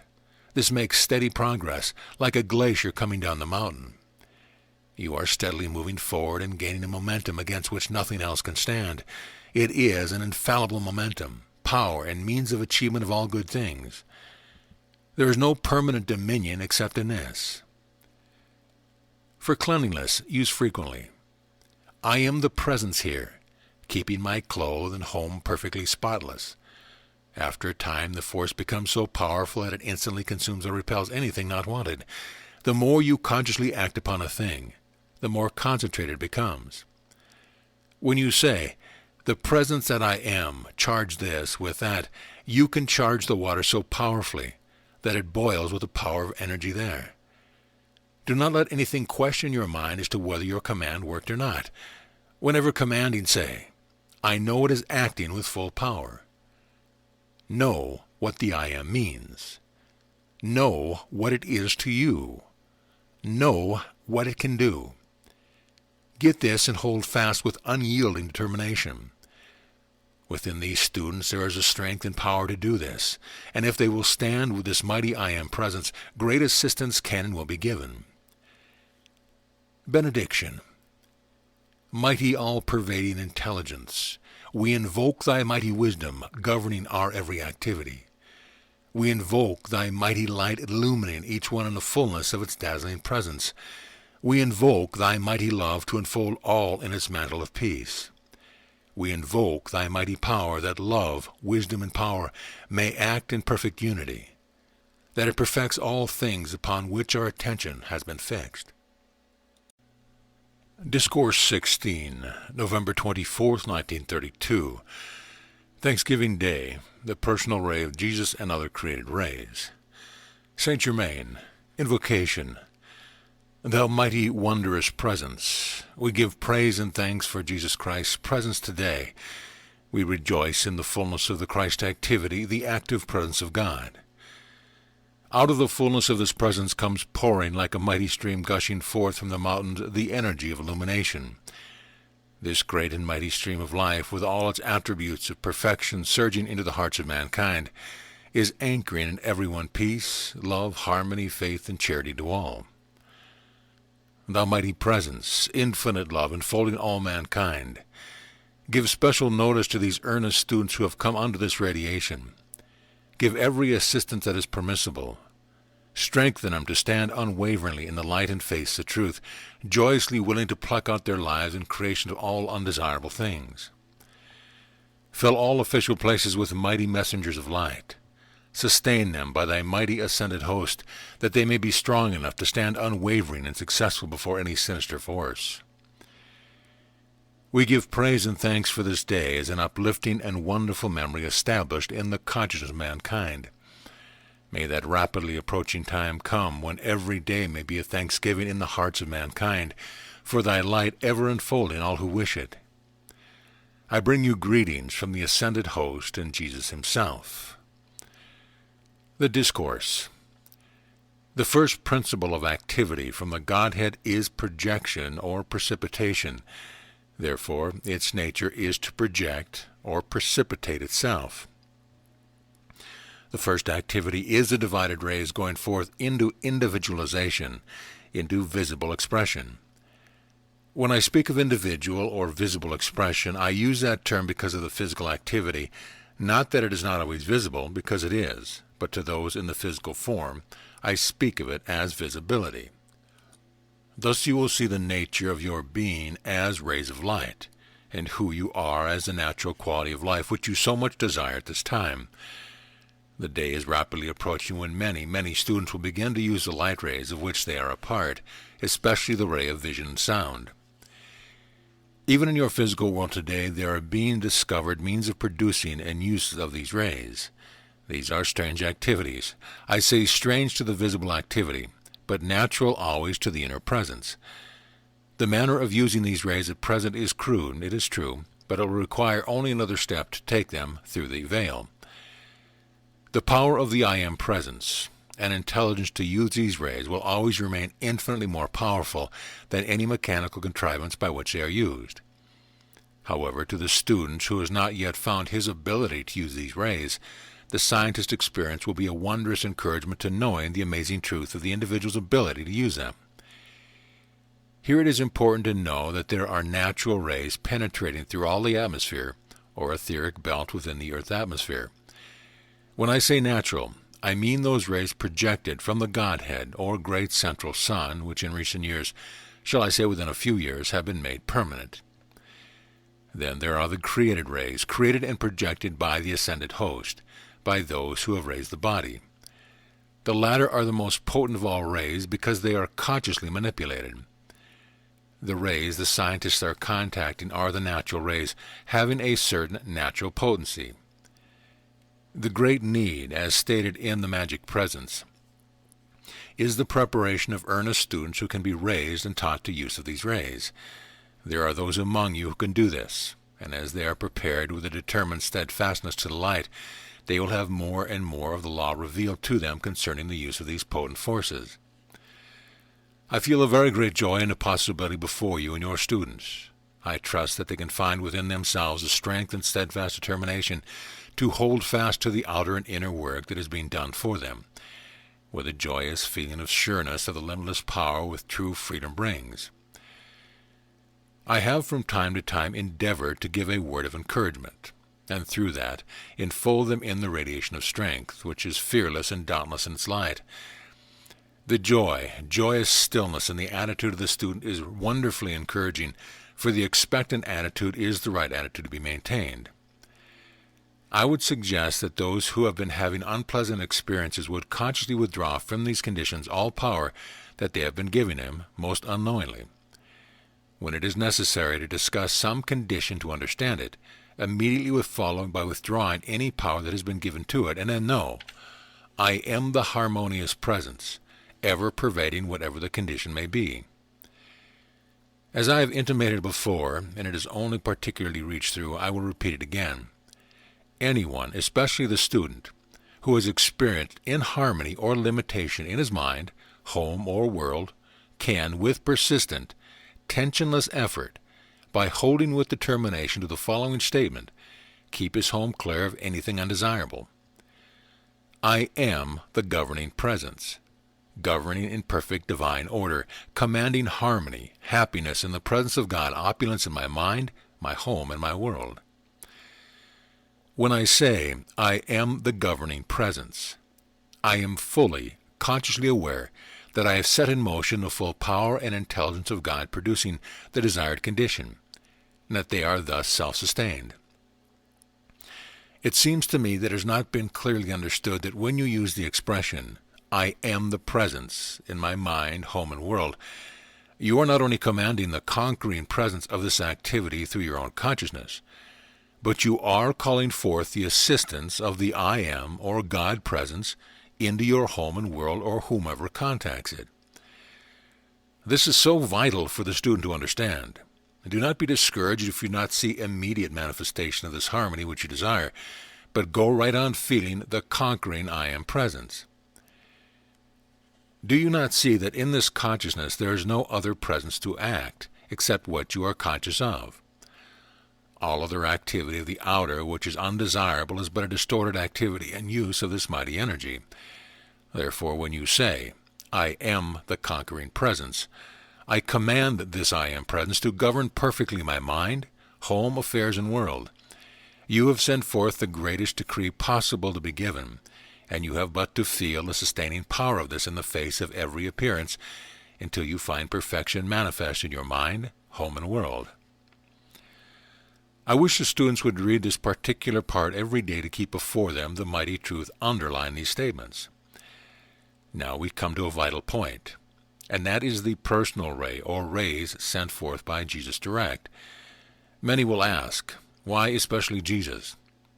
I answer, because humanity has been taught to look to the presence of Jesus the Christ, few having any knowledge at all of the ascended host of the great masters of the great white brotherhood who wield limitless power to assist mankind.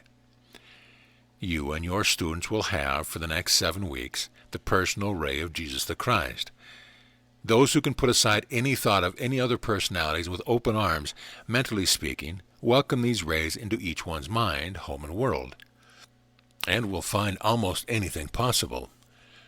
I assure all of you that the idea of these personal rays of Jesus the Christ is no imaginary thing, and you, our beloved Master, have the personal thanks of Jesus the Christ for your fearless stand and use of the ascended Jesus Christ presence. As the messenger gives forth riches of wisdom and truth, so should students, in their loving sincerity to the teacher, through the I Am presence, work for the health and prosperity of the messengers.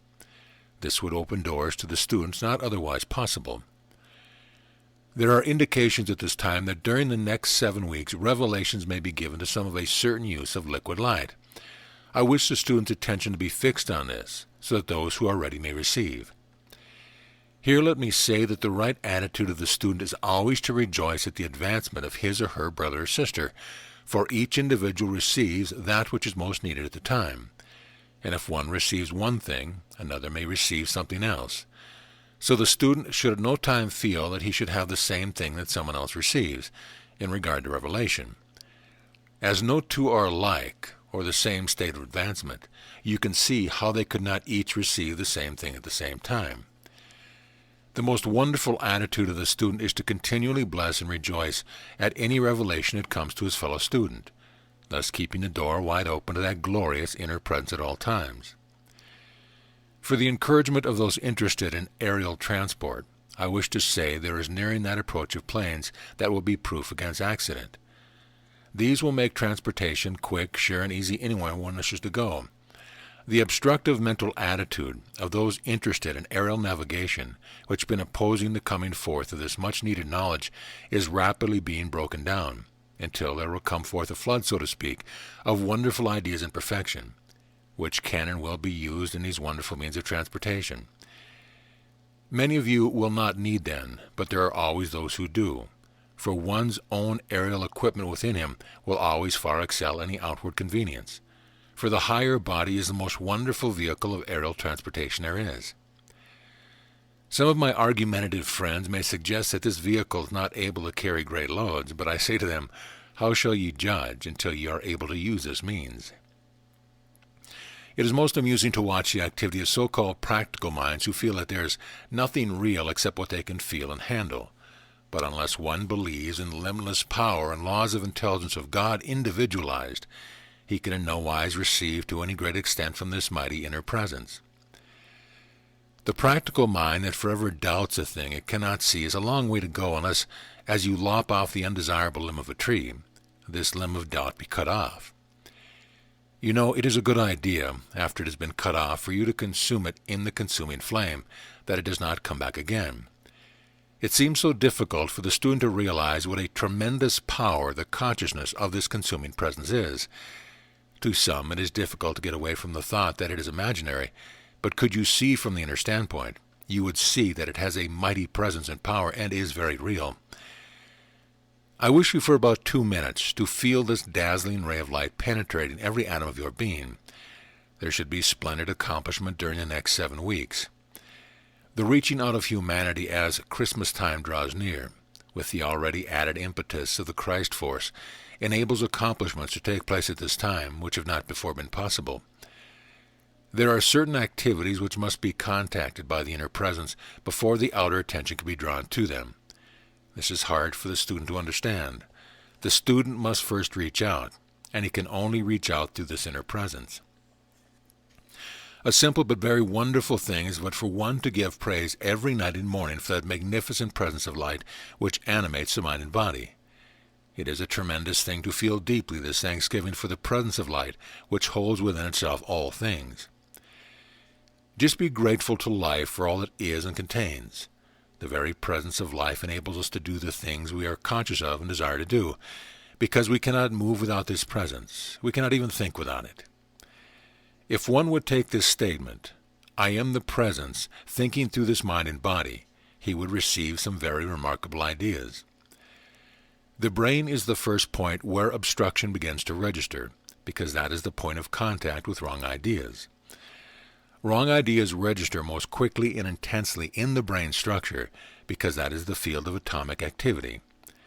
However, the attention held upon the I am presence so releases the power of perfection, which is within the electron at the center of the atom, that the wrong ideas and obstructions to the light simply dissolve and disappear.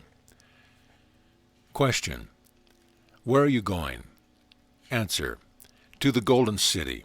From this time on until 3 weeks after New Year's Day, it is a time of great rejoicing in the Golden City, for it gives a great opportunity to convey into the physical world, through the light and sound rays, its own mighty radiance. If humanity could understand and appreciate this fact, remarkable things could take place, but that does not prevent individuals who can grasp it from receiving its remarkable benefit.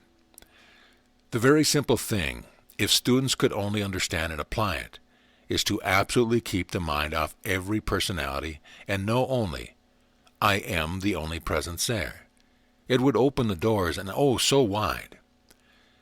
Love and a reaching out of the ascended being enable radiation to be given that would not otherwise be possible. One cannot long interfere with the progress or growth of another, for if the one obstructing does not release and relax his hold upon the other who is ready to go higher, the obstructing one will be removed by his own action. If one continues to hold steadfast and sincerely to the light, personalities will be swept aside or harmoniously disconnected from the individual's world. At this state of growth, or rather expansion of the light, it is necessary to know, I am the active presence of all channels of distribution, of all things acting for my good. When the thought comes, this is all I have, nip it in the bud and say, I am the opulence of God in my hands in use today.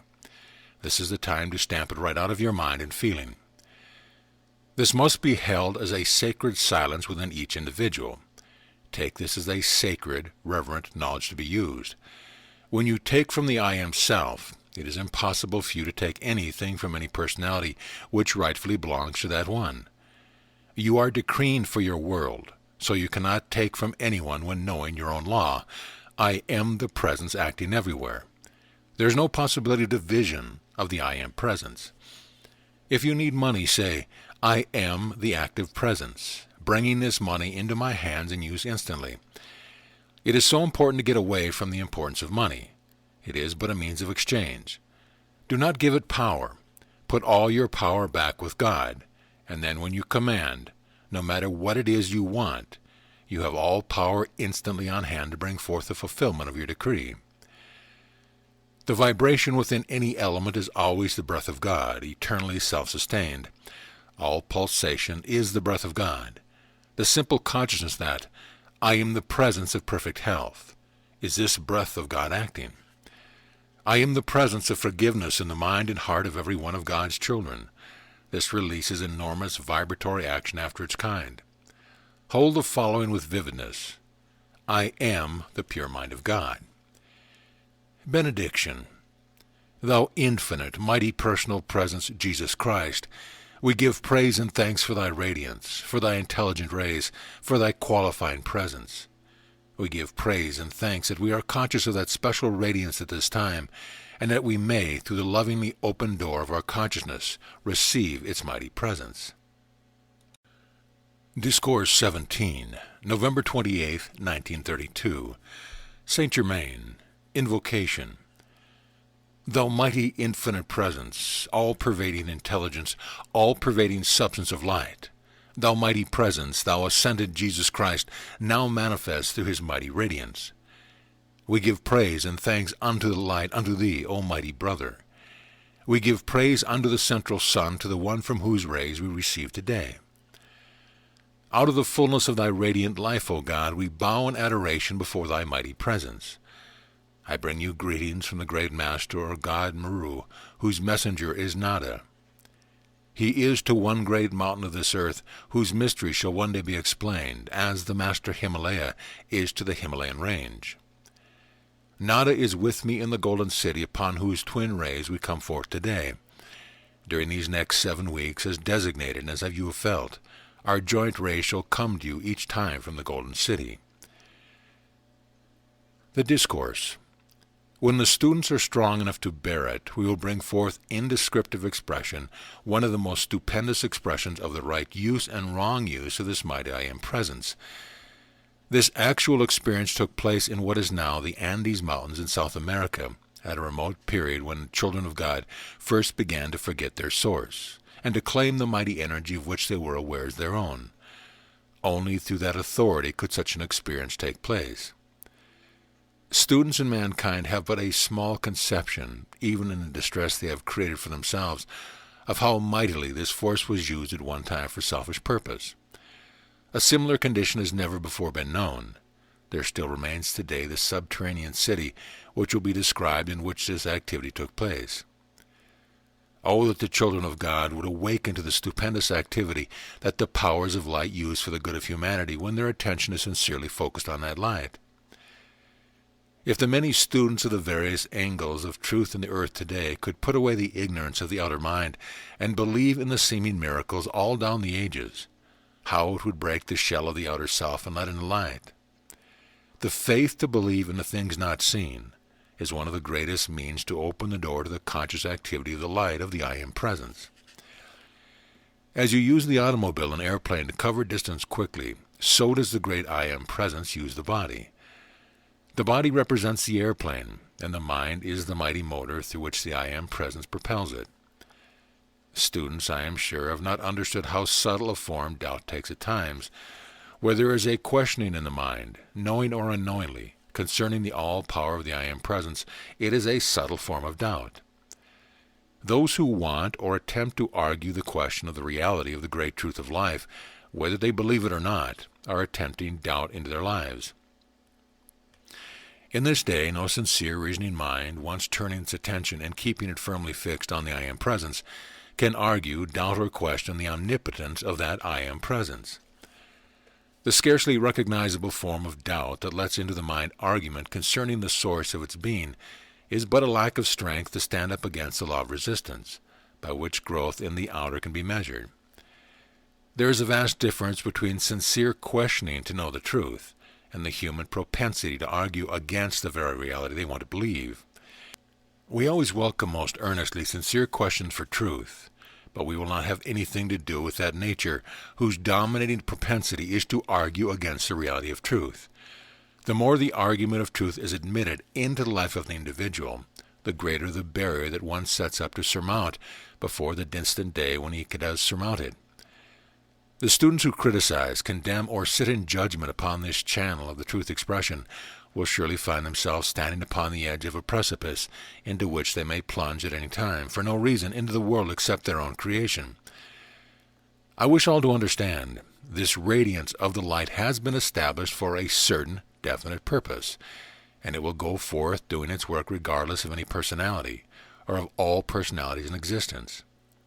I say this plainly that the students of this radiation may understand they are dealing with mighty forces which are as real as reality can be, and those who cannot stand the test and radiance of the light need never blame anyone but themselves, for they have free will and are given the use of the mighty I Am Presence by which they can maintain absolute self-control. I must put plainly before them again, the sure way that they run into deep waters of doubt and questioning is when they are foolish enough to attempt to discuss the sacred truth which has been given them for their own liberation, and used with those who know nothing about it. This much I may say to you. In the past, students who were taken into the retreats for instruction were never permitted, nor do they ever think of discussing the truth with each other. They silently, earnestly apply the instructions of their teacher, and the results they desire are certain to follow.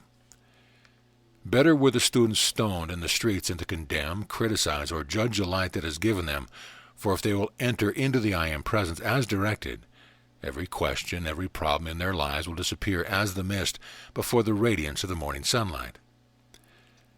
I take it that all the students are strong enough to hear the truth and use the strength of the I Am Presence to govern and control the outer, so they may receive the full presence, love, wisdom, power, and opulence of the great and mighty I Am Presence, which enables them to think, to feel, to live, and which has given them the desire to reach for the truth of light. I wish to say plainly, and with the wand of fire placed in the conscience of the students, that this brother and sister who are giving this forth are but messengers of those who have known and proved this law for many centuries.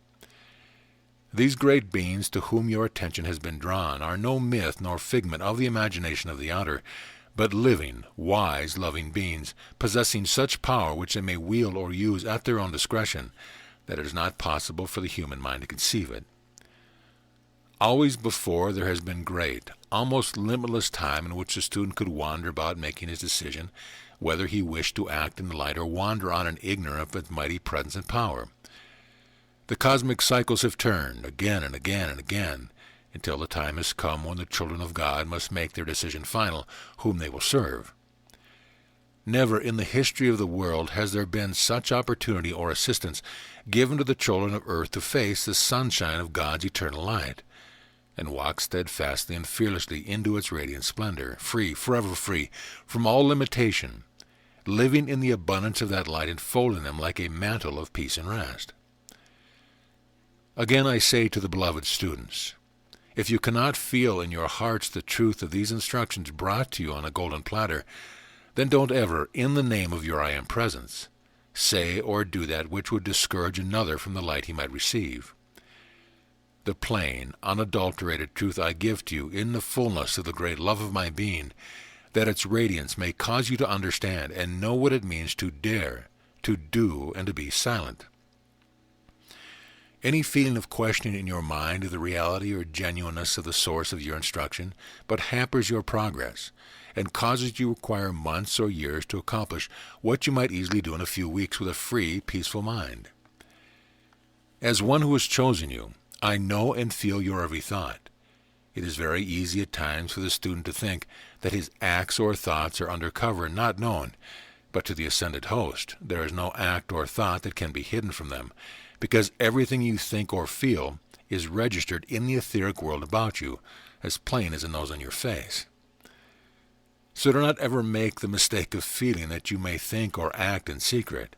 You may readily do this from the outer self, but never from the I Am Presence, which the ascended host, with no obstruction. This, my dear beloved student, is as far as I am permitted to go in helping to set up the guard for you. In the future, no further reference to this will be made. Remember that the decision lies within you to go forward or not.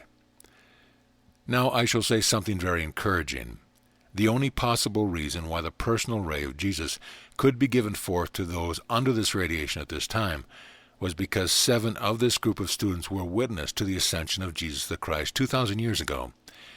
He saw and recognized them, and he sees them and is giving not only recognition at this time, but great assistance. As this radiance goes to you, beloved ones, so does it go on reaching into the hearts of those who can receive the presence. Because of this radiation, many who have a deep love for Jesus, or of Jesus, through the orthodox channels, will be awakened to the presence of the God within. Outside of this, the joint activity of Jesus with the ascended host is spreading its mantle of love, peace, and light over humanity, this being a time of year when their attention is most easily gained. Beloved ones, does it sound incredible to you when I say the masters of light and wisdom have passages through the earth in all directions, just the same as you have highways for your automobiles and going from coast to coast on the earth?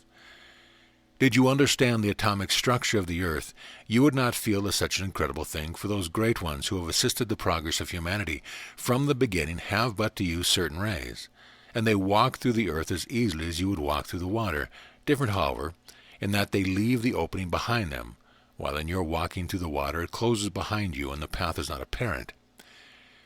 Just so with the great beings who have blazed the trails for humanity into the light. The trail remains that those children of lesser light may always find the pathway and follow it.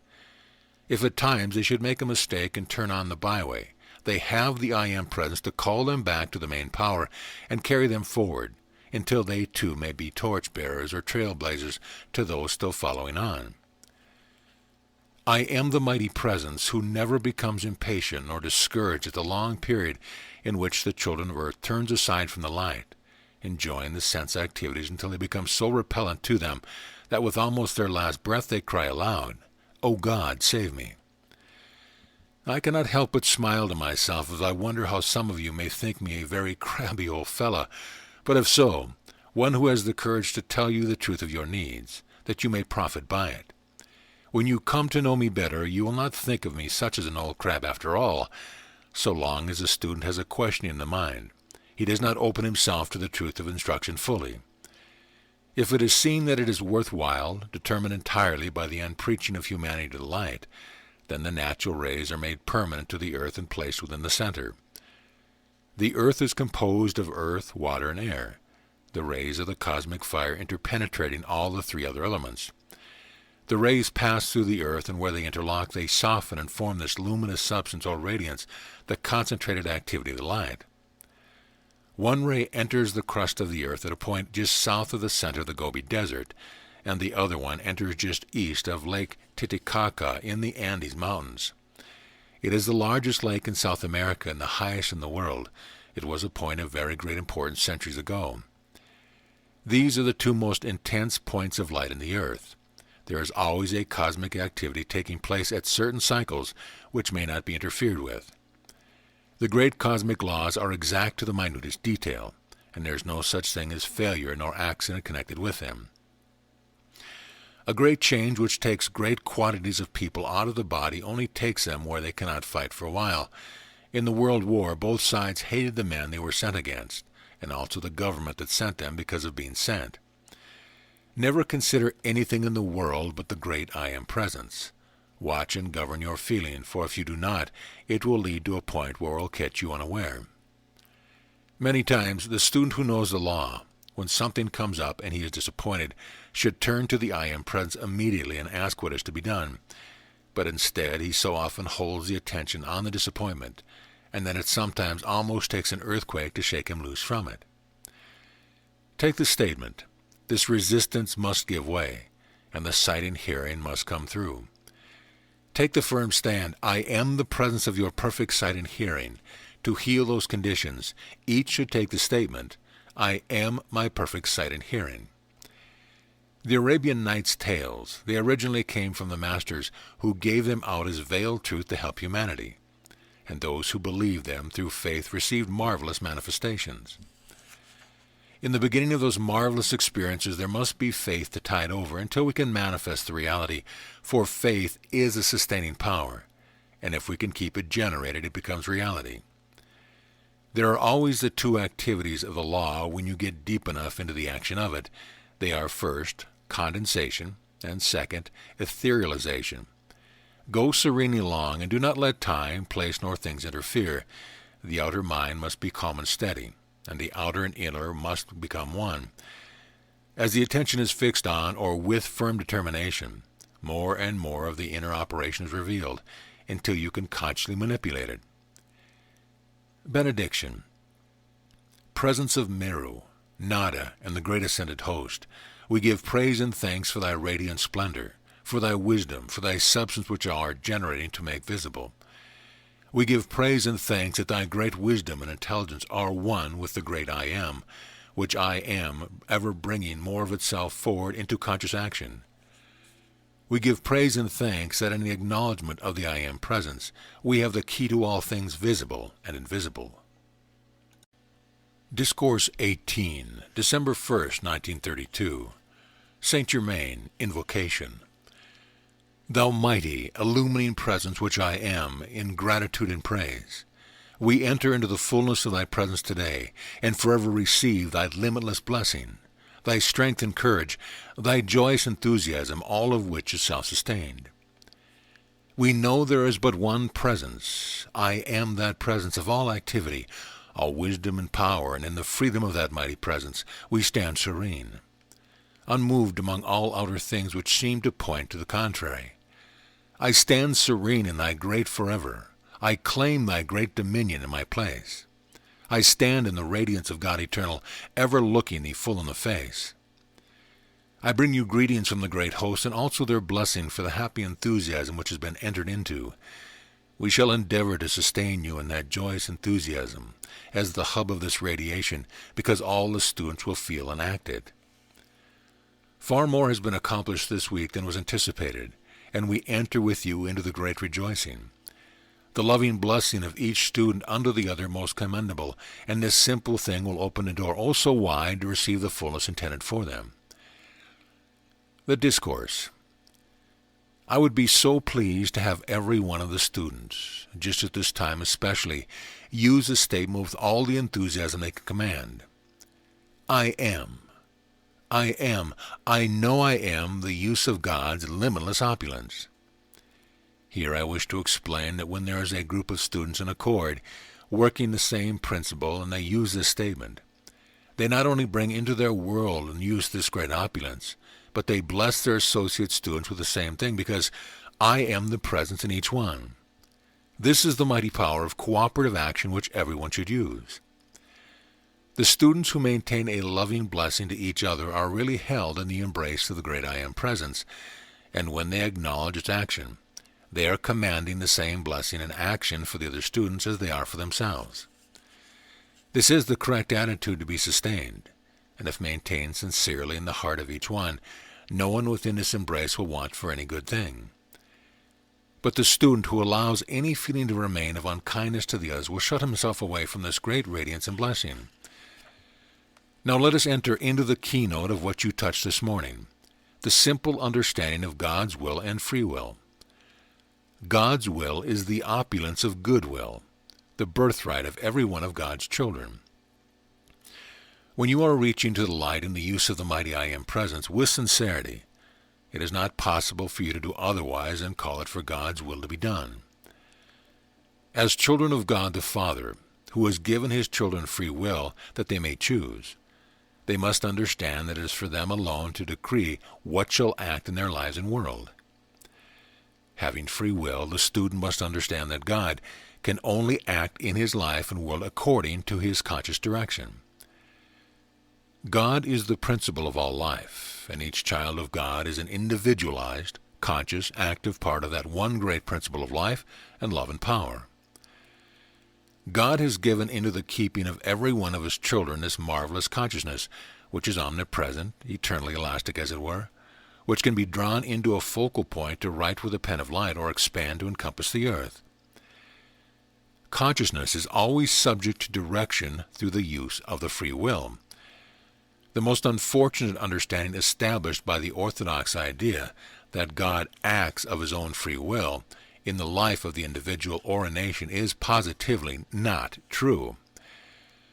God can only act through the mind of his own individualization, which is clothed with the personality that you see about you. These personalities are but vehicles of use and expression of this mighty individuality, which is God's will and your free will, and it only comes into use by your conscious direction. I say to you that every function of your body is sustained through conscious action, although you are not aware of it. But as you reach deeper and deeper into the consciousness of the mighty I Am presence, you will come to understand that it is impossible for any outer action to take place without self-conscious action. A simple proof of this is what any of you may test at any moment. I wish to do some physical act. Preceding that activity there always comes the thought to do it, otherwise the hand or body would not move into action.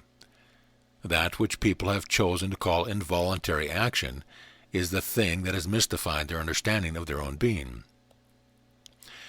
The students should take this humble explanation and meditate upon it often, for it will clear the mind of any obstruction. You are self-conscious, free will, acting beings. This is really of vital importance to these blessed, earnest students. I love every one of them, both men and women, even though the ladies' husbands might object. In both of your classes this week, the individualized presence of Jesus the Christ stood in your midst, in the form of a tree of life, each student being a branch, from his pillar or dazzling radiance within which was his visible personal form. His form was within the tree of life, but not visible, not to mention others of the ascended host who were present. There were also Nada, Cha-Ara, Lanto, and myself. I wish to say that class of blessed boys with the one pink rose in their midst, that I joyously hold them all in my fond embrace, so they may use and inhale the radiance of my being. They have freedom and dominion within their grasp, if they will hold fast to these instructions and apply them. Further, I wish the students to understand that the stream of life flowing through the mind and body always comes into them pure and unadulterated, containing within it all the strength, courage, energy, and wisdom that can ever be desired. But by the lack of control of their thoughts and feelings, they are unknowingly requalifying this pure essence with the outer ideas upon which the attention has been fixed. To form the habit every morning, the mind is not otherwise occupied by being self-conscious that I am the only intelligence acting, will keep that mighty, wonderful stream of life from being discolored, and I shall say disqualified by the wrong conception of the outer activity of the mind. This is the simple secret of really all perfection. This great life comes into everyone's use pure and perfect, but through lack of understanding the outer mind is constantly requalifying it with discordant conceptions, and thus human beings change its otherwise perfect action into that which they find expressed in limitation and discord in their outer activity. This should make clear to the students a simple activity which they should self-consciously maintain in order to keep this marvelous, perfect life that is constantly flowing through your mind and body in its pure, fragrant state.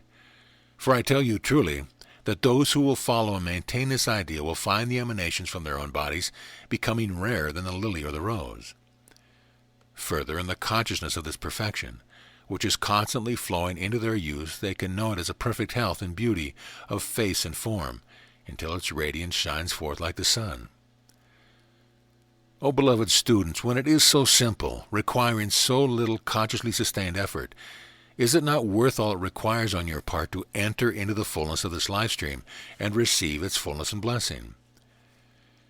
In the Oriental activity there was a secret society, in fact it began in China, maintained gloriously in the light, until the one then in charge at the head of the order thought in one of the war ravages that his daughter, whom he loved so deeply, was killed by an Englishman, which, however, was not the case. But it brought about the breaking up of the order, and the pictures of Fu Manchu, of which I think there have been 4 produced, are the picturing of this to the outer world, showing how the light may be distorted by something starting the fiend of revenge. This one known as Fu Manchu was, at the beginning of that activity, a wondrous, beautiful soul, and it shows how sometimes the ravages of war and the lack of control of the thought and feeling in the individual bring about such distortion in life's stream.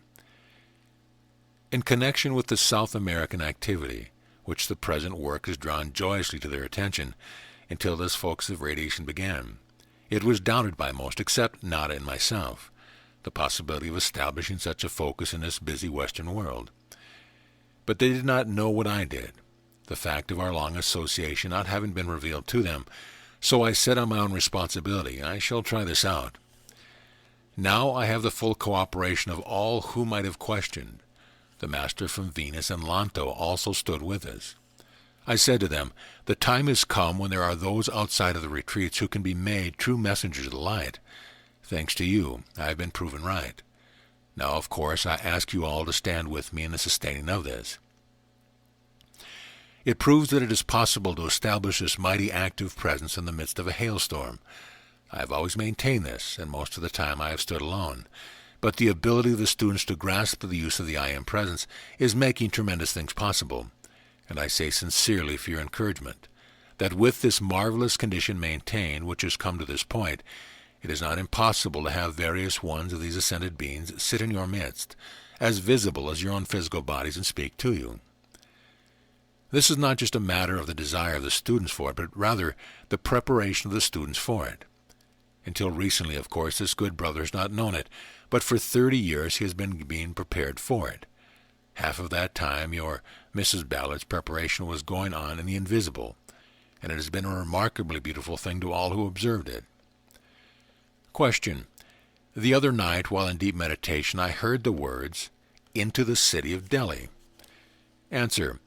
Which really means, into the city of light. Question. On Monday, November 29, 1932, I heard in the morning before the Discourse, and again today before the Discourse, the words of Jesus, "Ye have been with me in my sorrows, you shall now behold me in my glory, and see the reward which my Father doth give me." Answer. And so it shall be in your outer experience. The very words which Jesus used from time to time all may use, and will use sometime, somewhere with fulfillment. For the words he used at all times were life, and contained within them that ascended life or perfect life. Question. How is the political situation? Answer. There will not be nearly so much accomplished by the element that sought entrance as they anticipated. The old saying that if you give a calf rope enough it will hang itself is true with certain forces. Sometimes when they think they have won an easy victory, they have sounded their own death knell. The accomplishment of the past few days drew the attention of many in the Golden City, who, as we projected the vision and sound rays today, came to look and behold the accomplishment. I say this for the encouragement of the students. While we are giving forth the work today, those in the Golden City are sending forth to the students their glorious radiation. It has been a great joy for me to prove that in the land of America, for that which I have worked so long, that there were those who could receive what you are receiving and giving forth at this time. There are those masters from Venus who have seen this with me for some time. The Kumara's field of action was in other ways, but they are now observant of this accomplishment. There is no radiation going forth anywhere in the universe except through conscious projection. The radiation projected from the stars, so-called, to our Earth does not and cannot come into contact with the Earth without the conscious direction of the cosmic being, who is the conscious directing presence of that star or planet. This conscious direction is what makes the radiation from one planet to another reach its destination, but the radiation thus directed does not carry any adverse aspect to any individual there. The universal, cosmic laws of the Earth, which impel growth through the law of experience, hold within themselves that which you know as resistance. If there were not that which the individual knows as resistance, he would not make any conscious effort, and this would make it impossible for advancement and understanding, or the return to the Father's house from which the children of earth have strayed. Resistance has nothing whatever to do with discord. Resistance is a natural law. Discord is a human creation. There is no discord in the universe except that which the personality creates. Take the dynamic consciousness. I am the pure mind of God and everyone present here. Now, this shuts out human desire. Take the consciousness. I am the governing presence of this. The desire first comes into mind, and if you take the consciousness, I am the pure mind of God, it consumes the thought and keeps the human mind clear from the desire entirely. When the liquid precipitates in the hand instantly, qualifying it as liquid light, and it will manifest as that. Give the command for that quality before beginning the precipitation. One student should not expect to see the same activity as another. The students are not supposed to see or feel alike. There is not a moment in the day that we do not visualize something, because the power of vision is acting all the time. Keep all out of the mind except the picture you want, for that is all with which you are concerned. Do not let the attention become focused on the seeming emptiness. Benediction. In great devotion, in the fullness of our hearts of love, in the fullness of our adoration to the God Presence which I am, the ascended Jesus Christ, we pour forth our gratitude and praise for the sustaining presence, the good of every description held within this radiance of which you are receiving hourly. Thou mighty presence, as we find ourselves held within thy mighty embrace, We become imbued with thy radiant intelligence, thy marvelous strength, thy invincible courage to hold constantly within thy mighty light. We thank thee. Discourse 19, December 5th, 1932. Saint Germain, Invocation. Thou majestic presence of the ascended Jesus Christ, thou who hast gained thy eternal dominion over all things, thou who dost rest serene in the heart of the eternal Father, pouring forth thy wondrous radiance, enfolding all mankind, we give praise and thanks to thee. Our hearts fill with great rejoicing at the ascended host with thee see and manipulate the dawning eternal light for the blessing of humanity. Through his own personal ray, Jesus will now speak his wish to the students. The Discourse by beloved Jesus. When I said, I am the open door which no man may shut, I meant humanity to understand. I referred to the great I am, which is the life of every individual manifest in form. I did not wish to convey that the personal Jesus was the only one to whom this great privilege was ordained.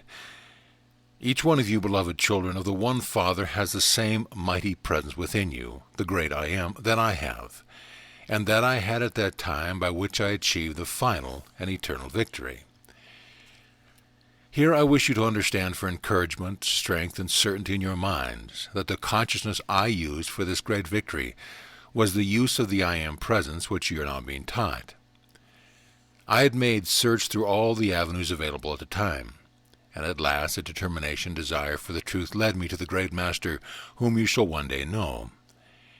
He gave to me this inner secret and mighty acknowledgment, turning to me to the mighty presence of the great I Am.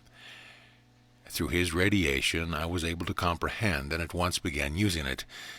This is the only way by which any individualization of the ray of God may achieve the eternal victory and build his structure upon a firm foundation from which no outer activity can ever disturb him. At this time I wish to convey the simple, all-powerful use of this presence to you. All who have achieved the mighty victory, who have been able to raise their bodies as I did, or who raised them before, have used the conscious activity of that mighty, eternal presence I am. When I said to my disciples and to humanity, the things that I have done shall ye do also, and either greater things shall ye do, I knew whereof I spoke, knowing that within each individualization or child of God there was this mighty I Am presence, by whose use you are impelled forward with no uncertainty. I say impelled because I mean just that. The constant use of your I Am presence does impel you forward in spite of any activity of the outer self, so long as a single idea is held firmly. Storms, distress, and disturbances may rage about you, but in the consciousness of the I Am presence, you can and are able to stand serene, unmoved by the seething vortex of human creation which may or may not be about you. There is but one way by which you and the Father may become eternally one, and that is through the full acceptance of his I Am presence, energy, love, wisdom, and power which he has given you, golden links, golden steps, by which you climb serenely upward into your final achievement. Sometime, somewhere, every individualization of God the Father must find his way back to the Father through his I Am presence, fulfilling his cycle or cycles of individualizations in the use of the activity of the outer self. The earth is the only sphere in which there is density of the atomic structure that you experience. The conscious recognition and use of the I Am presence, which you are, steadily raises the vibratory action of your atomic structure, unclothing and liberating electronic activity which is hidden within the atom, enabling you to become self-luminous beings. I wish it here distinctly understood by all who may receive this or ever contact it, that I am not and never was a special being created of God different from the rest of humanity. It is true that I had made previous conscious effort, and had attained much previous to the embodiment which I won the eternal victory. My choice of experience 2,000 years ago was to set the example which every individualization of God would and must sooner or later follow. How I urge you, beloved children of God, to look upon me as your elder brother, one with you. When I said, or left the word that, I am with you always, The I am presence, which I am and which you are, is one. Therefore, do you not see how I am with you always? Think deeply on this and try to feel its reality. At the time and after my ascension, I saw the immensity of the radiation I would be able to pour forth to my beloved brothers and sisters upon the earth from the sphere in which I had become fitted to dwell. I wish to say to you in all truth, every individual who will send his conscious thought to me, with the desire to be raised above the limitations of earth or of his own creation, and will live accordingly, will receive every assistance from me that is possible to be given, according to the steps of growth and consciousness which he maintains from time to time. Do not misunderstand me at this point. When I refer to growth, I am speaking of humanity in general. I do not refer to some who have previous attainments sufficient which, in their present use and full acceptance of their I am presence, they may rend the veil of human creation and step forth into the embrace of the ascended, blazing I am presence at any time. There are some in the group of students already drawn together for whom it is possible to do this. That depends entirely upon themselves, upon the calm, poised intensity by which they become conscious of their I am presence. These great tidings I bring to you because I have proved them in my own personal experience. Before I become fully decided in what manner I should leave the example of humanity, I suddenly, from an inner impulse, began to use a statement. I am the resurrection and the life. Within 48 hours after I began using that statement with great rejoicing, I saw what was to be done. And I wish to assure you that it was the conscious use of the mighty statement, I am the resurrection and the life, which enabled me to make the ascension in the presence of so many, and imprint or record upon the etheric records that example for all humanity which will stand eternally present. It was unfortunate that the veil of the orthodox idea was drawn over the minds of people, preventing the comprehension that each one had within himself the I am presence, the same as I did, by which he could attain, do the same things I did, and win the eternal victory. Such, beloved students, is my personal message I leave with you, spoken through the light and sound ray into which any of you may enter, see, and hear with sufficient conscious preparation. Again, I urge to think of me as your elder brother, ready to give you assistance at all times. Do not think of me as a transcendent being so far beyond your reach that contact is impossible, for I am presence which enabled me to make the ascension is the same I am presence that will enable you to make the ascension as I did. Only today you have the assistance of the great ascended host of beings, who have won the eternal victory and joyously stand at your service as you make yourself ready. With my love I enfold you. I again repeat, I am with you always. Saint Germain, did I not have a surprise for you? Benediction. Into the fullness of thy mighty silence, O great presence, we come to rest, to feel thy peace, to love thy harmony pervading all. O mighty love presence which beats the hearts of all mankind, strengthen thyself within their hearts, draw and hold their conscious attention upon thee, the great love star in the heart of each one. Glorify thy presence and thy Creator in them. Bless all mankind with that strength to look only to thee, and to stand steadfast facing thee. Discourse 20, December 8th, 1932. Saint Germain. Invocation. Thou mighty, invincible I am presence, speak thyself into the hearts of the children of men.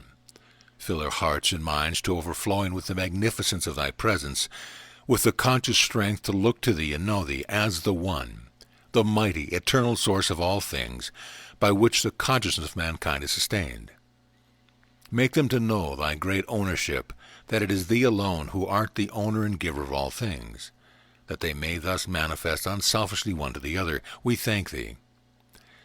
I bring you greetings from the great host who are ever pouring their radiant presence into your lives. The Discourse. It is with great rejoicing that the many who have been observant of this accomplishment see how truly the students are entering into the mighty I Am presence, and how the things that have been disturbing are being dissolved and are dropping away as though they never had been. Beloved students, can you realize how great our rejoicing is? We have trod the pathway of attainment into the great freedom of mastery over all limitation.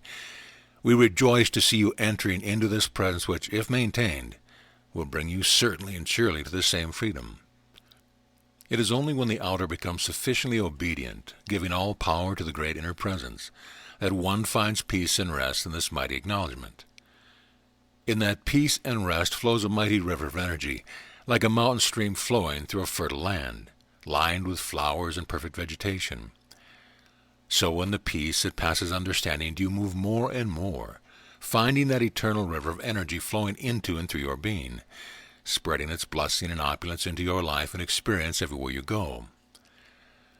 While it is true that the intelligence is the channel through which you must receive, yet as you feel with deep sincerity the truth of the I Am presence, you will find the stillness becoming greater and greater until one day thou shalt see the door of the creation open wide before thee, and thou shalt step forth with open arms into that freedom, inhaling the fragrance of the pure atmosphere of the etheric world. Within there wilt be able to mold the plastic substance into the perfection of everything upon which thy desire is held. You are making such splendid progress. Do not let any fear of persons, places, conditions, or things interrupt or disturb you, for the presence of the light stands before you, beckoning you on that you may be held in its fond embrace, receiving of its boundless riches of every description which holds in store for you. I shall now say something which may seem astonishing, but I assure you it is very true. Last night, as the question was asked, had you all been together before, I wish to say that it would not have been possible for you to have been drawn into this intensified action of the great inner law if you had not previously had harmonious association and training. While it may be difficult at first for you to comprehend it, you are receiving intensified training, which heretofore has only been given after a 3-year probation in the retreat. Some of you have stored up treasures of energy. I mean by that, energy created by your conscious activity through your I Am presence. Others have stored up treasures of light. Again, others have treasures of love. Others have gold and jewels which were placed in keeping to be used in this embodiment. Several of you are on the point of releasing indivisibility into your hands these stored-up treasures. Do not think I have gone into fancy daydreaming, but I am calling this to your attention for your benefit and blessing. I wish each one of you to go by yourself sometime during the day for at least 5 minutes and talk to your I Am presence something like this. Great masterful presence which I am, I love, I adore thee. I give back unto thee the fullness of all creative power, all love, all wisdom, and through this power which thou art, I give thee full power to make visible in my hands, and use the fulfillment of my every desire. I no longer claim any power as my own, for I now claim thee, the only and all-conquering presence in my home, my life, my world, and my experience. I acknowledge thy full supremacy and command of all things, and as my consciousness is fixed upon an achievement, your invisible presence and intelligence takes command and brings the fulfillment into my experience quickly, even with the speed of thought. I know that thou art ruler over time, place, and space. Therefore thou requirest only now to bring into the visible activity thy every perfection. I stand absolutely firm in the full acceptance of this, now and forever, and I shall not allow my mind to waver from it, for at last I know we are one. Beloved students, you may add or weave into this anything else you wish for your requirement. And I assure you, if you can live in this, and I shall endeavor to help you do so, you will experience the opening of the floodgates of God's abundance. I think here that I should explain to you the most important, the most desirable thing that anyone can do is to fix within his or her mind the one permanent necessity, and that is, to keep at it until one reaches so deeply and firmly into this mighty I Am presence that all love, light, good, and riches flow into his life and experience by inner propelling power that not of outer personalities may at any time, anywhere, ever interfere with. This is the object of true training. This is why students were brought into the retreats as they could be found ready or sufficiently progressed, because, as I have said before, it is easy enough to solve your problems as they come along. But I ask you, what good does it do to continue to solve problems unless you have something somewhere to which you can anchor that raises you above the consideration of any problem? To find your I Am presence and anchor to it is the only desirable thing to do. Until you come to this point of firm anchorage to your great I Am presence, of course it is necessary to solve your problems as they come along. But how much better it is to enter in and set free that mighty presence, energy and action which has already solved the problem before they appear to you. Is this not more acceptable than to awaken every morning and find these problems coming up, staring you in the face, as though they were something really important, which, after all, they are not? Yet I am sure you will agree with me that some of them, or at least your outer sense of them, is that they are tremendously ponderous. With your glorious obedience to the divine principle of created beings, you shall move along the pathway with your armor of invincible protection buckled on, until the intensity of the very light that you enter into will no longer require the armor. Is it not worth all the effort it takes to accomplish it, that you may even move into this glorious freedom? Then when you awaken in the morning, you will no longer find these visitors appear. As I have spoken these words, I have held you, each one, in the searchlight of my vision, even without your permission, so that when you hear these words, you will feel the inner conviction of them with a strength which will delight you. When critical or disturbing thoughts try to find entrance into your consciousness, slam the door quickly and command them to be gone forever. Do not give them a chance nor time to gain a foothold, remembering always that you have the strength and sustaining power of the mighty I Am presence to do this. Should you have difficulty in holding the door shut, talk to your I Am presence and say, "See here, I need help. See that the door to this disturbance is closed, and keep it closed forever." I want you to get fixed in your consciousness that you can talk to your I Am presence, the same as you could talk to me, believing that I had limitless power, because I tell you, it is no idle comment when I say, you can cause this mighty presence to handle every condition in your entire experience and raise you into its freedom and dominion of all things. As some of you have already reached into the activity of the universal substance, I want to call the attention of all of you to the fact that the substance of your bodies, and this sustenance, seem to be invisible about you, is immensely sensitive to your conscious thought and feeling, by which you can mold it into any form you wish. The substance of your body can, by your conscious thought and feeling, be molded into the most exquisite beauty of form. Your eyes, hair, teeth, and skin made dazzling with radiant beauty. This should be very encouraging to the ladies. I am sure will be to the gentlemen, only they do not like to admit it. Beloved brothers and sisters, when you look into the mirror, say to that which you see, "Through the intelligence and beauty which I am, I command you to take on perfect beauty of form, for I am that beauty in every cell of which you are composed. You shall respond to my command and become radiantly beautiful in every way, in thought, word, feeling, and form. I am the fire and beauty of your eyes, and I carry forth this radiant energy into everything into which I look. Thus you can cause to come into appearance to perfection, which will give you all the encouragement you want, to know that I am always the governing presence. I wish to say to you who desire your form to become more symmetrical, start your hands at the shoulder and bring them down over the body of the feet, feeling the perfection or symmetry of the form you wish. Through your hands will go the energy or quality which you desire to manifest. If you will try this with deep, earnest feeling, you will be amazed at the result. This is the greatest reducer in the world. This, I assure you, will cause the flesh, as it comes into more beautiful symmetry and perfection, to become firm and yet subtle in every way, because you are sending the energy of the I Am presence through these cells, causing them to obey your command. This may sound ridiculous, but I tell you it is one of the best, surest, and most perfect ways to bring about the perfection of the body. I tell you, anyone who will practice this will bring the body in any condition that one desires. I want the students to get the fullness of the idea that they are masters of the form, their minds, and their world, and can inject to them whatsoever they wish. The pure and perfect life of God is flowing through you every instant. Why not switch off the old design and switch on the new? Do you not see how important it is to perfect the body? What can the inner presence do with a body that is sick or out of harmony all the time? When this is the case, the attention becomes so fixed upon the body that the I Am presence cannot get the attention but a little part of the time. It is so easy, if you will but do it. With this treatment of the flesh with the energy of the I Am presence, it becomes firm and perfect.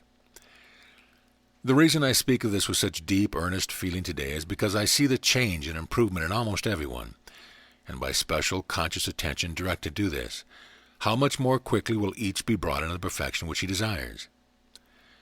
When an individual has an abnormal abdomen, and anything that is more than straight is abnormal, he should raise his left hand into position, palm up, move the right hand in a rotary motion over the abdomen, moving from left to right. Each time the hand passes over it, feel deeply the absorbing activity. The quick charge of energy through the hand goes into the cells, contracting and reducing them into a normal condition. I assure you this instruction is no idle fantasy, but is a tremendous import, and it will accomplish the purpose for which it is used, absolutely without question, if applied with earnest feeling. The consciousness, of course, should be the energy flowing through the right hand, is the all-powerful, absorbing presence, consuming the unnecessary cells and bringing the body into a perfect, normal condition. This will not only adjust the abnormal size of the abdomen, but will penetrate through the form, charging the intestinal activity with a cleansing, purifying process, which will be of inestimable benefit. Those who have found the activity of these organs lazy will find them quickened into normal action. I assure you that the ladies will not need to use rolling pins or roller on the floor. Also, I assure you the ladies are not the only ones who use the rolling pins. The unfortunate, almost appalling condition is that individuals, having within this mighty God presence, will give every imaginable power to outside things to produce results within and upon themselves, when whatever remedial agent they use, whether exercise, drugs, or anything else, has little effect, if any, except the quality and the power they consciously give these agents. This treatment acts upon the cells where they are, be they bones or flesh. How prone the outer mind is to question the ability of this inner self to handle any part of the body. If it will handle one kind of a cell, it will handle all. Make the outer accept the full power of the inner presence, and thus let it expand into use in all things. The outer mind, through long habit, has given enormous power to drugs and remedial agents of every kind. But do you not see that the only thing that does is the power and authority you give it to have an effect upon your body? I do not mean for a single instance that individuals who do not become aware of that I am presence should cease all remedial agents. But if they will fix in their minds firmly that no outer thing has any power in their experience except what they give it, they will begin to rise out of the limitations into which they have placed themselves. Here let me say that 90% of the power given to outer things is unconsciously given, and even most students are not aware of it. Now turn about and give this great God presence within you all the power to do the things you require and wish to do, and will accomplish them with a speed and certainty far beyond what any outside remedial agent could do. Some will grasp this idea with tremendous tenacity, while others will require more effort, but it is surely worthwhile making any effort to accomplish it. Remember, the I Am Presence knows all things for all eternity, in all ways, past, present, and future, without limit. If the student would think of this great presence, contemplate it, and know that it is all love, wisdom, and power, then when he fixes his attention on something to be accomplished, he knows this presence is the open door, the all-powerful accomplishment, and it cannot fail. Call on the law of forgiveness and direct the energy of the Master Self to correct and adjust the wrong, and in that way obtain freedom from its reaction.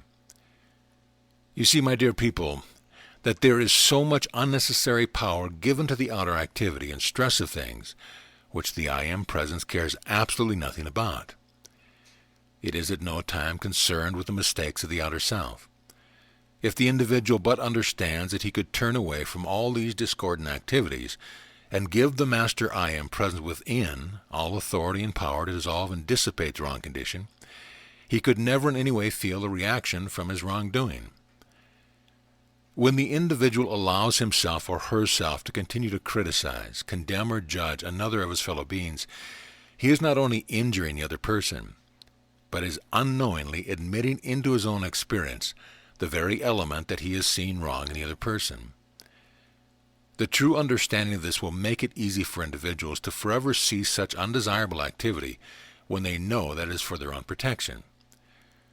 Let us put it in another way. Whatever the conscious attention is fixed firmly upon, that quality is impelled into the experience of the individual. Whatever an individual sees with deep feeling within another individual, he forces into his own experience. This is the indisputable proof of why the only desirable feeling to be sent out from any individual is the presence of divine love, and I mean by that pure, unselfish love. Students sometimes wonder why they have so many conditions in their experience to handle as they become more and more sensitive. It is because they see an appearance which they have been taught to know is not real, and by allowing their attention to become fixed upon it, they not only invite, but force it into their own whirls, and then have a battle in order to clean house. This can be avoided by instantly taking the attention off the appearance and knowing, I am, I know I am free from this thing forever, no matter what it is. This all comes, of course, from a lack of self-control in the individual, or an unwillingness to use the self-control to govern the outer. There are these two distinct conditions with students. One is willing enough to make the effort, but unknowing allows his attention to become fixed on the undesirable things. The other one, through a quality of stubbornness, is unwilling to make the necessary effort to conquer it. No teacher should at any time hold the thought of criticism about any student, for if he does, he will invite the same criticism upon himself. If students get the right idea about this, they will stop it for their own protection. If one keeps silently seeing a discrepancy in another, it is even worse than the spoken word, for it allows the force to accumulate. When discrepancies are forced upon your attention, simply say to your I am presence, there is the I am presence within that person, and with that human I am not concerned. It matters not whether it is a person or inanimate object. The moment you see an imperfection, you are forcing that quality into your own experience. This is so important it cannot be stressed enough.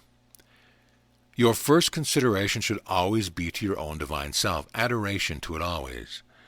This gives you the opportunity and strength to rise to the heights where you can give help to thousands, where now it can only be a few. No amount of service can be of any permanent benefit unless the individual first accepts and gives adoration to his own divine self, the mighty I am presence. Those who want to serve the light and really do good should understand this clearly.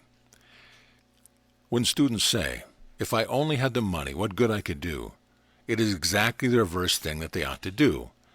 If one will enter into the I am presence, he will have all the money he wants, and it cannot be kept away from him. Take the stand with everyone. There is only the I am presence acting there in this person. It is much better not to touch upon a thing than to give an insufficient explanation. All outer experience is but a discipline. For those who are coming into this work, the present training is really a finishing school or experience, and is why some of them feel it is a little strenuous. All the ascended host feel with great joy the love and gratitude poured out to them. Of course, they respond almost without limit. I am is all there is, everywhere present, visible and invisible. The consciousness most needed for each individual will come from time to time as the students continue in the use of this. Do not let yourself strain after things. Just take the calm, certain attitude of the ascension. Calmly, quickly, lovingly accept it, and just be. This avoids tension. Nothing is more powerful than this. Benediction. Thou mighty, all-pervading, infinite presence I am. We give forth our gratitude to Thee that we have found Thee, that we acknowledge Thee, the all-powerful Creator, making Thyself fully visible in our every need, in our full illumination, in our full mastery and dominion over all other things. We thank Thee that Thou art the all-pervading presence, and that Thou doest with Thy strength and wisdom impel Thy perfection everywhere. Discourse 21, December 12, 1932. Saint Germain. Invocation. Thou infinite presence, expressing Thy perfection everywhere, we welcome and praise Thy perfect manifestation in our homes, lives, and worlds, that Thy radiant light may forever consume everything unlike itself, that Thy wisdom may always direct, Thy love always enfold, Thy light always illumine Thy perfect pathway, and that Thou dost hold us firmly in Thy glorious radiance now and forever. I bring you greeting from the great host, with their joy and love for this cooperation, and for that which can be blessed, illumined, and awakened. The Discourse. Oh, that students or any individuals who know of the I Am presence could but realize that there is no greater consciousness, and no greater activity the conscious volition can set into action than the recognition and acceptance of the I Am presence. No matter what the angles of truth are from the thousands of avenues by which mankind reaches out to gain greater and wider understanding, everyone leads to this which you now have the gracious privilege of knowing and understanding and using. Any kind of knowledge or power is absolutely worthless unless used. Those who will apply and enter into the use of the I Am presence with deep feeling will see and feel within their own being, as they again come into contact with other channels of understanding, how transcendent the knowledge of the I Am presence is in comparison with all other ideas of truth. I am holding fast to this idea for the students' sake, so they grasp fully the mighty truth, that when they say, I am, whatever I wish to be or manifest, they are actually setting into visible physical activity the mightiest presence and power of God, which I am. This differs from any other statements that was put into the group of words. There is no other statement or group of words in existence that actually sets such power into motion to accomplish any given purpose to which the conscious attention is directed, as does this mighty expression. This is why Jesus the Christ coupled it with most important statements that he made.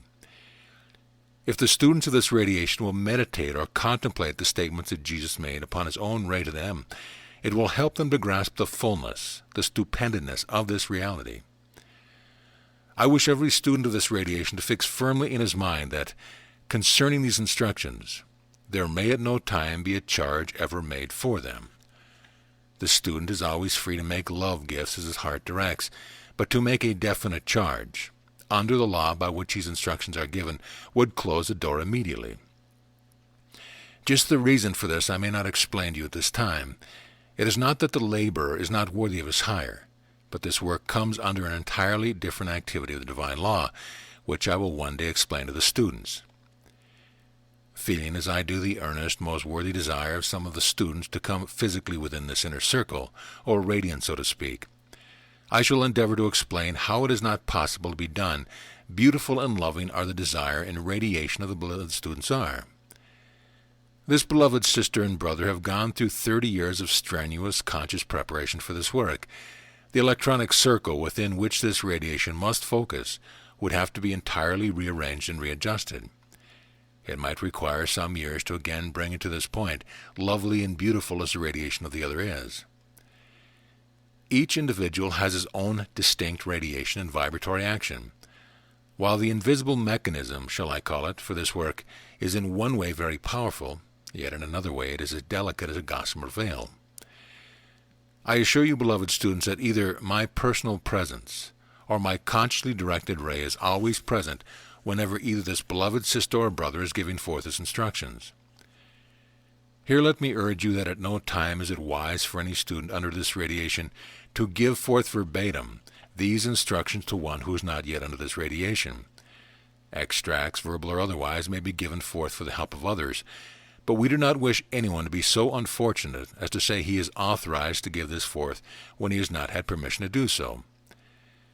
This channel must always be kept clean, pure, and unselfish, and these instructions may not be commercialized at any time.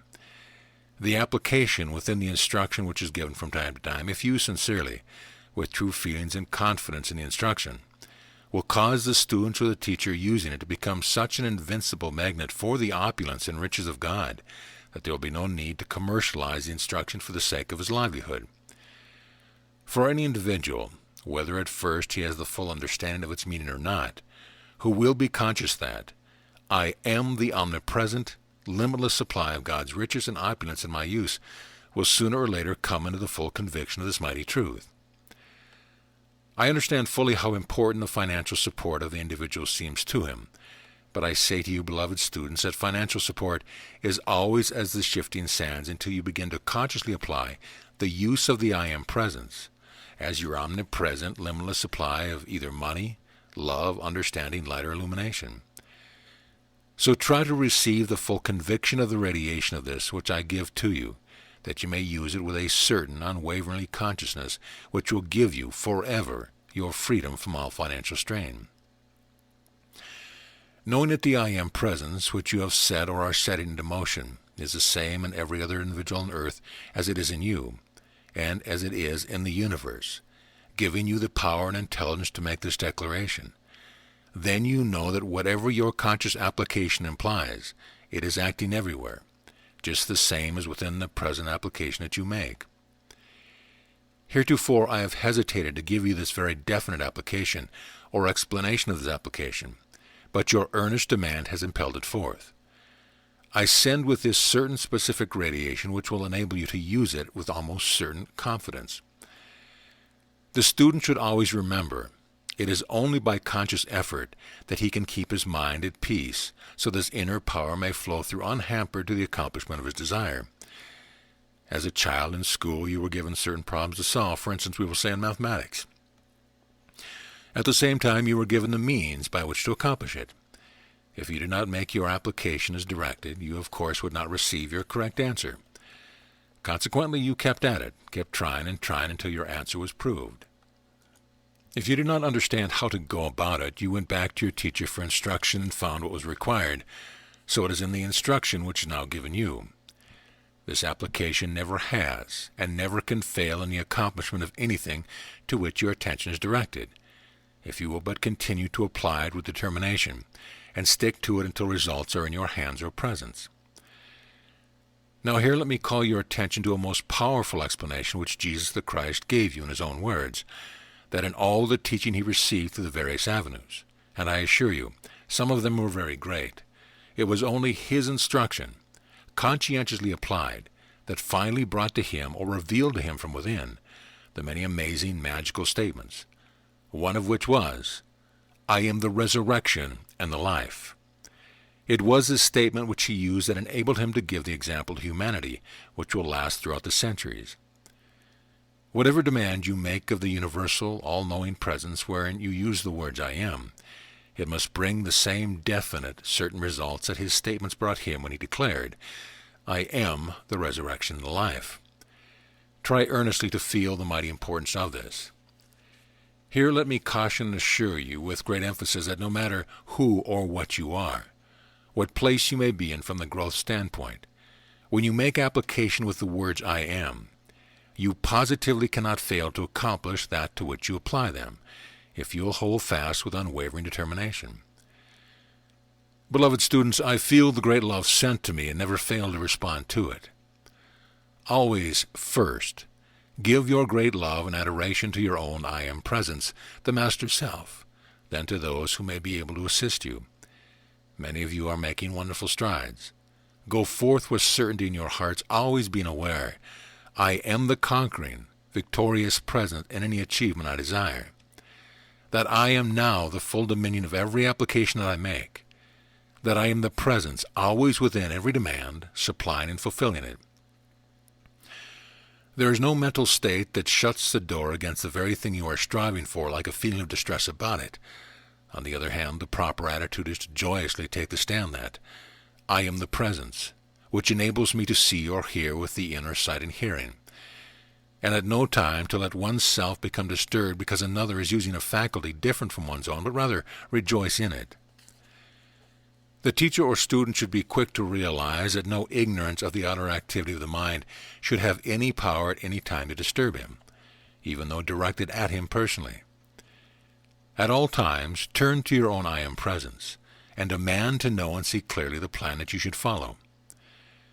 The Master's pictures and the instruction should be considered a sacred thing to the student. Adhere always to the time-sworn statement. To know, to dare, to do, and to be silent. Because when students begin to discuss these things with unsympathetic individuals, they scatter the force instead of holding it within for their own illumination. I say this with all the vehemence of my being. Let the student forever remember that it is impossible to have a selfish desire or intent when reaching to the Master I Am presence for love, wisdom, power, and illumination.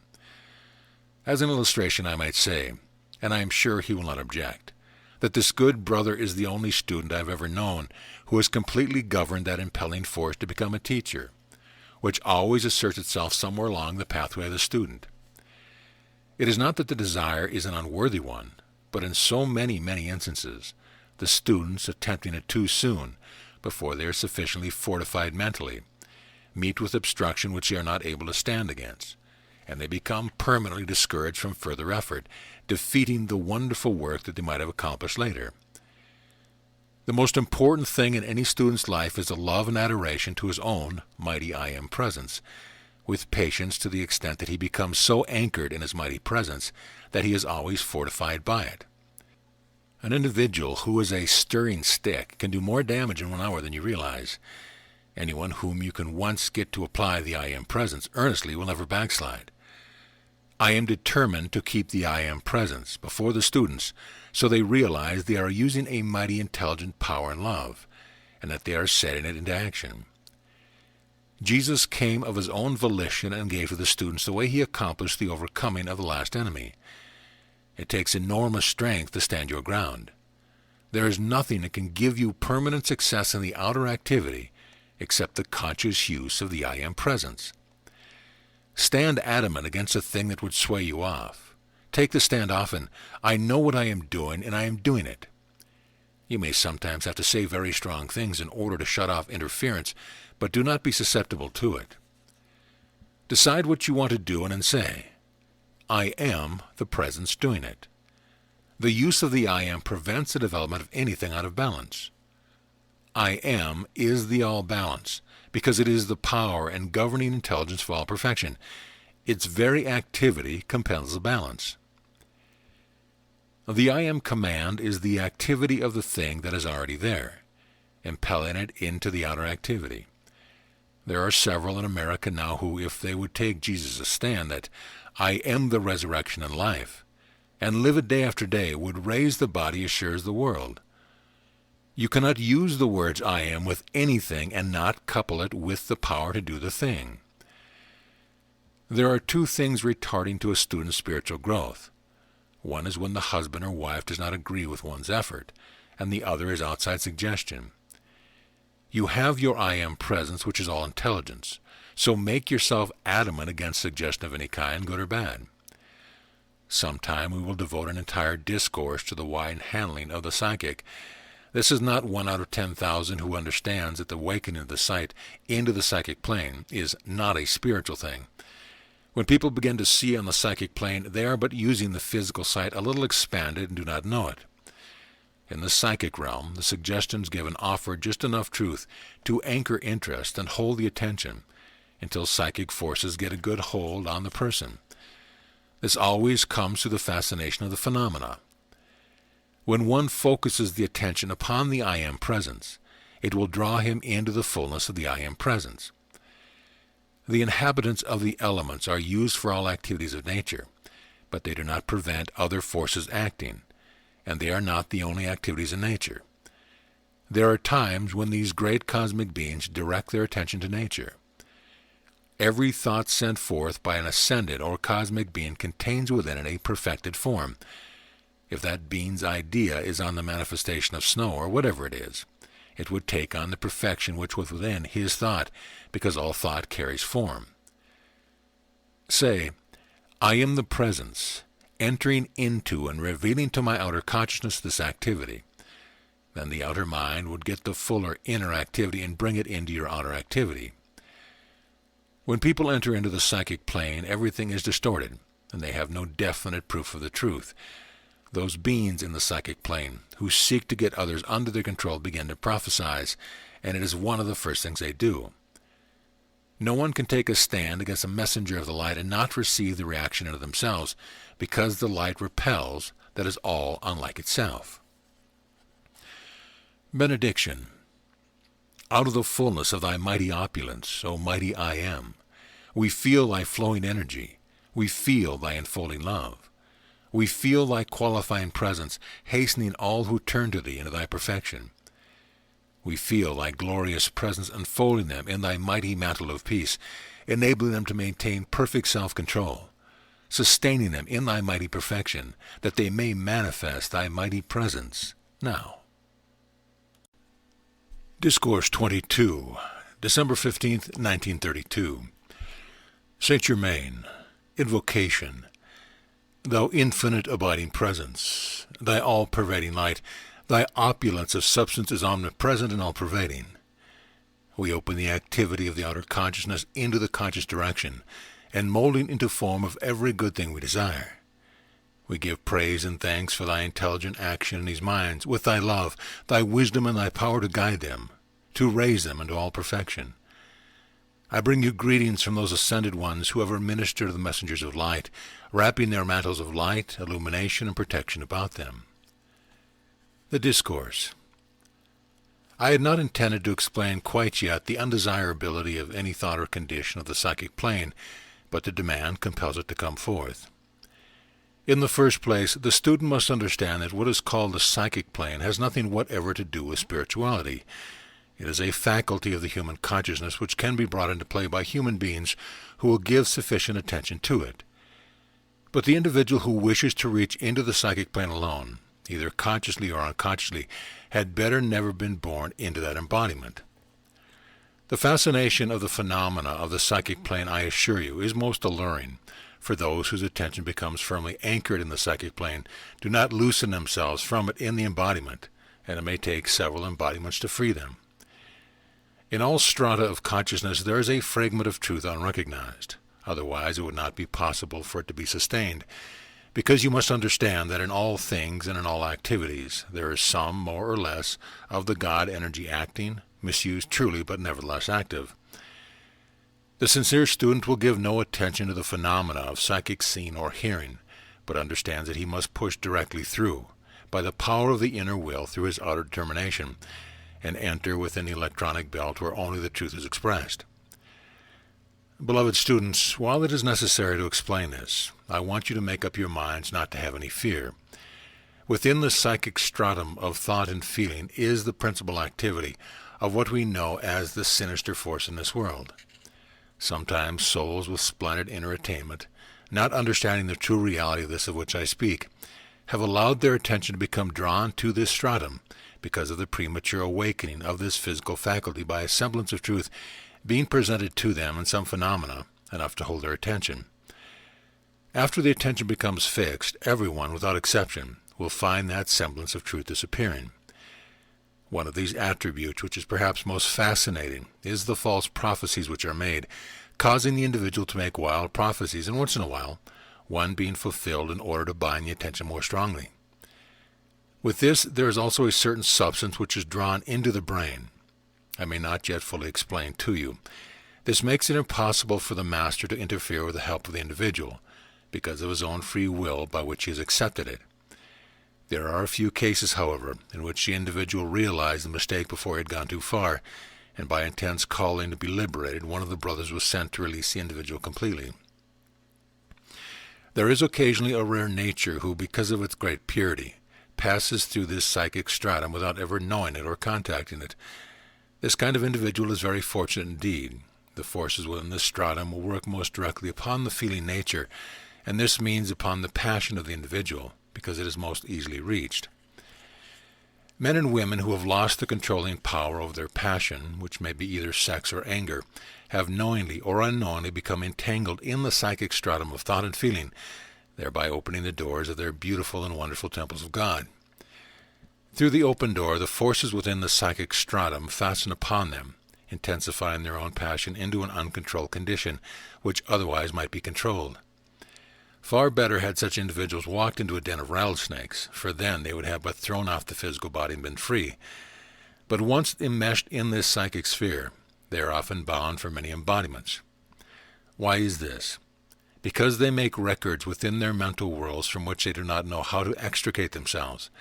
Consequently, these souls are reborn again with those same tendencies, until after the second or third embodiment they become the depraved creatures you see about you wherever you go. Sometimes the influence is cunning enough to hide this from the outer world for a long time, thus carrying on its nefarious work, as it thinks in secret. Here comes the most heart-rending part of this explanation. I mean to say, it seems so from the outer sense. On the higher planes of activity, there are great and beneficial souls who volunteer to go into the stratum to help, through their radiation, to break its hold upon humanity. These volunteers are both masculine and feminine. More often, however, they are feminine. This explains why beautiful souls in a feminine embodiment become united in outer marriage with the masculine soul who has become enmeshed in this psychic condition. Often the individuals thus enmeshed become most cunningly sensitive, and with remarkable accuracy sense conditions, thus many times causing others with whom they come into contact to temporarily think it is real. If individuals coming into the point of being united in marriage, man-made, would call out to the God within, the mighty I Am Presence, that if this marriage is taking place through the desire of passion, then let it never be done. Great grief and torture would thus be avoided. Now we come to the real part. The individuals who, through their own efforts, or through instruction being presented to them, get the true understanding of what the mighty I Am Presence means, that it is the true and mighty Self, and hold earnestly to it. Never again can they be drawn into these discordant things, unless from their own volunteering from the higher plane of activity, where they know exactly what they are doing. War periods more readily than any other open individuals to this psychic plane. Consequently, it has always been observed that after war period, there is always a great unleashing of the uncontrolled passion than any other time. Knowing this should in no wise cause anyone to fear this psychic stratum. If students find themselves conscious of passing through it, they should instantly take the consciousness, I am, the controlling Master Presence, always victorious, and they will instantly find strength to face whatever appears and go fearlessly and serene through. Jesus suggested this explanation be given while the students were under the triple radiation. This triple radiation means that in his radiation, he always carries with it the triple activity of the Father, Son, and Holy Spirit, or the I Am Presence. All who apply the I Am Presence are receiving the triple activity as long as they maintain it, and the triple activity is always self-sustained. Astrology.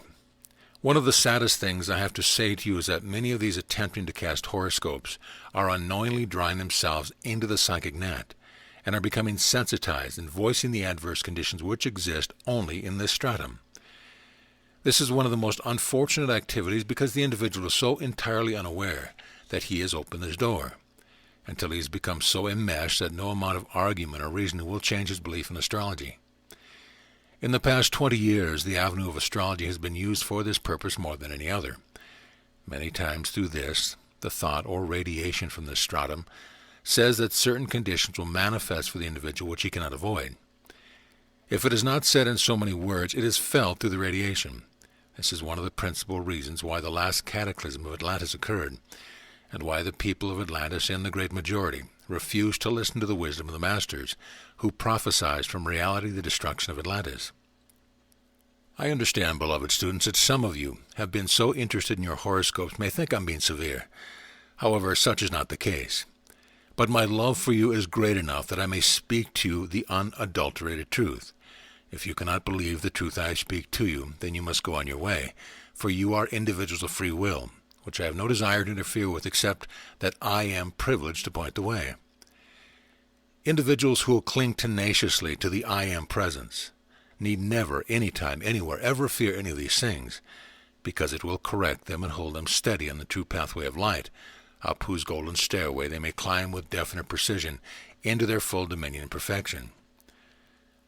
I assure you, beloved ones, that my heart goes out with all strength to the individuals whose attention is held on astrology, for they are so unaware of the pathway strewn with thorns which they have entered upon that will pierce their feet, causing them to cry out in agony, and only when that agony becomes great enough will they call out with all their being and say, O God, show me the true way.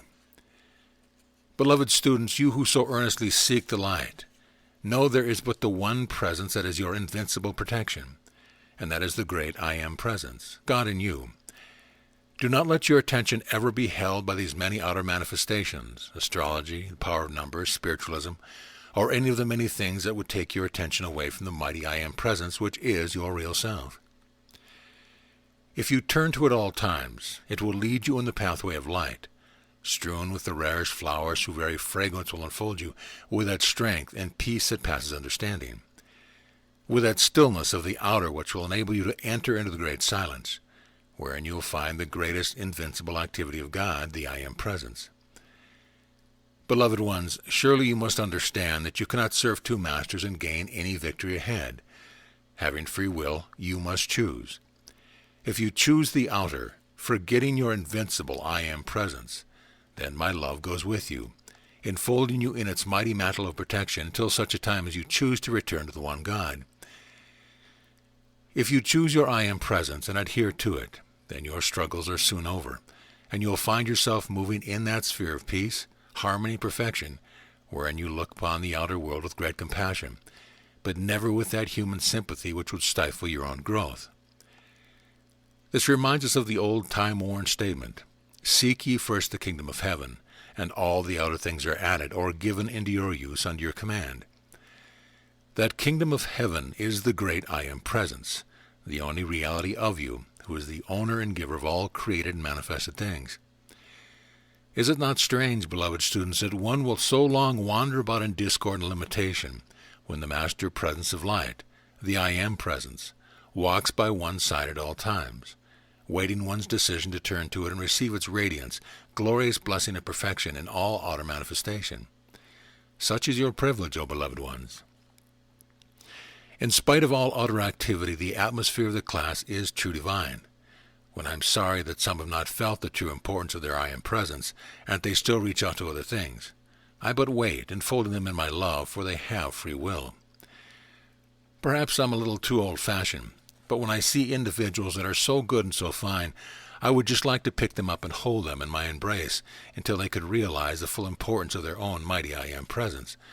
But this I may not do, for I so well know that all have any desire left to reach to the without must do so until that desire is no longer apparent. The students must understand that they cannot divide their outer attention between the I Am presence and outer things, for it is a house divided against itself and must sooner or later fall. All greatness is dependent on the I Am presence, and it is the governor of the form, or should be. It is all strength, courage, and power. Those blessed children, if they could only realize fully what a privilege stands at their door, and how in a comparatively short time they could gain freedom from all limitation. This dictation, the situation is this. When students ask if they might listen to these dictations themselves, they are entitled to the explanation of what is necessary for the work of this kind, for it is most unusual, we know. The fact that the one God is always perfect, always was, is now, and always will be, and the I Am is that presence. But if you have not been aware of this, the body and brain of the student must go through a period of adjustment. That adjustment of the outer self takes weeks, months, or years to accomplish according to the requirement of the student.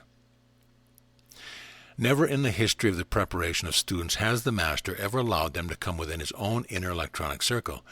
The students come, or are taught of the application, but they never come into the inner electronic circle of the Master himself. The electronic circle prepared here for this work has required 30 years of preparation, and no matter how beautiful the radiation and love of an individual are, we do not have the time to prepare and adjust the atomic structure of the brain and body of the students at this period of world crisis. But with their sincere determination and use of the I Am presence, they will be prepared for the presence of the ascended host. The atomic structure is a mechanical instrument, and the innumerable parts must work in harmony and perfect cooperation with each other. The students do not understand that when a certain definite, specific work is to be done, there must be definite preparation for it. For illustration, take one by whose nature is endowed with an unusual quality for giving forth lectures in public. If he is to have the assistance of the ascended host, there must be special preparation for it. The individual would be so prepared that from 20 minutes to half hour before the lectures, that one would be enclosed in a tube of light into which nothing entered except the radiation of the inspiring Master. Benediction. Out of the fullness of our hearts, O mighty presence, we give praise and thanks for thy love, wisdom, and power. We give praise and thanks for the mighty rays that have gone out to each student today. We give thanks for the intensity of this focus that quickens the assurance within the students of the truth of their mighty presence of the I Am, which is the true self. Strengthen them, each one, with that firm determination to hold to that one presence which is all freedom, all perfection, eternal youth, and beauty. Notes. Question. Is the god Miru large of stature? Answer. The god Miru is about 7 feet, and of the most wonderful proportion. The god Himalaya is about 7 feet 2 inches. The god Tabor is 8 feet. He comes from a very, very ancient race of people. Discourse 23, December 19th, 1932. Christmas Preparation. Saint Germain. Invocation. Thou mighty infinite intelligence, thou who dost have power over all things, we welcome thy all-pervading presence, thou all-pervading life, the animating principle of every human being. We give thanks that I am the great and mighty presence, that I am anchored in the heart of every one of God's children, fulfilling the perfect plan in spite of all resistance of the outer activity of the mind. We give praise and thanks that the conscious direction of thy mighty energy is sufficient by those of understanding to bless and to prevail with thy wondrous light and intelligence everywhere. I bring you greetings from the great host, and personally from Jesus, who will again speak to you over his ray today. The Discourse by beloved Jesus. In the fullness of my love, I come to you again today over the great light and sound ray, this time to direct consciously the healing ray to every one of the students. This ray I will sustain for 2 weeks every day, that they may have the radiance of the healing power. In my ministry to mankind among the hills of Judea, I stirred the latent memory within the inner record of mankind, and its work is still going on today. I wish the students to understand that, preceding all conscious healing upon my part, within my own mind, I always conscious that I am the only healing presence, and as the unlimited I am presence, I had the right, the power, and the ability, through that presence, to command all outer activity of the mind to be silent and obey its command. Thus, when I spoke to individuals, I spoke with that authority, the I am presence, which I recognize as the only intelligence and power acting, or that could act. I was conscious of the outer activity of the minds of those of humanity about me, but as I said to you before, it was only when I began using I am the resurrection and life that the fullness of my mission and how it was to be fulfilled was entirely revealed. This is the particular point I wish to stress with the students today, that within each of them is the same mighty I am presence, which I used to accomplish the perfection of that mighty presence. This seemed to humanity at that time the performance of miracles. However, I assure you, it was but consciously setting into action and use cosmic laws that are ever about you, to be set into activity through conscious direction. The mistake that students make, and which delays their achievement, is in feeling that they are acting a falsehood in declaring the perfection that they do not yet see manifest in their appearance or activity. I tell you sincerely from my own experience that we must acknowledge the one presence, intelligence, and power, then claim it as our own in every thought and activity. It is the only way this mighty perfection can be brought into the outer appearance and fullness of your use, because that perfection has not yet appeared, seemingly, should not deter you from applying and claiming perfection as your own. For anyone with average intelligence has but to stop and think that the energy, the life principle which he is using, is God, the mighty I am presence. Therefore, its presence, power, and energy is always self-sustaining. In the claiming of this mighty presence and activity, you consciously set it into action in your life, home, world, and affairs. Today is in the time of my attainment.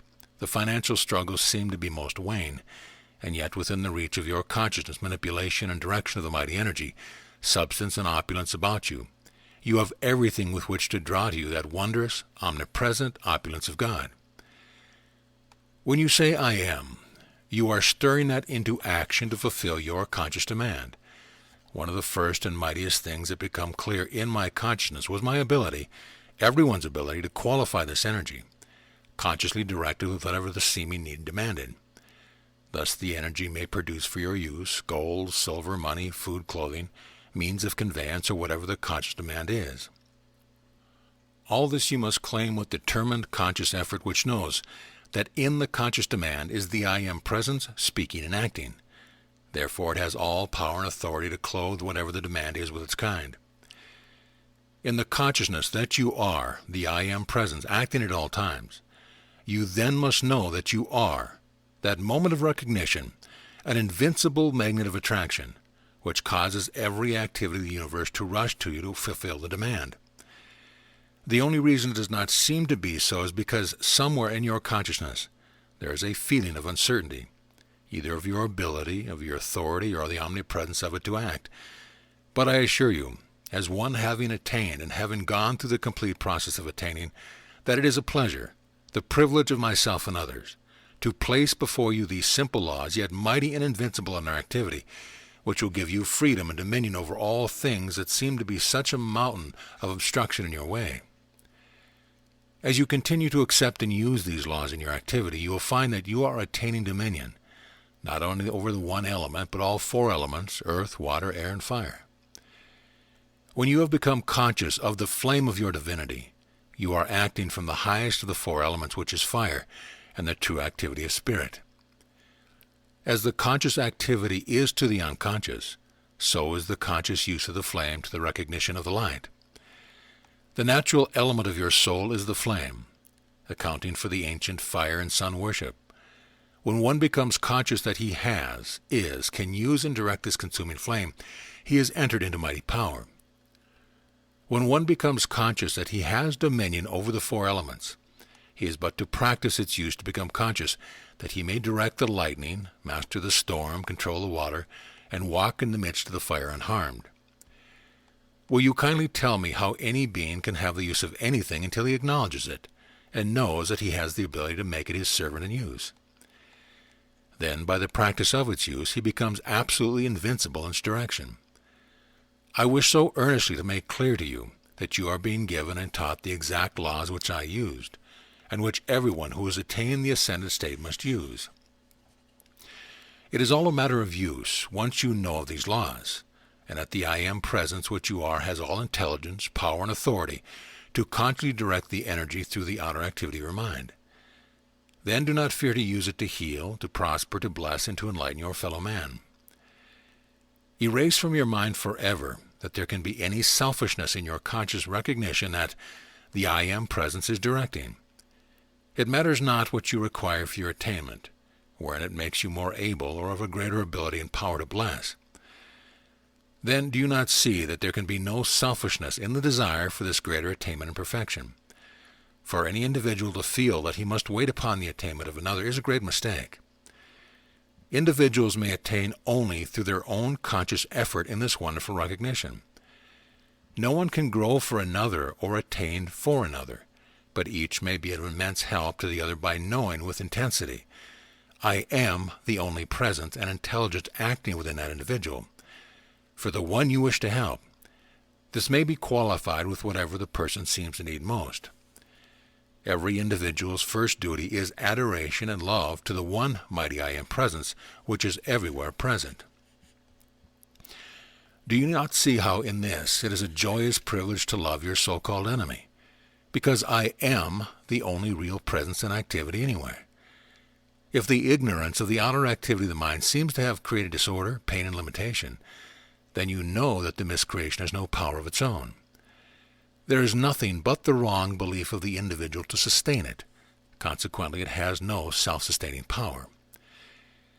If you have been unfortunate enough to create inharmony, disorder, limitation, then can you not see that you alone, through the power of your I Am presence, the consuming flame, must consciously call on the law of forgiveness, consumed through that flame of life which you are, everything in the world which you have wrongly created? This should easily make it clear to you how you set about to cleanse the world of its disorder and its mistaken creation. Then you stand forth, clothed with the sun, the light of eternal life, youth, beauty, and opulence, holding within your hand for instant use the scepter of power of the I Am presence which you are. It is important to know that this one mighty energy does all things according to the quality you give it, or the wish you want fulfilled. One thing students should be intensely conscious of, and that is the I Am, the eternal, harmonizing present and activity everywhere I move, and of everything to which my thought is directed. This constantly used with a feeling of its invincible power will keep the atmosphere of your world purified, harmonized, and held in readiness for any conscious direction to go forth with great speed to its accomplishment. When you wish to speak with authority, silently or to another individual, speak his given name, and you will find the help, the energy sent, much more easily received. It is like calling the attention of a person to whom you wish to speak. Naturally, your first impulse is, if you are going to speak to one of the family, you first say Don, Mary, or Dick to get his attention, and then you proceed to give your message. So it is when directing the energy silently. Within the inner world, in this recognition and use of the I Am Presence, knowing that I am everywhere present, you see how you may speak to one across the earth through the I Am Presence as readily as though that one stood in the room in your physical presence. I warn you, if you attempt to use this knowledge to harm another, then remember that through your own soul and body will pass the bolt or your intent to another. Try always to remember that you are not human beings so-called, but you are gods and goddesses in embryo, which through the conscious effort you can bring into full dominion. I say to you, beloved students of light, arise, awaken to the fullness of your God dominion. Fearlessly use the conscious knowledge and direction of this mighty I Am energy for your freedom, prosperity, blessing, and enlightenment. Each of you is a glittering, dazzling jewel of light projected into a world of chaos and darkness, that the radiance of your light may expand, expand, and again expand, that all darkness of the earth be consumed in this mighty radiance of the I Am Presence which you are. Do not hesitate, beloved children. Grasp this scepter of your power and dominion. Use it to heal, to bless, to prosper, to enlighten. You will find all earthly things bowing before you and rushing to fulfill your slightest demand. Such, beloved ones, beloved brothers and sisters, the one mighty presence which I am, is the conscious ability I convey to you this day, with its self-sustaining strength, courage, power, and enlightenment to go forth, attaining your freedom now with these personal rays which I project to each you for these 2 weeks. I assure you these rays are no idle fancy, but a tangible current of energy containing in all things and blessing you according to your acceptance. I clothe you in this mantle of light within its all power. I hold you close in my mighty embrace, and I am with you every hour. Saint Germain, again have you been blessed by that electrifying presence. I need not add to it unless there are questions. When you realize that I Am is the only presence, power and ability to think in your brain cells, and you are accepting only the activity of the I Am Presence, then you make it the all-power of fulfilling every outer desire. Therefore, if you desire something needful in the outer activity, it is the I Am Presence producing through your conscious demand, which has nothing to do with so-called human desire. Say often, I am, always loving obedience unto the light. Everything will become more alert, more quickened, and more powerful protected as you use the I Am Presence more and more. The great central sun magnet. The more one is conscious of this great magnet working, the more powerful it acts in his own sphere. An awakened individual never uses a destructive force. When the master of Serene projected the force and the army was killed, he simply projected it for the protection of his people, and the destructive qualities which the others brought with him to slay and kill qualified the force sent out by the master. And it destroyed those who sent their destructive qualities out. You can see how easily it would do that when they come to destroy. Every individual, if he has understanding, has a right to protect himself. The student should always be taught never to judge the action of a greater intelligence than themselves. When phenomena is produced by an ascended master, the activity so transcends the intelligence witnessing it that it is most difficult for them to be sustained in the acceptance of the actual truth of it. It is utterly impossible to satisfy the outer activity of the mind. Projected vision. The etheric record is reclothed in substance. You cannot reclothe a record of scenes except in their own environment. The individual's record goes with him wherever he goes and can be reclothed anywhere he is. Benediction. Thou mighty, infinite presence, thou wondrous brother of light, wisdom, love, and power, we give thanks for thy radiant presence, glorifying all who look to thee, and in that glorious presence we send to all mankind thy enfolding light, lifting them into thy presence always. Discourse 24, December 22nd, 1932. Saint Germain. Invocation. Thou infinite, all-loving presence, we feel thy peace, thy love, and thy wisdom pervading all everywhere. Knowing there is but the one mighty presence of which we are a part, we know thou art omnipresent, pouring themselves forth, filling every need on demand, lifting the conscience of mankind unto thee, and holding it anchored there until the light of eternal life fills all beings with its radiance, carrying them forward with that inner impulse to eternal, permanent recognition of the great I Am. I bring you greetings from the great ascended host, and especially from Nada, Cha-Ara, Chan, and Diana, goddess of fire. The Discourse. As the consciousness of the student is raised into the activity of the higher or fire element, everything in their being begins to act with an intensity that many times they do not understand.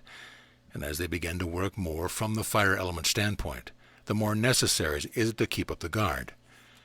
The training which we are endeavoring to give forth to bless, protect, and enlighten the students is to train oneself to be on guard at all times, and while all should understand with every effort, use the I Am Presence to maintain self-control. Yet if something happens unexpectedly, to stand serene in spite of it.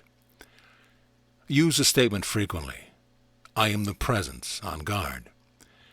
If something unexpected happens, just say, we will dismiss this, and go on in that joyous happiness. Try not to have any feeling, but to know, I am the mighty presence governing everyone's activity. Whenever there is a center of light of the intensity of this focus, there is always a disturbing element that would seek to enter through someone. If you are working about the house, keep using, I am proof against any sudden disturbance. This sets up a certain armor that will keep the atmosphere harmonized. Use often, I am the presence with nothing you can disturb. Always hold yourself in a joyous, calm attitude, regardless of anything that takes place. For one you wish to help, say, here, pal, through the I Am Presence, we give you the strength to control that. The very marvelous manner and radiation of your 2 classes this week was the most remarkable thing I've ever seen in classes of students. The great love and harmony within the hearts of these students, maintained a sufficient length of time, makes almost anything possible. It is a rare thing. Here are 3 classes in which the same love and harmony is maintained. Do you feel the great wave of peace and joy that will come like a breath of the spring morning? I will explain so you may see how far-reaching it is, that wonderful loving care. The great Master whom Jesus contacted and who enabled him to gain the victory is the same one who was my teacher, and it was his radiation which came just now. He wishes me to tell you that, as you pass along the pathway of light, you'll find the easiest way to overcome disturbance is to turn away from a thing and forget it. You may have this Master's name later. To wrong activities say, that is not correct, and then quickly pass it off. This avoids a disturbance which builds. As we reach into the light, we are one great family. Knowing that there's but the one great family I Am Presence everywhere, you, being the individualization of that, there can only be the one great family, children of the one God. In the very first place, let this be understood. If a worthy individual is critical, say with very definite certainty, there is no one who wishes to intrude this upon your free will. We do not mind sincere questioning, but we do not tolerate criticism nor argument. The messenger must refuse acceptance to the discordant things by pouring out the love element so the discord may be consumed. The messenger must be fortified, or else the work is left half undone. No class or work of the messenger can be sustained if the messenger allows argument or discordant feeling to generate. It is very difficult for the average individual to understand that the quickest way to stop any kind of disturbance is to stop discussing it. The thing in your own aura is the only thing that needs attention. The thing recorded in your atmosphere can only come through your feeling. The spoken word, unless there is a sense of condemnation or anger back of it, will not record in harmony on your inner atmosphere. Of the 2 undesirable conditions, it is far better that one explode and get a thing off his mind and to hold the feeling within on resentment or of being hurt, for that is what registers on your inner atmosphere. From my standpoint, I see what is registered in your feeling and therefore on the inner atmosphere. You know how a carbuncle forms. Well, let me tell you that in your mental world, exactly the same thing takes place as the physical carbuncle expresses on the physical body. It is most important to do something to keep yourself from harboring a feeling against persons, places, things, or conditions, for these build and record on the inner atmosphere. If the desire comes, I wish so-and-so would do this or that, check it immediately and say, there is only God in action here. When a feeling is registered in your atmosphere, it is anchored there until you dissolve or consume it. It is always the feeling that makes the inner record. There is no use consuming a thing if you do not break the habit of generating the cause. One can easily conquer this by saying, I am in command here. Do not let your feelings run rampant. Many times individuals are brought together for the sole purpose of compelling them to correct these subtle activities which most people pay no attention to whatsoever. This is a matter of stilling the outer in order the truth may be received. This is so vital in the individual self-correction. As you rise in consciousness, the energy is waiting like an avalanche for expression. And if the energy is not controlled, it will rush in and cause you to do things that you would not have done for the world. Whatever energy is given, it is your use to be sent out harmoniously. That is the natural law of your being. If one does not understand that he is to govern the energy flowing through him, and he contacts a discordant element, the energy flowing through becomes qualified by that discord, and he should immediately either check it or requalify it with love. In my experience, if I met a discordant element, I simply said, Here, I shut my door. You stay out. The universal energy flowing through you is naturally harmonious. Shut your door and then figure out who's the matter. People resist persons, places, conditions, and things because they have not mastered themselves. The students must maintain this self-governed harmony within themselves long enough to let the momentum be created, which becomes the permanent guard. If one will maintain harmony within himself, I tell you, he will draw all good things into him. The unfailing prompter is that the moment one expresses some kind of discord, he is to realize that he is the one to blame. There needs to be no written thing to warn you. The moment there is something discordant, it is the prompter warning you to get busy on yourself. Each individual is his own guard and prompter at all times. There is only one power in the world that can correct anything, and that is the I Am presence in each one. If you refuse to recognize that you are the creator of your own disturbances, how can you ever correct it or be free from it? There is no person, place, condition, or thing that warrants you ever being disturbed, with the ever-present I Am presence, beating your hearts each moment whoever is all-powerful. If one will correct himself on these discordant feelings, he will let the great I Am presence flood his world with all perfection. If the individual will not correct himself, how can he ever gain the eternal victory? The I Am presence is the all-power of the universe to make this correction. Let the I Am presence flow until it washes everything clean. When your attention is fixed firmly upon the I Am presence, which you are, it is as though your body were a fine sponge through which this pure energy is pouring, cleansing it of all imperfection. If you will stop the discord, the stream of the I Am presence automatically cleanses away all impurities. You thus have an unlimited power in your hands to intensify your right command. Even from a scientific standpoint, knowing that the cells of the body are renewed in less than a year, if the discord could be shut off for 1 year, the mind and form would express eternal youth and perfection. Either from a sense of false pride or something, humanity will not face the truth that the cause is within themselves. The habit of always blaming the other fellow for what has happened to you is the thing that binds you to the truth and prevents self-correction. A wonderful illustration of this is in the beautiful child form. Until the child is old enough to begin to register the discord about it, its body is beautiful and expresses perfection. This perfection of form would always be maintained if there did not enter into the consciousness of the child the discord of the outer world.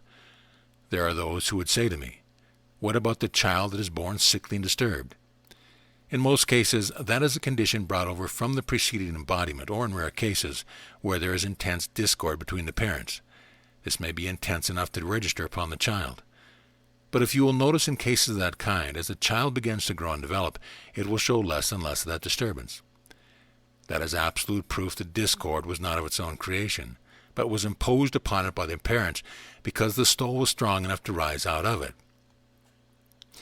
In this particular point, one should understand the amazing conditions of suggestion by which individuals are constantly surrounded. For instance, let us take the environment and association of individuals who have been in the habit of going together. In that friendly association, each one is susceptible to the suggestion from the other. If it be discordant, then the association will be broken up sooner or later by one grand row. However, 75% of the individuals moving about in the outer world are not aware that they are taking on suggestion, either from association, environment, or conditions outpictured before them. The correct attitude of the student who becomes aware of this, as I am presence is immediately to take a firm stand that I am invincibly protected against any imperfect suggestion. Thus one can build about himself an atmosphere which will immediately repel any suggestions that seek to intrude wherein there is a destructive element. I think it is necessary to call your attention to your old copybooks which said, if at first you don't succeed, try again. There is no way to gain victory and dominion over limitation except to keep at it until you accomplish it. If you question your accomplishment, you are postponing your victory that much longer. Those students who really begin to understand that in the recognition and use of their I am presence, they have the universal power at their command, then they know it is impossible to fail in their application, because the more they use it, the more of its sustaining power they have. Every time you feel a Christ manifestation, say, I praise thee and accept the light of thy presence, the full I am activity. Take this attitude always, and then you shut the door to any undesirable creation from those who have passed on. Always remember that you are the master of what shall come into your thought world, and unless you realize that you are the master, you are susceptible to all kinds of thoughts and feelings. For others, know, I am the presence taking blank into blank accomplishment. If you give attention to a condition of disturbance, you are giving power to something else but your own I am presence. Benediction. Thou mighty, infinite I am presence, we rejoice in thy ceaseless outpouring, thy enfolding presence, protecting and governing the life of these beloved students. Help them to enter into the fullness of thy presence with no uncertainty, that they may bless mankind wherever they may be or go. Intensify thy wondrous light within the outer activity, that each one may become a great channel to heal, to bless, to prosper, and to enlighten. Discourse 25, December 25th, 1932, Christmas Day. Saint Germain, Invocation. Infinite I am presence, from thy ancient sanctuary, we find thee pouring forth thyself into manifestation with conscious intelligent expression, that thy perfection be manifest in all phases of life, and that all of earth which has been wrongly qualified by mankind be raised into that ascended state, thy eternal perfection. I bring you greetings, and especially from the retreat in Arabia, that great center of training for the use of the mighty rays. I have two surprises for you today.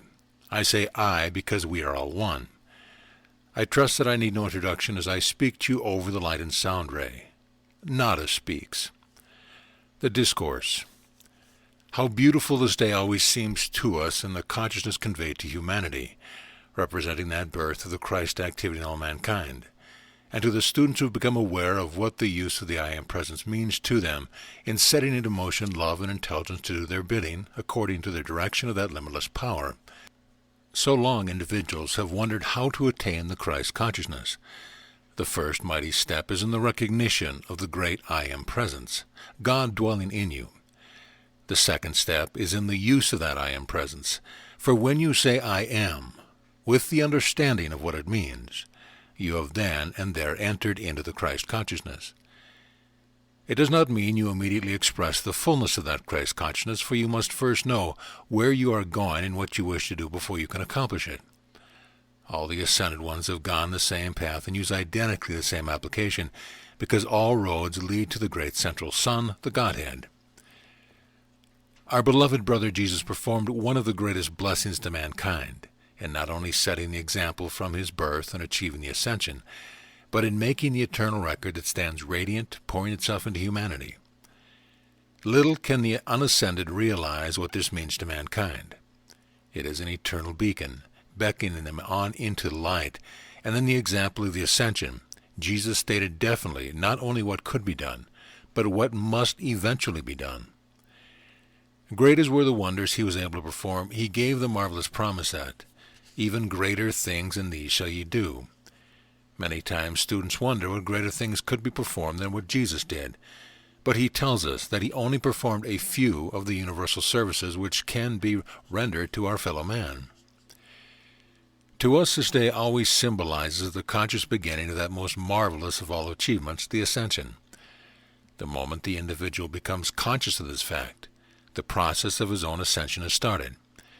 And according to the fullness of his grasp of this truth, may the individual accomplish it quickly or require time to do it.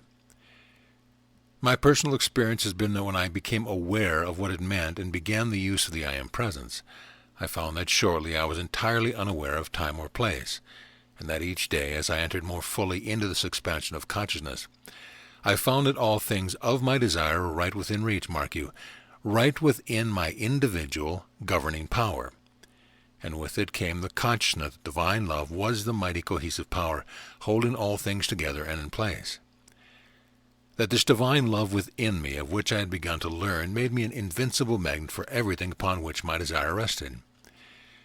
This simple truth is one of the mightiest that first comes to the student. At first it causes one to realize that, really, he can rise above these seeming limitations about him, and then he finds one by one that he is actually doing it. Then comes the great inrush and outpouring of this mighty self within, which holds the substance of anything the heart can wish within its own embrace. And your ability and authority, mark you, to qualify and mold this substance is that which causes it to take on the form of your requirement, whether it be peace, love, gold, or enlightenment. I say to the beloved students, awake, O beloved students, to your authority, to your right, to your conscious ability to apply this great law to your perfect health, eternal youth and beauty, the riches of God, the glorifying of your mind and body, and then to ascend in the arisen dominion into your eternal, everlasting freedom. After you begin to find, step by step, that you are accomplishing, then you begin to forget all this outer condition surging about you in the glorious feeling of being held in the great embrace of that mighty master self within, which never has and never will give cognizance to time or space.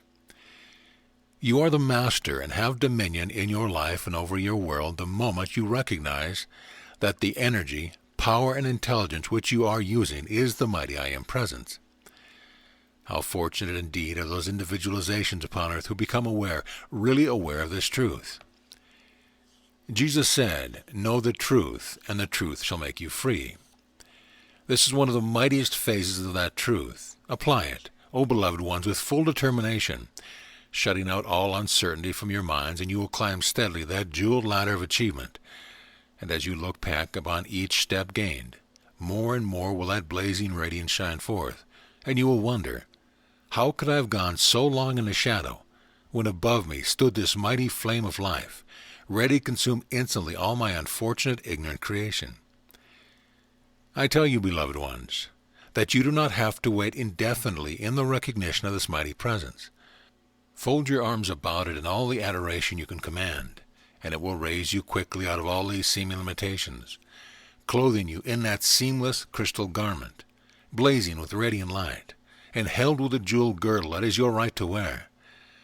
And in your hand that blazing scepter of dominion, the searchlight of your mighty soul, which you can turn upon anything, upon any place, upon any height, and draw to you the revelation from within it. Such, beloved brothers and sisters, is the picture of achievement which we have used and attained. Such we know you can do, because we have. Never grow weary of the consciousness that I am the ascended presence.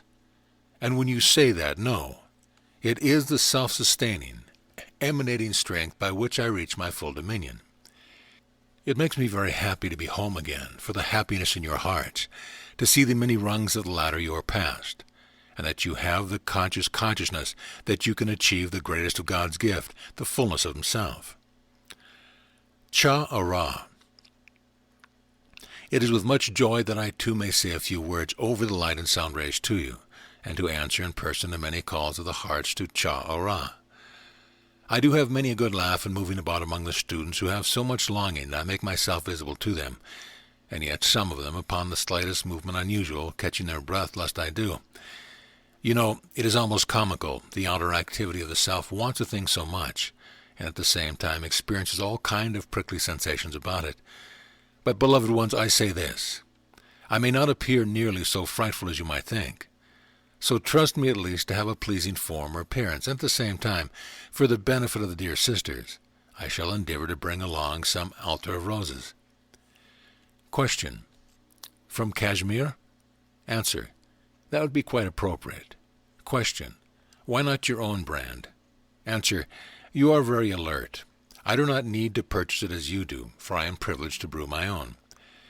May I add a word to the beloved students, commanding them and urging them to continue that wonderful, glorious presence of love and goodwill, not only to us, but to each other, because it makes a wonderful condition in which the expansion of consciousness goes on in leaps and bounds. I must commend them on the feeling of certainty within themselves in the accepting of our presence, and the consciousness of their ability to apply the law of their I Am presence, for it is increasing with great speed. Do not be discouraged in your call for our visible appearance. While hearing is perfectly good, I assure you, yet in that call is something that you require.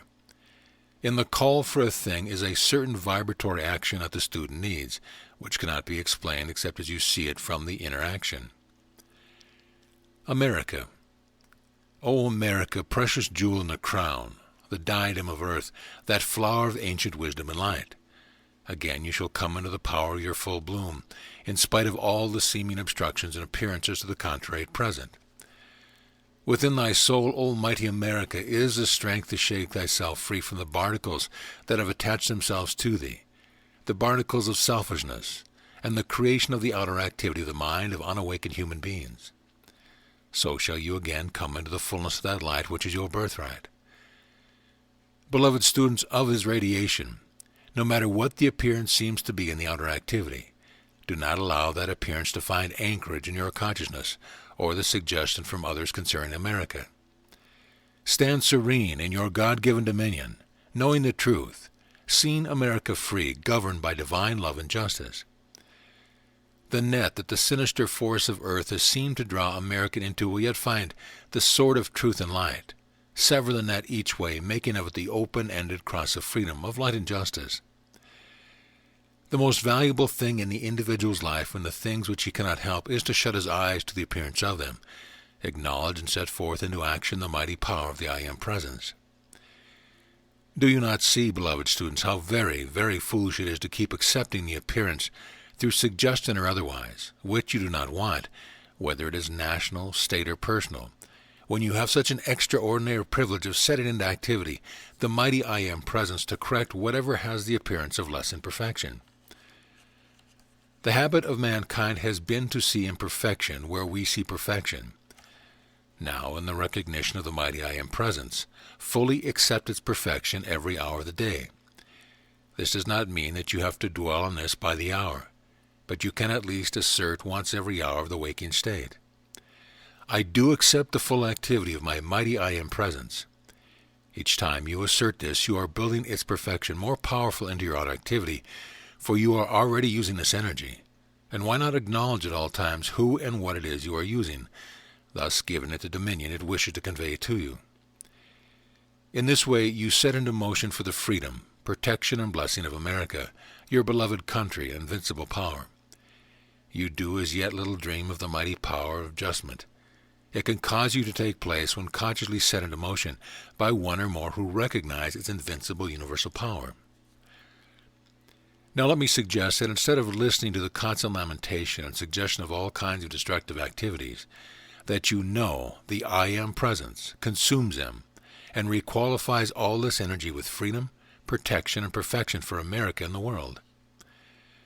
For your encouragement, I want to say that all those human beings who started the cause of this present condition did not foresee that it was going beyond their control, and through it, many of them have lost their outer ability to longer foster it.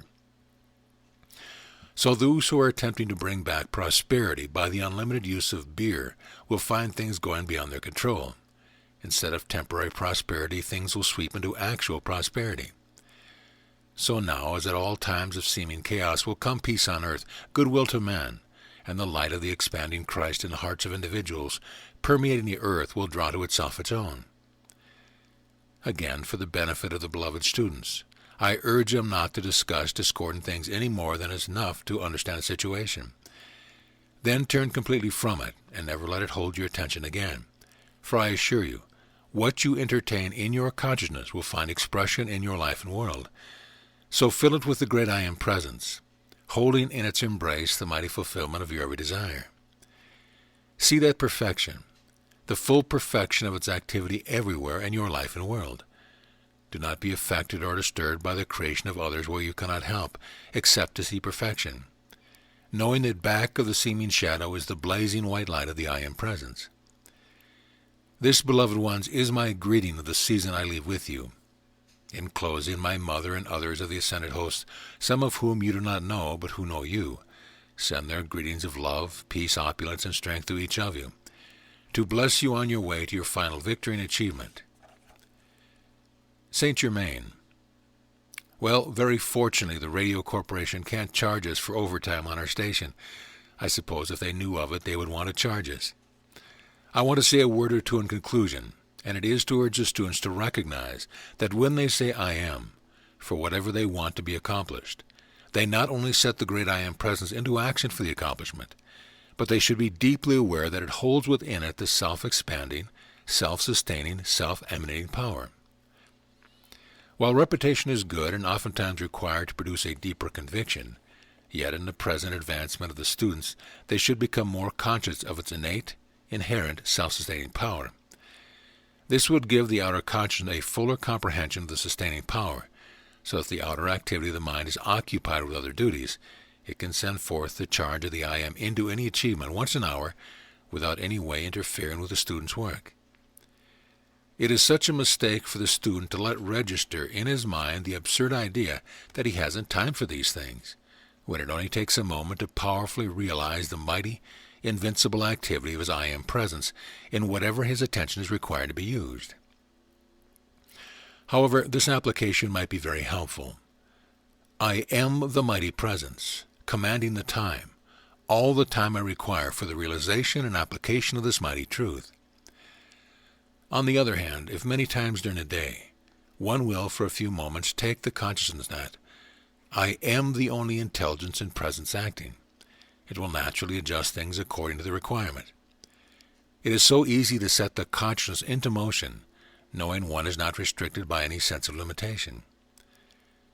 Temples of light. They are located in the etheric belt above the Earth's atmosphere. The radiation is poured out from this belt to the Earth through its atmosphere. The etheric belt around the Earth and that around Venus should be vastly different. Venus is within the etheric belt of the Sun, while the Earth is below that. Warning, do not give recognition to anyone who is a tool for the sinister force. Simply know one thing only. There is only the I am presence, intelligence, light, and power acting. Do not be concerned about any personal activity of any kind whatsoever at any time. The student's business is to see perfection, feel it, and to be it, no matter what any human appearance seems to be. Benediction. From out of the heart, thy great silence, O mighty I am presence, comes the solution of all things, the perfection of all things, for thou art the only governing power, perfection, and intelligence in all outer experience.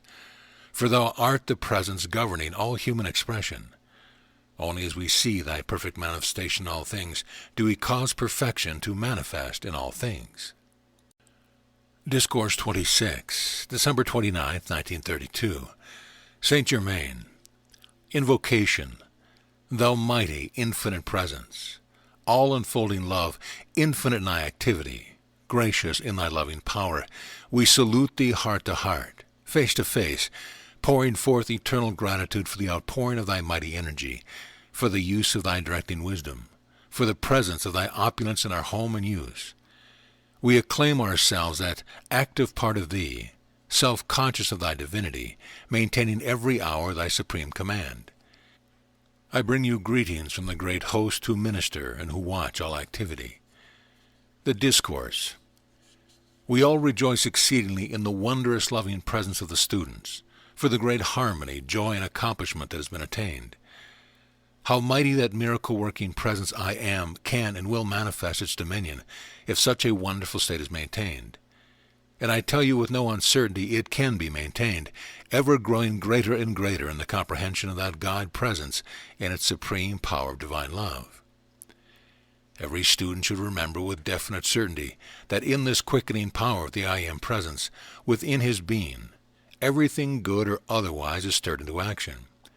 If there is latent within that conscience rebellion, resentment, or the inclination to judge, it means that all this will be stirred and brought to the surface to be consumed. And I tell you with no uncertainty, unless the student consciously consumes that which is brought forth to the surface, it will consume him. If one finds himself becoming irritated, he should seize the reins in issuing that command through the I Am Presence and declare that this be governed harmoniously. Here let me again remind the students that the greatest thing in their progress is self-correction, and there is no person, place, condition, or thing to blame for what they entertain but themselves. This is the most imperative for their future progress. These beloved students have arrived at a point where such subtle conditions must be made clear and thoroughly understood. Otherwise, they will find themselves facing conditions they are unable to govern. I repeat again to the students to be greatly encouraged because of the strides they are making in self-control, the fuller and fuller acceptance of these mighty laws of life, and their willingness to apply the mighty whip of self-correction. For I tell you frankly, and I speak from experience, that the outer activity which we term the human has to be flayed with no uncertainty before it is brought under the subjection to the divine command. The reason I gave and used of the rays of flame through the hand is because the minds of some are attuning more rapidly than the atomic structure of the body is being raised. This activity of passing the hand over the body will maintain and sustain that equalization of the quickening of the mind and the raising of the atomic structure to its balancing point. I am so happy and willing to give every assistance to the student, as are others, but there are certain bounds beyond which we may not go, because of the self-conscious advancement of the students, which they must do for themselves. However, every one of them has everything by which to be encouraged. But again, let me urge them that at no time may they divide the attention of the I Am Presence. To do this means that they are releasing the stream of energy and giving power to outside things and simply delaying your progress. I speak from experience. It is not possible to divide the attention, for it must all be given to the I Am Presence in order to go beyond a certain point of attainment. I do not wish to bring any shock to the students under this radiation, but I must speak the truth, that if those beloved students who have been brought under this radiation are not able to hold their attention entirely upon the I Am Presence, it will close the door to our assistance to them for a long time. This need not be done if the students will follow the direction. Make the sincere effort every time the attention wanders off. Bring it back with firm determination and say, I give all power to the I Am Presence, which I am, and I refuse with determination acceptance to anything else ever again. I wish to prepare the students that there will come the time when they may not be sustained by our messengers, but must rely on their own ability to hold with such a firm grip upon the I Am Presence that they will always receive its mighty sustaining power.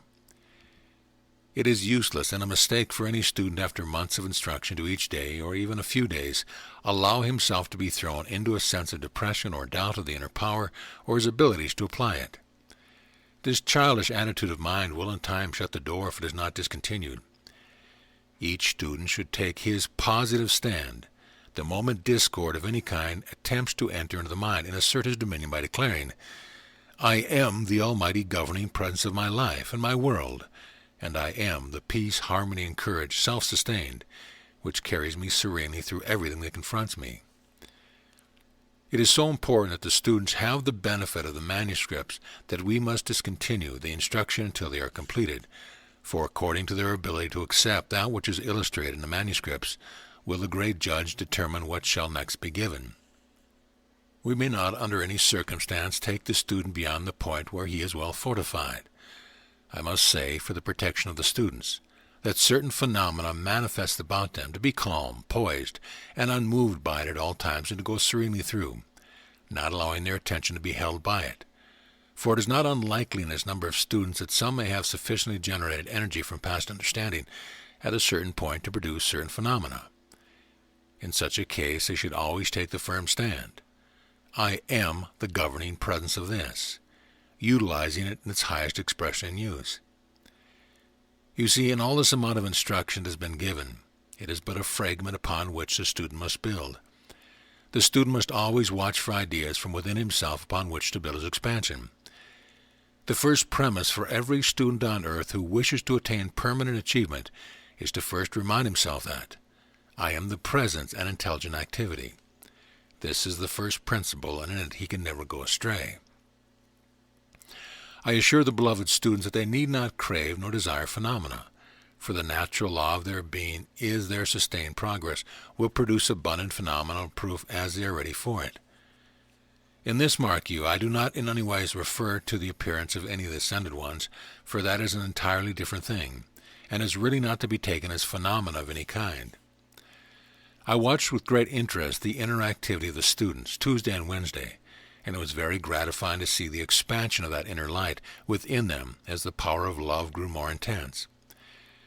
It should be remembered by the students that when they say, "I am," they are making the outer activity a mighty magnet for the light to reach and expand. I think it would be very wise for each student to take the attitude at this time, or in the beginning of the use of both the instruction and the manuscript. Great I Am Presence, take me within thyself. There instruct me and cause me to retain the full memory of these inner instructions. As messengers of the light, this training is very essential. But the idea should not in any way cause anxiety or tension in a desire to retain, because an attitude of that kind might easily close the outer memory of the inner experience. I cannot help but smile to myself at the closeness which some of the students are coming to most surprising things. But I trust they will always find themselves poised and serene in whatever the experience is, knowing that I am the one eternal, self-sustained life in action, and to forever remove from their consciousness that there is such a condition of so-called death anywhere in the universe. The outer activity of the mind and world is a passing maya, shifting as the sands of the desert, and need never cause anyone the slightest concern, for I am the eternal life, knowing no beginning and never finding an end. Out of the heart of that great silence comes the ceaseless, pouring stream of life of which each one is an individualized part. That life is you, eternally, perfectly self-sustained, and the garment it clothes itself with are but little consideration, until one comes to a point of recognition wherein the attainment has prepared him for the seamless garment, self-sustained, radiant with every prismatic color. Then may one indeed rejoice in that eternal garment that is ever radiant and changeless, which has removed him from the wheel of cause and effect, and has made him a being of cause only. That cause is the radiance of divine love, ever pouring and evolving from its conscious, self-poised, radiant God-center, the heart of the I Am Presence, which is eternal youth and beauty, the all-knowing presence containing in self-conscious action the past, present, and future, which after all are but the one eternal now. Such is the eternal elimination of all time and space. Then you find your world peopled with perfect beings, your buildings decorated with choicest jewels, you standing in the center of your creation, the jewel in the heart of the lotus, its petals your mighty avenue of its perfect activity. Such is a humble picture of that which stands before you, beckoning you into your perfect eternal home and radiance. You see, I feel a glorious radiance, and if each one, especially the students, could center themselves in the presence of divine love and hold themselves there firmly, what wonderful experiences would come to them if they would shut out the interference of the outer activity of the mind. For one to take the attitude that I am the presence of divine love at all times would do such wonderful things. To use this statement and feel it would at all times close the door to the outer activity of the mind. The solution of every problem is always right at hand because I Am Presence always holds everything within it. A demand is the impelling of a solution into expression. I Am is the intelligent, active principle within us, the heart of our being, the heart of the planet, and the heart of the system. I cannot refrain from reminding the students again, for they should always know that whenever you say I Am, you are releasing the one almighty, intelligent energy, power and self-sustained element. Keep at it, and you will come into a condition so supreme, so wonderful. When you are looking into the physical sun, you are really looking into the great central sun, the very heart of the I Am Presence.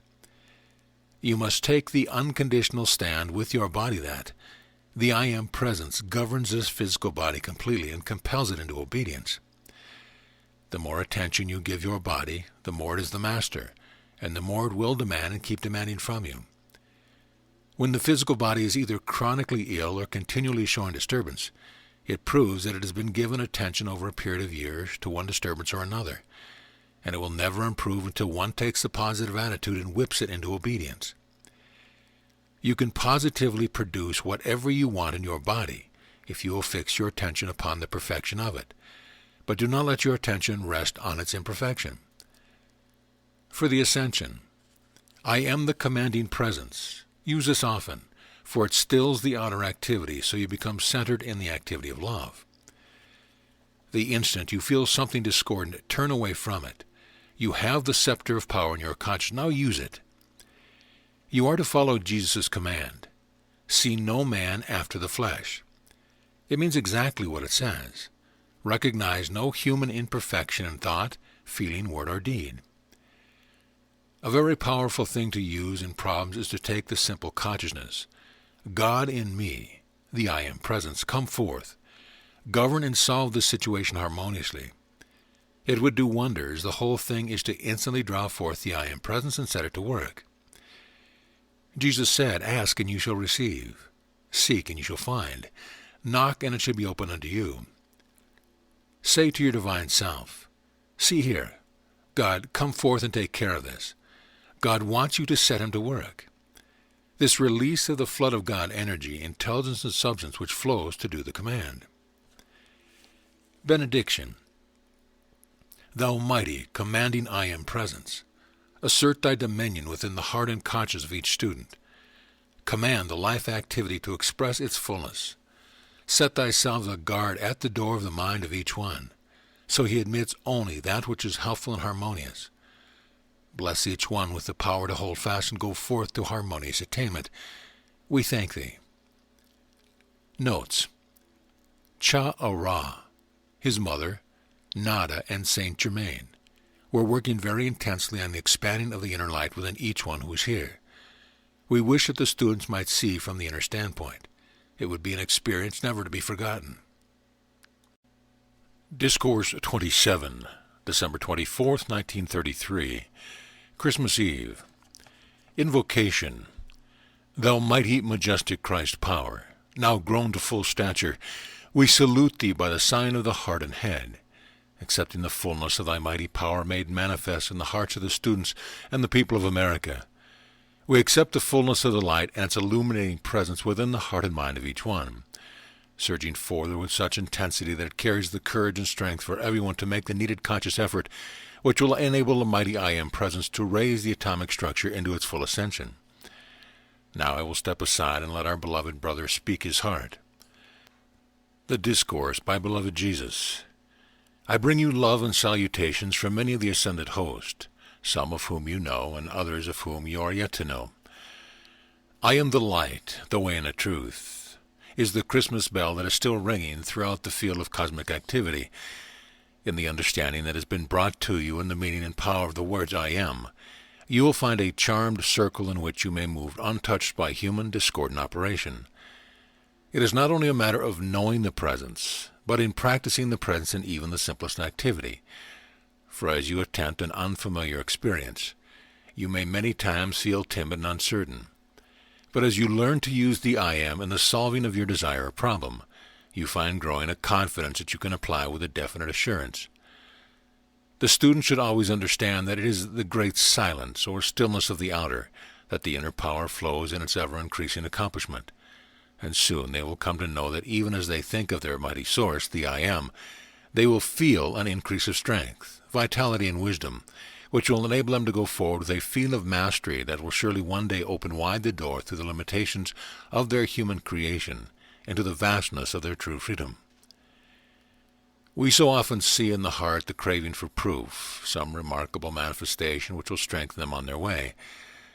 I assure you, beloved children of the light, any proof given outside of yourself is but temporary, but every step proven in and through your own conscious application is an eternal accomplishment. And as you continue to gain the mastery through your self-conscious application, you are not only accomplishing the things in hand, but you are raising the consciousness until presently you will find that all barriers have gone down. It is in this manner that the door of human limitation is forever nailed back. And as my outer form was nailed to the cross, so do you, by your ascending consciousness, nail back the door of self-created limitation and feel and know your dominion. To the many students so vitally interested in making the ascension, I would urge you to use the statement often, I am the ascension in the light. This will enable your consciousness to more quickly rise out of the maya of human creation. It cannot be stressed too urgently that as you live in and accept more fully the transcendent power of the I Am Presence, you will find that not only the outer struggle ceases, but that as you have entered deeper into light, the outer things that you have sought so earnestly will really and truly begin to seek you. Because by that time you will truly and fully realize the unreality of form and its transitory activity. You will then know that within you and the light about you is everything you can possibly desire. And the outer, which has seemed so very important, will have lost its great binding power upon you. Then in the outer things that come to you will come joyous freedom. This is the true activity of outer things. As you become more conscious of the transcendent powers which are at your command, you will know that you can quickly draw to yourself anything you require without harming or affecting another of God's children. This truth must be established within the consciousness, for conscientious souls must know this unwaveringly, so they may not at intervals find themselves wondering if it is right for them to succeed when others around them are not succeeding. For your greatest service, I assure you, is to gain the mastery and freedom for yourself. Then you are prepared to dispense the light without being affected by the human creation which you must move. Never feel sad or distressed if another of God's children is not ready to accept the light. For if he does not come to the light of his own choosing, it is rarely but a temporary step. As one begins to gain a conscious freedom from the body, he understands how temporal these outer things are and how unimportant. But when one enters into the universal consciousness, or the great cosmic activity, one finds to enter into the light is all importance. Then he will know the joy of the inner presence and its invincible activity, for which his heart will leap with joy. Shortly before I became aware of my full mission, the statement stood out vividly before me. I am the presence that never fails or makes a mistake. This, I knew later, was the sustaining power which enabled me to be the resurrection and life. It is unfortunate indeed that some of the scriptural statements have been clouded by human concept. Yet I am thankful indeed, and many have remained unaltered. Another statement I used constantly for more than 3 years was, I am always the majestic power of pure love that transcends every human concept, and that opens a door to me to light within its heart. I knew later this greatly intensified my true inner vision. In response to the earnest desire within the hearts of many, I wish to say that during the years in which the Scriptures seemed to have been unaware of my activity, I was going from place to place in search of the explanation of the light and presence which I felt within myself. And I assure you, beloved students, not with the ease and speed of which you were able to seek today. Those of that day in my association were joyous to receive the knowledge of those unchronicled experiences, but owing to the unusual nature of them, it was thought unwise to place them before the multitude. So it has been through the ages, when the period of transcendent experience has begun to fade into the yesterdays, and those who followed were not sufficiently advanced to realize this truth. They had shut out from the humanity glories beautiful and wonderful. However, at this time there has come to the assistance of humanity the cosmic Christ power which became so real to me. This, through its natural impulse for expression, is steadily and surely finding its way into the hearts and minds of a large percentage of mankind, to the extent that great hope is present that this activity will enable the veil of human creation to be lifted. So great numbers of humanity will see signs and wonders, and feel them within their own hearts. Then they cannot be turned aside from the truth by human doubts and fears. I spent some time in Arabia, Persia, and Tibet, and closed my pilgrimage in India, where I met the beloved Master who had then made the ascension, although I did not know it at the time. Through the power of his radiation, revelation after revelation came to me, through which I was given expressions or statements that enabled me to hold steady the outer activity of my mind until it no longer had power to disturb or retard me. It was then that the full glory of my mission was revealed in the eternal cosmic record it was to make, which was to be established at that time for the blessing and enlightenment of the humanity that was to follow. You might be interested to know that this became an active cosmic record, which is quite different from any other records made, in that it contains within it, and does today, the forward urge or impulse for which the human mind was and is a magnet. This accounts for the expressions and statements I give forth becoming more and more vivid through the centuries, and with the forward impulse of that activity, assisted by their powerful rays of radiation focused upon the earth, it will enable a great number of humanity to become so anchored in the truth and its conscious application that a transcendent accomplishment will be achieved. There is no single step so vitally important as getting before mankind the knowledge of the I Am, their source of life, and its transcendent power which can be brought into the conscious use of the individual. Within 3 years it will be amazing how this simple, yet all-powerful truth will have spread upon humanity, for all who will think upon it, practice its presence, and consciously direct its energy through the power of divine love will find a new world of peace, love, health, and prosperity open to them. Those who understand applying the knowledge of the I Am need never, never be beset by inharmony or disturbance in their home, world, or activity. For it is only by a lack of acknowledgement and acceptance of the full power of this mighty presence that individuals allow human concepts and creations to disturb them. The student should constantly look within his human self and see what habits or creations are there that need to be plucked out and disposed of, for only by refusing to any longer allow habits of judging, condemning, and criticizing to exist can he be free. The true activity of the student is only to perfect his own world, and he cannot do it as long as he sees imperfection in the world of another of God's children. You have been given marvelous statements to harmoniously govern your life and world. Apply them with determination and you will succeed. Another correction many of you wish to make is this: I did not say on the cross, Father, why hast thou forsaken me? But I did say, Father, how thou hast glorified me, and I did receive into the glories with me the brother who was on my right of the cross. There are a number of those beloved students whom I know personally at the time of the crucifixion, and in giving this message forth to them I feel like talking to old friends. For in that great ascended presence centuries are but an incident, and only as we come in contact with human events is there a cognizance of time. Beloved students who are so earnestly seeking the light, try to feel yourself held in my loving embrace. Try to feel yourselves clothed in the light, dazzling as a noonday sun. So anchor within your consciousness the feeling of your ability to make the ascension that each day brings you closer and closer to the fullness of its realization. Cut loose all things on earth that bind you. Know that in the love, wisdom, and power which you accept from your mighty I Am presence is the power that does this transcendent service. Always remind yourself that God in you is your certain victory. The I Am presence which beats your heart is the light of God that never fails, and that your power, by the acceptance of its presence, to loose its energy and direct it is limitless. It is my great joy and privilege to continue in association with my beloved brother Saint Germain in pouring forth through my conscious radiation a definite assistance to the students who accept the instruction of Saint Germain. This will continue during the entire year of 1934. Do not misunderstand me. I am pouring out to all mankind, but in this radiation to the students, I am privileged to give a special service.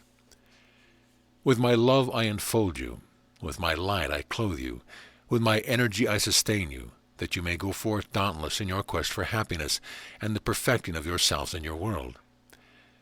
I trust this will bring a radiation that you may feel at will throughout the year, and that your attainment may bring you boundless joy. I am the enlightening, revealing presence, manifest with full power, Jesus the Christ. Saint Germain, I wish to convey my enfolding love as a gift to each of the beloved students, for love is the greatest gift that can be given. Discourse 28, December 25, 1933. Christmas Day. Saint Germain, Invocation. Thou mighty, infinite, active presence of the Christ everywhere, we bow before thy majesty and power. Assert thy dominion in the heart and mind of every individual throughout the land, causing thy wondrous perfection to express everywhere. I bring you greetings of love, the comprehending consciousness and mastery from the great host of ascended masters, who have looked with favor upon my humble effort to dispense the light, and who bring to you their love and clothe you in their mantle of light in this Christmas day. The Discourse. O love divine, in thy magic power of transmutation, we assert thy power in cleansing and purifying the world of human mistakes and human creation. Thou art the eternal victory, the golden pathway of attainment for every student of the light, and through thy transcendent power, the Kumaras start forth their mighty radiation for the blessing of the earth and mankind for the entire year of 1934. Thus will mankind find many desirable changes taking place, greater health, happiness, and prosperity being restored, a deeper sense of love, a greater desire for justice in the hearts of mankind everywhere. In many channels, human selfishness will be greatly transcended through the feeling of pure love, which will generate within the heart, enable them to govern the human sense, and cause them to involuntarily desire to bless. It is my wish that every one of the students send forth this truth in conscious radiation at least once a day. God, the mighty I Am Presence, is governing with invincible power everywhere in the hearts and minds of mankind. Those masters from Venus who visited the royal Teton and who will again visit it this new year will start forth a definite activity to consume the subtle attempt to generate and bring into outer activity another war. Shambhala is losing its power, which for many years had been drawn within its own compass. The golden city, whose rays are sent in all directions like the spoke from a wheel, is performing a service for mankind that it alone can do. If mankind could know and understand these activities for what they are, such marvelous changes would take place in the outer world as even the advanced would hardly conceive possible. On New Year's Day, the cosmic wheel of progress will have reached a point where, in personal activity, much of the free will of individuals can be set aside. This brings a joy and hope unspeakable to the conscience of those serving from these transcendent spheres of activity. Thus, O students of light, can you understand the magnificent assistance that is yours to be had by stilling the outer and reaching forth for it. I plead with you, dear students, shut your minds against the ignorant and inharmonious suggestions of human beings everywhere. I say to every one of you, freedom in every way stands at your door, if you will but keep your personality harmonized and refuse to accept inharmonious, sinister suggestions from the atmosphere and from those you contact in mortal form. It is imperative that this be done if you wish to bring into your world joy, peace, opulence, and perfection of every kind. It is not our intent or desire to intrude a single thing upon your free will, but oh, the joy that leaps within our heart when we see the students taking hold, comprehending and applying these transcendent laws, which we know mean their certain victory. And may I reiterate that we have said before, there is no single thing so vicious in the human activity as that personality or suggestion which would try to turn the student from the truth and light, which would be his freedom. In connection with this mighty cosmic activity, the student should work with great determination, consuming all past and present inharmonious creation. Every time your thoughts and desires reach forth in this manner, great currents of energy will come to your assistance to sustain and help you. This is part of the present amazing assistance sent forth to the earth. The silent watcher has waited for 200,000 years for the cosmic wheel to reach its point, a coming new year. Again, I assert that never in the history of mankind has such transcendent activity been ready to rush to your assistance. I plead with you, O beloved students, is it not worth all your determined effort to act in accordance with this great blessing, which makes your struggle for freedom from human self-creation so much easier? Beloved students, how deeply my heart rejoices to see within you the intense desire for the light in your determined effort to apply these unerring laws, which will assuredly give you your freedom as you apply them. I wish to thank all the students for their joyous desire for the limitless distribution of unveiled mysteries in the magic presence. In this great desire, beloved ones, is the service that you can little comprehend as yet is far-reaching blessing. I feel greatly blessed this day of devotion to the Christ, to feel the love from the many pouring out to me, and I assure you, blessed ones, that I shall come back to you with all the loving power at my command to assist, enlighten, and bless you. In the special service that Jesus has decided to give forth, you are surely blessed indeed. Try to feel this wonderful truth with the deepest, intense feeling you can command. Open your arms, hearts, and minds to the glory of his radiation, and as you can do this more fully and completely, you will see how quickly all disturbing and limiting conditions about you will disappear. I plead with you, beloved students, do not continue to limit yourself by human concepts. Declare and feel your amazing ability to use these laws and direct this mighty energy to your freedom and perfection. Try to realize that your human form is not a dense creation difficult to manipulate. Try to feel it as a transparent substance that follows your slightest direction. Speak to your body. Command it to be strong, receptive only to the ascended master consciousness, to be a perfect expression of the divine power of the mighty I Am, and to take on its beauty and form and expression. Review in your experience the powerful determination you have had at times to accomplish success in the outer activity of things. and then realize how much more powerful your determination can generate to attain your eternal freedom. Believe me, beloved ones, when I say to you, there is but your human creation that stands between you and your freedom from all limitation. That creation is no greater an obstacle than you accept it to be. If you take away from that creation its power to limit you, any hour, any day, you may joyously step through that veil into your world of the electronic presence, so beautiful, so joyous, so filled with the dazzling light of its glorious presence, and move there forever in the light of eternal glory. Then as you step back through the human veil for service in the outer activity, you will still continue to feel the glory of the transcendent being which you are. Then not of your own outer conditions or those about you will touch you or affect you in any way. My whole being thrills with this joyous anticipation for you, as I know with a definite certainty your attainment. To any who would let the suggestion of the ignorance of other human beings turn them aside from the path, I wish to say, just remember what awaits you, what is within your ability to achieve and to be. Remember again, and again, that as you grow into more and more intense acceptance of your mighty I Am presence, the outer problems which have seemed so terrifying will surely fade from appearance. Thus not is your problem solved, but every step gained in this way does not reappear. Instead, it becomes your eternal freedom. If it is financial freedom you crave, I plead with you to take the outer activity of your mind off the appearance and place it upon your mighty I Am presence, the only giver of all the mighty opulence there is. Stand firm and determined in this, and you'll have all the money you desire to use. Life does not limit you. Opulence does not limit you. Love does not limit you. Therefore, why allow your human limiting concepts to bind you longer? Beloved children of the light, arise in the mighty glory of your true being. Go forth, a mighty conquering presence be. The light of God that never fails, move, clothed in the light of the transcendent glory of your God self, and be free. Benediction. Mighty I Am presence, transcendent in this Christ activity, we give to thee our eternal thanks and gratitude for thy love, glory, freedom, and our conscious ability and power to accept the fullness of thy glory made manifest in the outer activity of our lives, that we stand with firm determination in thy light, directed by thy wisdom, and forever sustained by thy transcendent love, anchored within our hearts. Discourse 19, August 19, 1934. Beloved Arcturus Discourse on the Music Festival at Soldier Field, Chicago, Illinois. It is Saint Germain's request that I voiced you the mighty accomplishment at the music festival last night.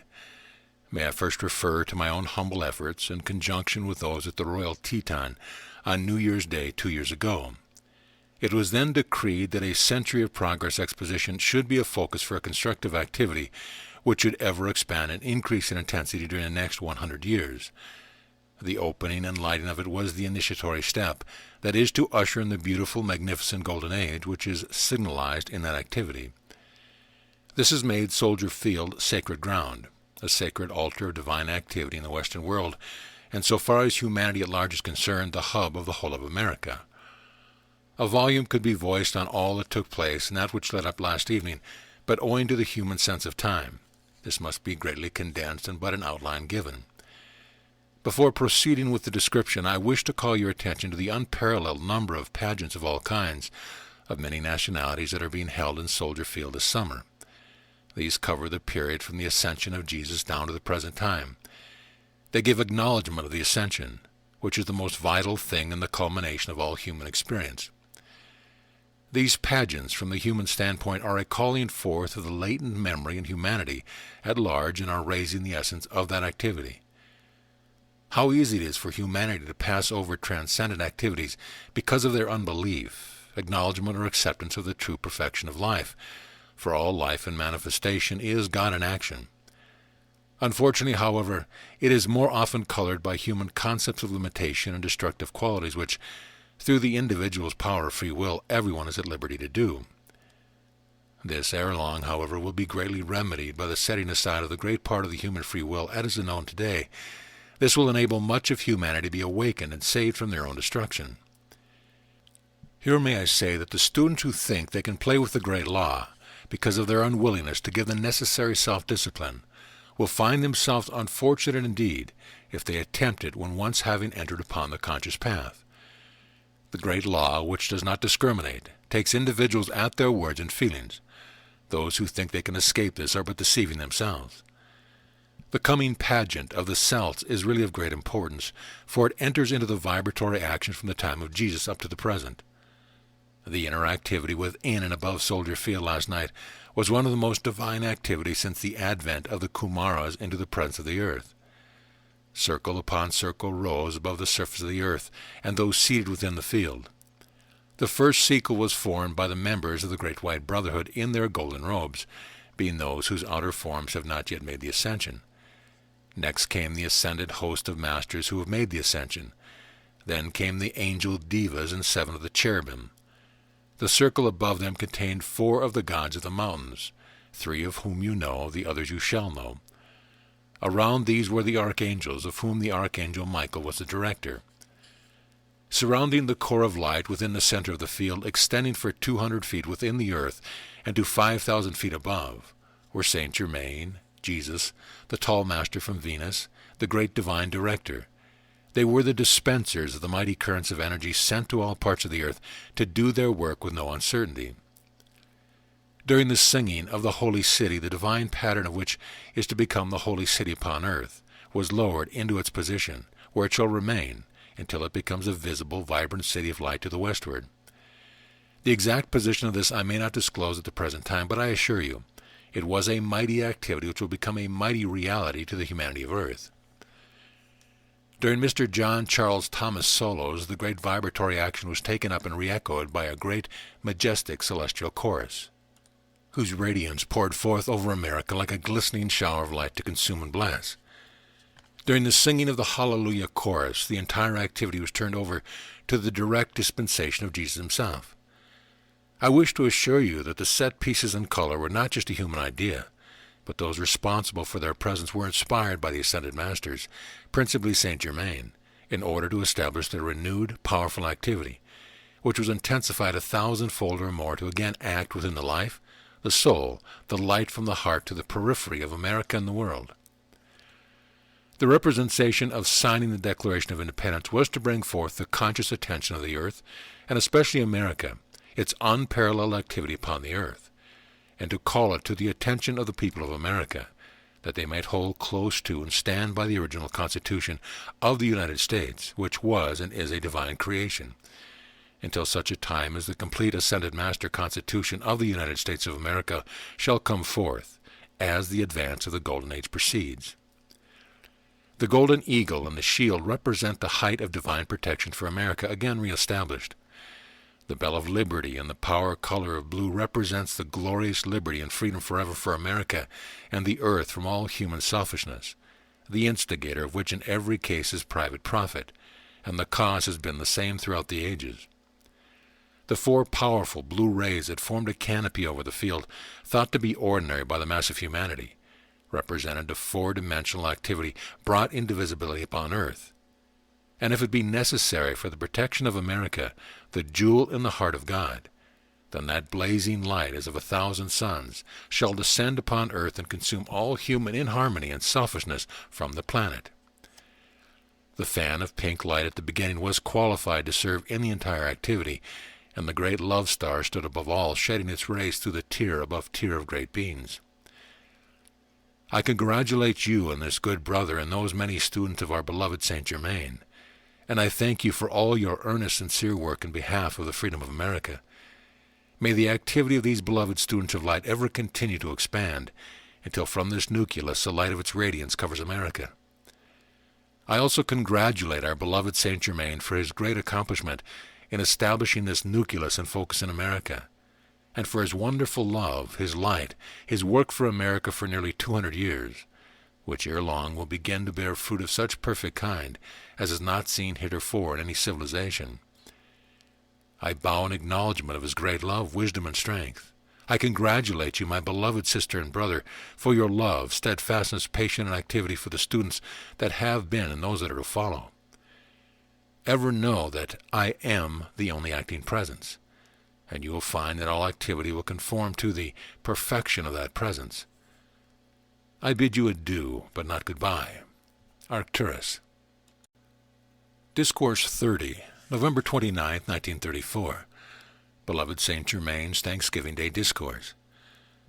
Beloved students of the light, today is indeed one of the greatest days of thanksgiving that I have experienced in 100 years. To see how the light, acknowledgement, and acceptance of the mighty I Am presence is being received and utilized by the hundred of students in America is truly a time of rejoicing and thanksgiving. Not only do I pour forth my love and blessing to the students, but the entire host of ascended masters, the great cosmic masters, the great white brotherhood, the Legion of Light, and those ministering from Venus join in this praise and thanksgiving for the true light that is being spread among mankind. I do and shall deeply appreciate every assistance of the students under this radiation in getting the books into print and spreading them before humanity, for it is the greatest service at present that can be rendered. The greatest need today is in calling the outer attention of mankind to the one great source which can give the needed assistance, and that is the mighty I Am presence, and the host of ascended masters. The attention of individuals fixed upon this great source gives the opening needed for the outpouring of the great, eternal cosmic light to flood forth into the outer world, reaching not only the conscience of individuals, but into conditions that greatly need readjusting. It is my wish that all the students under this radiation feel their individual responsibility in this respect, to keep their minds and bodies harmonized, and to keep charging their minds and emotional worlds with the directing wisdom and perfection of the mighty I Am presence. This will enable assistance to be given humanity, which the outer could not possibly conceive of in its heretofore limited condition. I wish each student to understand and feel deeply that the great ascended masters and myself stand ready to give every assistance to the individual that the law of this being permits. The need of the students is always to stand firm and unyielding in the presence until the outer human creation about them is dissolved and consumed. And then the mighty light, wisdom, and power of the mighty I Am presence will flood their minds, beings, and worlds with this glorious radiance, filling them and their words with that harmony, happiness, and perfection which every heart so much craves. I urge all to do definite, conscious protective work for America, that the cosmic light and eternal perfection enfold the earth, removing and consuming all discord, and continue to bless persons, places, conditions, and things, for it is the mighty miracle-working activity which will usher in the prosperity and happiness that all so much desire. It is my great joy to report you that already great protection has been given to the eastern coast from Philadelphia to Maine.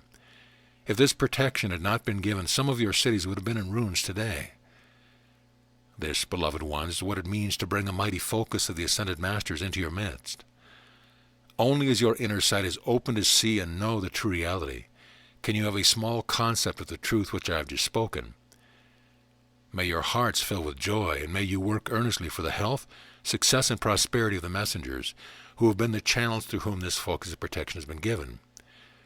Unfortunate indeed are those who criticize the messengers of the work, better than they had never been born in this embodiment. Beloved students, try with all sincerity to feel the reality and infinite blessings of this work, that your world in America may reap the great reward of that blessing. Words are inadequate to tell you the fullness of my gratitude for your earnest, sincere effort. Your ability and power to bless and prosper will ever increase as you hold firmly to and within your mighty I Am presence. My love enfolds you, my light illumines you, and the wisdom of the mighty I Am presence prospers you until the fullness of all perfection. The love of the mighty host of ascended masters, the great white brotherhood, and the Legion of Light enfold you always. I am sincerely in the light. Saint Germain. Discourse 31, December 25, 1934. Beloved Saint Germain's Christmas Day Discourse. Saint Germain. It is with great joy that we are observant of the tremendous accomplishment, individually, nationally, and cosmically speaking, for when we have the use of and can cooperate with those great and mighty cosmic currents of energy directed by that great, wise intelligence, then we know that every step moved forward brings us nearer and nearer to the mighty glory and freedom which many are learning to feel and rejoice in. How different all activities are when working in conjunction with that great cosmic wisdom which is no longer compelled to withhold its mighty energy because of the free will of the individual. For now the cosmic activities of the nations are of first consideration. Then comes the individual. Heretofore, because of the individual, certain cosmic activities had to wait. Now the great cosmic wheel is turned, bringing all national, emotional, and mental activities into that great preparation where every cog of the wheel must fit into the cosmic reality. The free will of the individual still binds and limits the outer sufficiently, so there will be many individuals and conditions in which it will be as though they were being run through great rollers in which all undesirable qualities are pressed out, and by the power of the consciously directed flame are consumed. The mighty radiance, consciously directed by the great host of ascended masters from the great central sun, is not only having tremendous effect on the minds and feelings of mankind on the surface of the earth, but far within the crust of the earth itself. Hence it has been possible to avert many great disasters.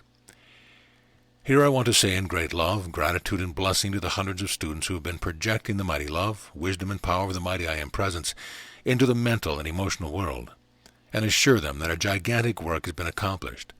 For if mankind and the beloved students can once understand that all cause rests within the mental and emotional worlds, then they will have reached a point of understanding wherein they know with complete assurance that the outer activity of mankind must and will come into perfect order when the only cause, the mental and emotional activities, are corrected and held in subjection. This is how so much has been accomplished even since last June. Here I want to assure those who have had some question in their minds, was it really true that great devastation had been averted, that one day they will see and know the truth of which I have spoken? Since 300 years after Jesus' ministry, mankind steadily and surely drifted back into dealing with effects instead of causes, and that is why no permanent assistance had been possible to be given. Now, with the assistance that the turn of the cosmic wheel permits, it is possible to bring the conscience of mankind back into dealing with the cause, and the effect, if out of order, must disappear. This is why the knowing of the mighty I Am Presence, its powers and whereabouts, is bringing the students to deal only with that one and mighty presence whose cause is full perfection, as hundreds of these students are proving for themselves. When their attention is fixed upon the mighty I Am Presence, they are dealing with the one and mightiest cause, whose one and only expression is perfection. Therefore, their worlds first become filled with ease and rest, and through that they begin to feel the glory of this mighty presence. As they begin to feel it, they realize that they can reach forth to this mighty presence consciously and release such a mighty avalanche of its mighty energy that the human does not even have time to requalify but a fragmentary part with its limitation and in harmony. Therefore, the strength which is required to give the eternal proof to the individual is sustained. Thus, through the individual's own self-conscious effort, comes the greater and greater recognition of the possibilities within this conscious grasp. Mark you, I say, conscious grasp, for it is only through first, conscious acknowledgement, second, acceptance, and third, application, or in other words, consciously directing this mighty intelligence and pure energy, that the outer, or human, is kept dissolved enough for the outer to truly grasp these mighty activities. Oh, the pity mankind has believed so long, and many individuals very sincerely, that they could cure hate, condemnation, and criticism with those same qualities. How futile and tragic has been this false concept. Believe me, O children of the light, hate never cured hate and never will. Condemnation and criticism never cured their kind. For as we have so often said to you, that which your attention and vision is held upon, you are qualifying and compelling to come into your world, abide, and act there. With all we have said and given forth, so little has been grasped of how much the personality is constantly qualifying the very atmosphere and conditions about with it the things it does not want, through the belief that it can continue to have any kind of feeling and speak words of discord, hate, and limitation, and still be unaffected by it. This stubborn, false concept of mankind has filled the world with all kinds of tragedy. Now this mighty, eternal light is being released to show mankind why the outer world has been so filled with tragedy. If I were to show you for 1/2 hour how much selfishness has been removed from the mental and feeling world of humanity since these classes of the I Am began, you would scarcely believe that so much accomplishment in so short a time could have been possible. It could not and would not have been possible except for this mighty, eternal radiation of light from the great host of ascended masters, from the great central sun, the masters from Venus, the silent watcher, Cyclopia, and the mighty gods of the mountains. All this is making possible the achievement for which the Legion of Light and the Great White Brotherhood have labored for centuries, for over 14,000 years. This work is continued without cessation. The great ascended ones seen the victory from the beginning, but oh, the infinite patience, to wait upon the waywardness of mankind century after century. Yet was there no single thought of impatience or, why does not humanity change? It is only within the compass of human thought and feeling that judgment and impatience enter in. Not for 7,000 years has there been such rejoicing at the inner octaves of activity for mankind as comes with the ushering in of 1935. While it is true that there will be some great extremes in both constructive and destructive activity, yet the forward impulse is so great that many of the destructive things will pass with much less notice than otherwise would have been. As more and more of the students of the mighty I Am Presence realize that their thoughts and feelings are the only cause in their world, that it is entirely within their province, within their ability and dominion, to govern their thoughts and feelings, then they will know that to govern these harmoniously, sustaining this activity, will fill their worlds with eternal perfection. This day, when the great feeling and thought are fixed upon the Christ activity, it is made possible as never before the filling of the mind and feeling world of mankind with this mighty cosmic Christ presence. Thus can you understand how great is our happiness on this Christmas day, to see the goal of the freedom of mankind in sight.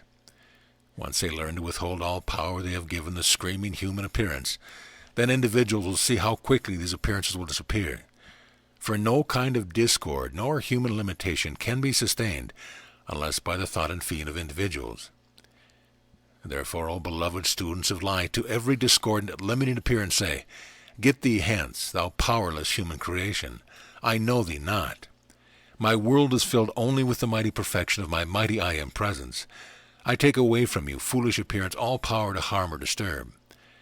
I walk henceforth in the light of the mighty I Am Presence, in which there is no shadow, and I am free, forever free. I say to you, O beloved students, do not fail to charge your mind, body, home, world, and activity with the mighty love, perfection, and intelligence activity of your mighty I Am Presence. Send forth through conscious projection, like the belching forth of a great cannon, the mighty violet consuming flame, consuming everything undesirable and imperfect in your world of activity. Consciously qualify this with the full power of divine love and action. Then see and feel what great beauty, happiness, and affection you will experience as you move forward. I urge the students with all earnestness of my being to constantly charge everything within the activity of their thought and feeling with love, opulence, and perfect achievement. Do this qualifying with dynamic energy. Put great feeling and sureness back of it, and you will find such changes taking place in your world of activity and environment as almost to compare with the rubbing of Aladdin's lamp. I say to you, beloved students, with all the love of my heart, use this mighty application to your freedom. When you call the mighty I Am Presence into action, into your life, environment, and activity, all struggle ceases. The undesirable moves out and the I Am Presence moves in, and you find that you have truly entered into a new world, filled with the happiness and perfection you have always known existed somewhere within your own heart. Beloved ones, no matter how humble your present position seems to be, by calling your I Am Presence into action, you can transform everything within your world and fill it with the perfection that you desire to have there. Very important. Train yourself to still the outer, if only for 5 minutes 3 times a day. At the end of that stillness, with all the calm earnestness of your being, call the mighty I Am Presence into action, and you have all the proof in the world you wish of the presence, power, and dominion of your own mighty God Self. The beloved Master Jesus wishes me to extend his love and assurance that he will give forth his special radiance to the students under this radiation for the entire year of 1935. He will not dictate over the ray today, but will on New Year's Day. This is the Christmas message with the host of great ascended masters, the Legion of Light and the Great White Brotherhood give to you this day. May your hearts, O beloved students, be filled with our eternal presence of divine love, and you may become so charged with its active presence that its very radiance becomes an eternal, consuming activity, keeping out everything but the eternal light of perfection. I charge the mental and emotional world of humanity with our eternal, active presence of divine love, manifest everywhere in the hearts and minds of mankind. In the name, in the power, in the love of the eternal light and perfection of the universe, I send forth the consuming, purifying flame throughout the earth, freeing mankind, controlling the field of mankind, holding them in the governing presence and perfection of divine love, now and forever. With all the love of my being, Saint Germain. Discourse 32, January 1st, 1935. Beloved Jesus' New Year's Day Discourse.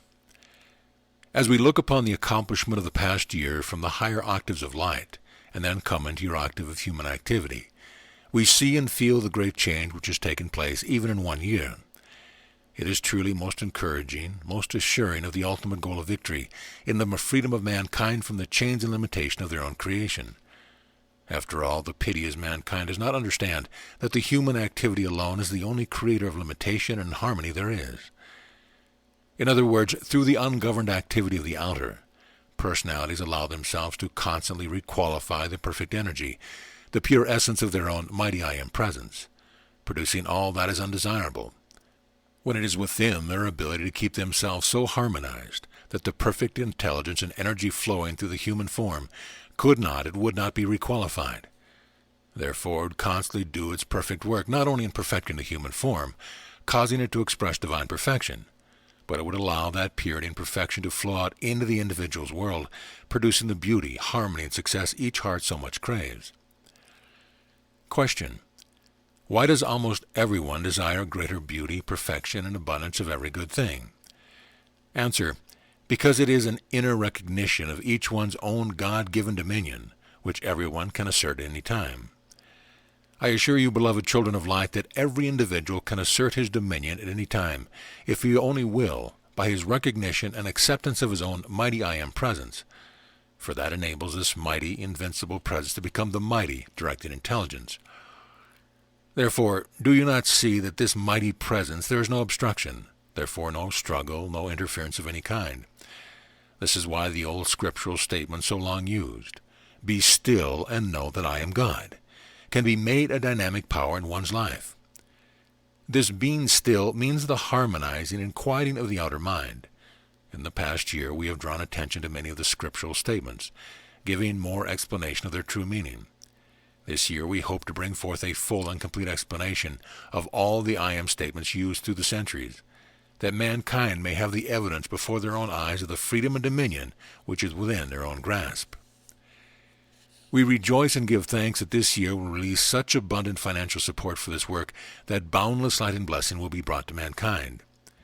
In all past gold ages, when the great light of the higher octaves descended into the earth, enfolding and dissolving the human creation about individuals, they were so enabled to reach into the higher octaves through the inner sight, hearing, and feeling, that they knew firsthand the true reality, and that the outer form was but the garment of this all-wise, supreme intelligence, which the mighty I Am presence used to find expression in the denser octave in which the human had drawn itself. Can you, O beloved students of the light, even for a few moments, realize what joy this brings to the hearts of the host of ascended masters, who have freed themselves through self-conscious effort from these same human limitations which you now experience? As these beloved messengers have come to know with full assurance that freedom, so all mankind will one day understand that everyone can make the necessary, self-conscious effort in the recognition and acceptance of this mighty I Am presence, and have the same freedom. Do not let any one of the beloved students make such a mistake as to think that the mighty I Am presence is going to act independently of the individual's own self-conscious effort. This never is and cannot be done. It is true that after the student has reached a certain point of attainment, the law seems to begin to act almost automatically, but this is only because a charged momentum has been built and established about the individual. Let me make clear to you now that never until you have made the ascension do you cease to make conscious application for your own freedom. Today I am going over some of these simple yet all-powerful acknowledgments of the truth, because I wish every student under this radiation to have a copy of this, so each one may read it once a day. For those who will do this earnestly and conscientiously, I will give forth my individual radiation to bless them and assist them to their freedom. You have been asked throughout the past year to charge your mind, body, home, world, and activity with the perfection of the mighty I Am presence. Now, with your permission, I shall assist you, and also charge your being and world with this mighty perfection and abundance. I am offering this assistance to you, O beloved students. Let no one be so foolish as to doubt, for I am the Jesus, the Christ of Galilee that you have known for the past 2,000 years, who is dictating this discourse and offering this assistance to you. Again, let me assure you that this work of Saint Germain and myself is entirely different from anything that has ever been given forth to the Western world, because in this works there are no human concepts nor opinion. It has not been possible to do this heretofore until the visible light and sound rays could be established through which knowledge and instruction could be given. If you, beloved ones, as students, could realize this, how great will be your blessing and benefit. The protection which has been given America and certain other parts of the world during the past few months has transcended anything I've ever known in my experience. Oh, if humanity could but realize this, how glad and willingly would they cooperate to their utmost to sustain it, so its all-powerful activity might ever increase. We can but call your attention to the truth, the reality as we know it to be. When you can fully accept this truth and apply it to your world and activity, you will have all the proof required in your own experience to enable you to know the full power of the truth of which I have spoken. To all who can accept this truth, it will enable me to charge their consciousness and fill their world and activity with this truth. They who doubt must wait, for doubt and fear are the two doors through which every human being must pass to know and have his full and complete freedom. The key that unlocks these doors is divine love and each one's acknowledgement of his own mighty I Am presence as the fullness of the power of divine love acting. The door to the 7th octave of light stands open to every one of the beloved students under this radiation who will make sincere, earnest, self-conscious application.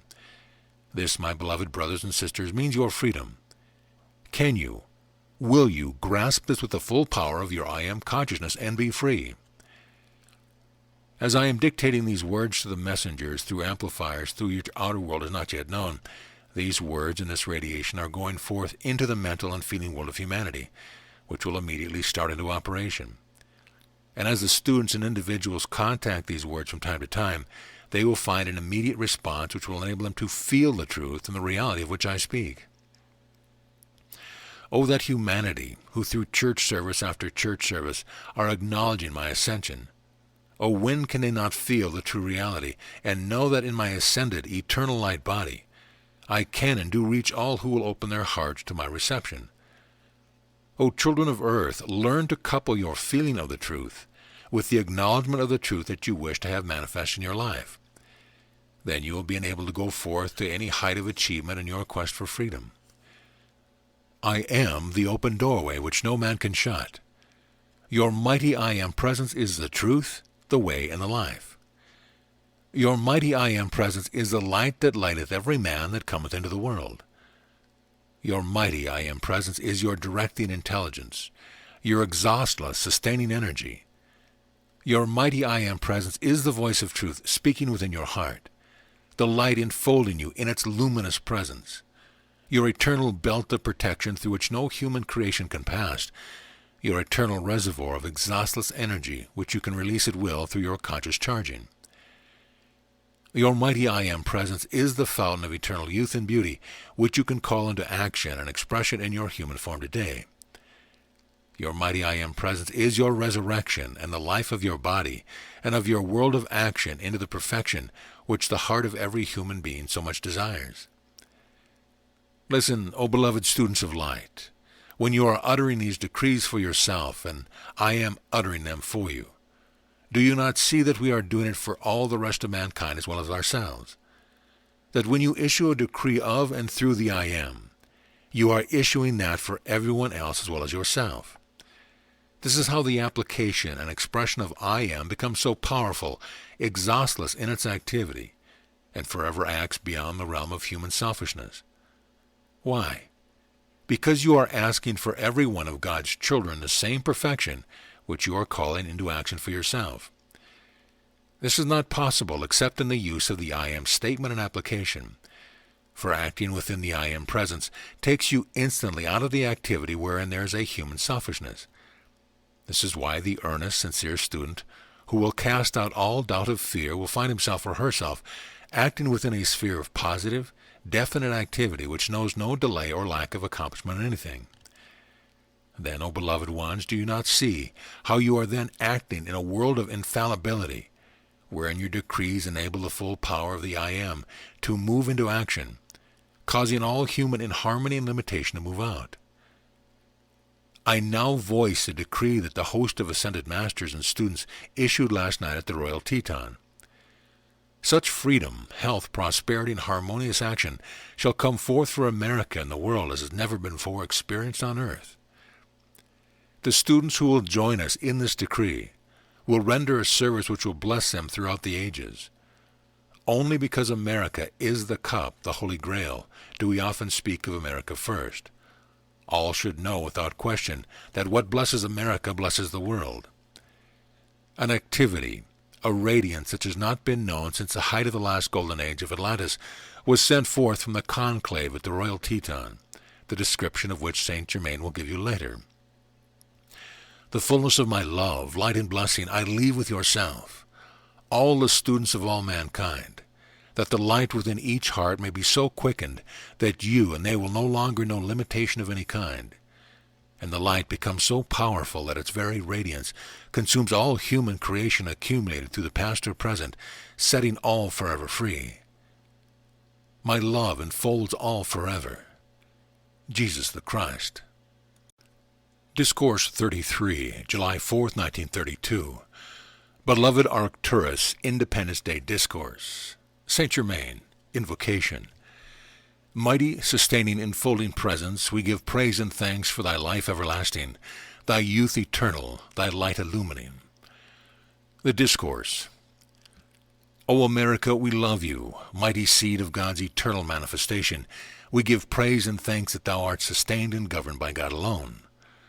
The day on which independence within the heart was established, thou didst become a radiating center of light to all humanity. We give praise and thanks that out of all will come peace and prosperity in mankind in thy embrace. Back of thee is the power that will sustain and maintain the reign of God on earth. His light shall illumine and strengthen the hearts of thy children in all ruling places, and out of all shall come love, justice, and wisdom. America, we love you. America, we love you. America, we love you. America, we love you. America, we love you. Today, O America, those mighty messengers of God who have passed before look upon thee with their hearts filled with love and strength, the love of thy mighty I Am presence, flowing forth to heal, to bless and to prosper thy inhabitants. The very substance of earth is being quickened into greater activity, and as the children of God walking the earth, so shall they feel the current of God flowing in, quickening them into greater love, loyalty, and desire for thy freedom. O America, thou dost seem to have become bound, but thou art not. Thou art entering into thy great freedom. Thou dost seem in the throes of pain, but thou wilt be born into thy great peace, health, happiness, and prosperity. We give praise and thanks that this is God's wisdom, the mighty I Am present speaking. The Christ child enfolding thee, America, has grown into majesty and power. It no longer pleads, but commands obedience of all that is of the outer to the service of the inner presence. The power of divine love governs thee and consumes all unlike itself. America, we give praise and thanks that thou art a great jewel within the heart of God, the lamp of illumination, lighted by the mighty I Am presence, the chalice, the crystal cup, holding within its pure radiance the freedom, peace, health, prosperity, and illumination of those who dwell within thy embrace. May all the world feel thy radiance and be blessed by it. Peace, peace, peace, and on earth goodwill to men. Arcturus. Notes. I would suggest that sometime each day you think of yourself as a radio station sending forth peace and goodwill to all mankind. Know that in this mighty consciousness the limitless power of the mighty I Am presence flows forth to each individual and gives that which he is ready to receive, bringing enlightenment and decision to everyone. Be conscious that your own minds are such powerful divine centers that at any time you can make quick, unerring decisions through the power of divine love. Recognize that your mind is but a vehicle of the great Master Presence, the mighty I Am presence within, and that it is to obey the inner presence at all times. Command it always to act with decision, alertness, and quickness, and let all human senses of wavering be forever consumed. The new cycle. Today is a focal point of 10,000 years, the beginning of another cycle of 10,000 years, in which the great ones from Venus who have always been instrumental in the uplift of humanity and of Earth, this day come forth and pour out to humanity throughout the earth a mighty radiance. This will bring about more quickly a greater stabilization and confidence in the hearts of many public officials. It will cause them to have a strong, unwavering desire to reestablish America in confidence and prosperity, and make them feel a deeper love and loyalty for her progress than ever before. Many will have learned that they cannot rule humanity with a ruthless hand, for they are seeing that the inroad of control which they have desired to gain over others is returning to themselves for redemption. If this lesson can be impressed upon them sufficiently, a great calamity will have been averted. In this quickening period, things can be done in a short period of 20 years that would ordinarily require 100 years. Beloved Saint Germain's description of the New Year's Eve conclave at the Royal Teton, January 1st, 1935. It is with great joy that I relate to you briefly some of the activity that took place at Royal Teton last night. 214 of the Ascended Masters were present, and the 12 from Venus. The all-seeing eye was in the most powerful action known thus far. Great rays of light are made permanent to our national capital and the capital of each state, that a constant radiation may pour forth to these focal points, and also to the principal cities of Europe, India, China, Japan, Australia, New Zealand, South America, Africa, and Mexico. A similar activity or radiation from the Golden City in Shambhala was also poured forth, making a triple activity for the blessing of mankind. Every effort is being made to avoid as much destructive activity as possible throughout the world. The activity of the past 3 months has been tremendously encouraging, and we do have high expectation for this year. Being so well aware of the free will of humanity, we can but trust for their harmonious cooperation with the conscious radiation pouring forth from the above-mentioned triple activity. There were outpourings of light from the tall Master from Venus, Jesus, and the great divine director, such as I have not known before in my experience. The many who have been fully aware of my sincere effort for the blessing of America have now joined me in full power to achieve all the possible and cosmic law and the law of the individual permit. The cosmic laws are daily giving greater freedom in this activity, which is the thing that gives us such great encouragement. There were many students present last night, for which I am very grateful. There is much detail of the activity which took place that I may not reveal at this time, but I assure all the students it was marvelous beyond description. The great host of Ascended Masters joined me in their love, light, blessing, and opulence to the students, to America, and to the world, that this year may be unparalleled in its happiness to mankind, in the fullness of my love. Saint Germain. End of discourse. End of book.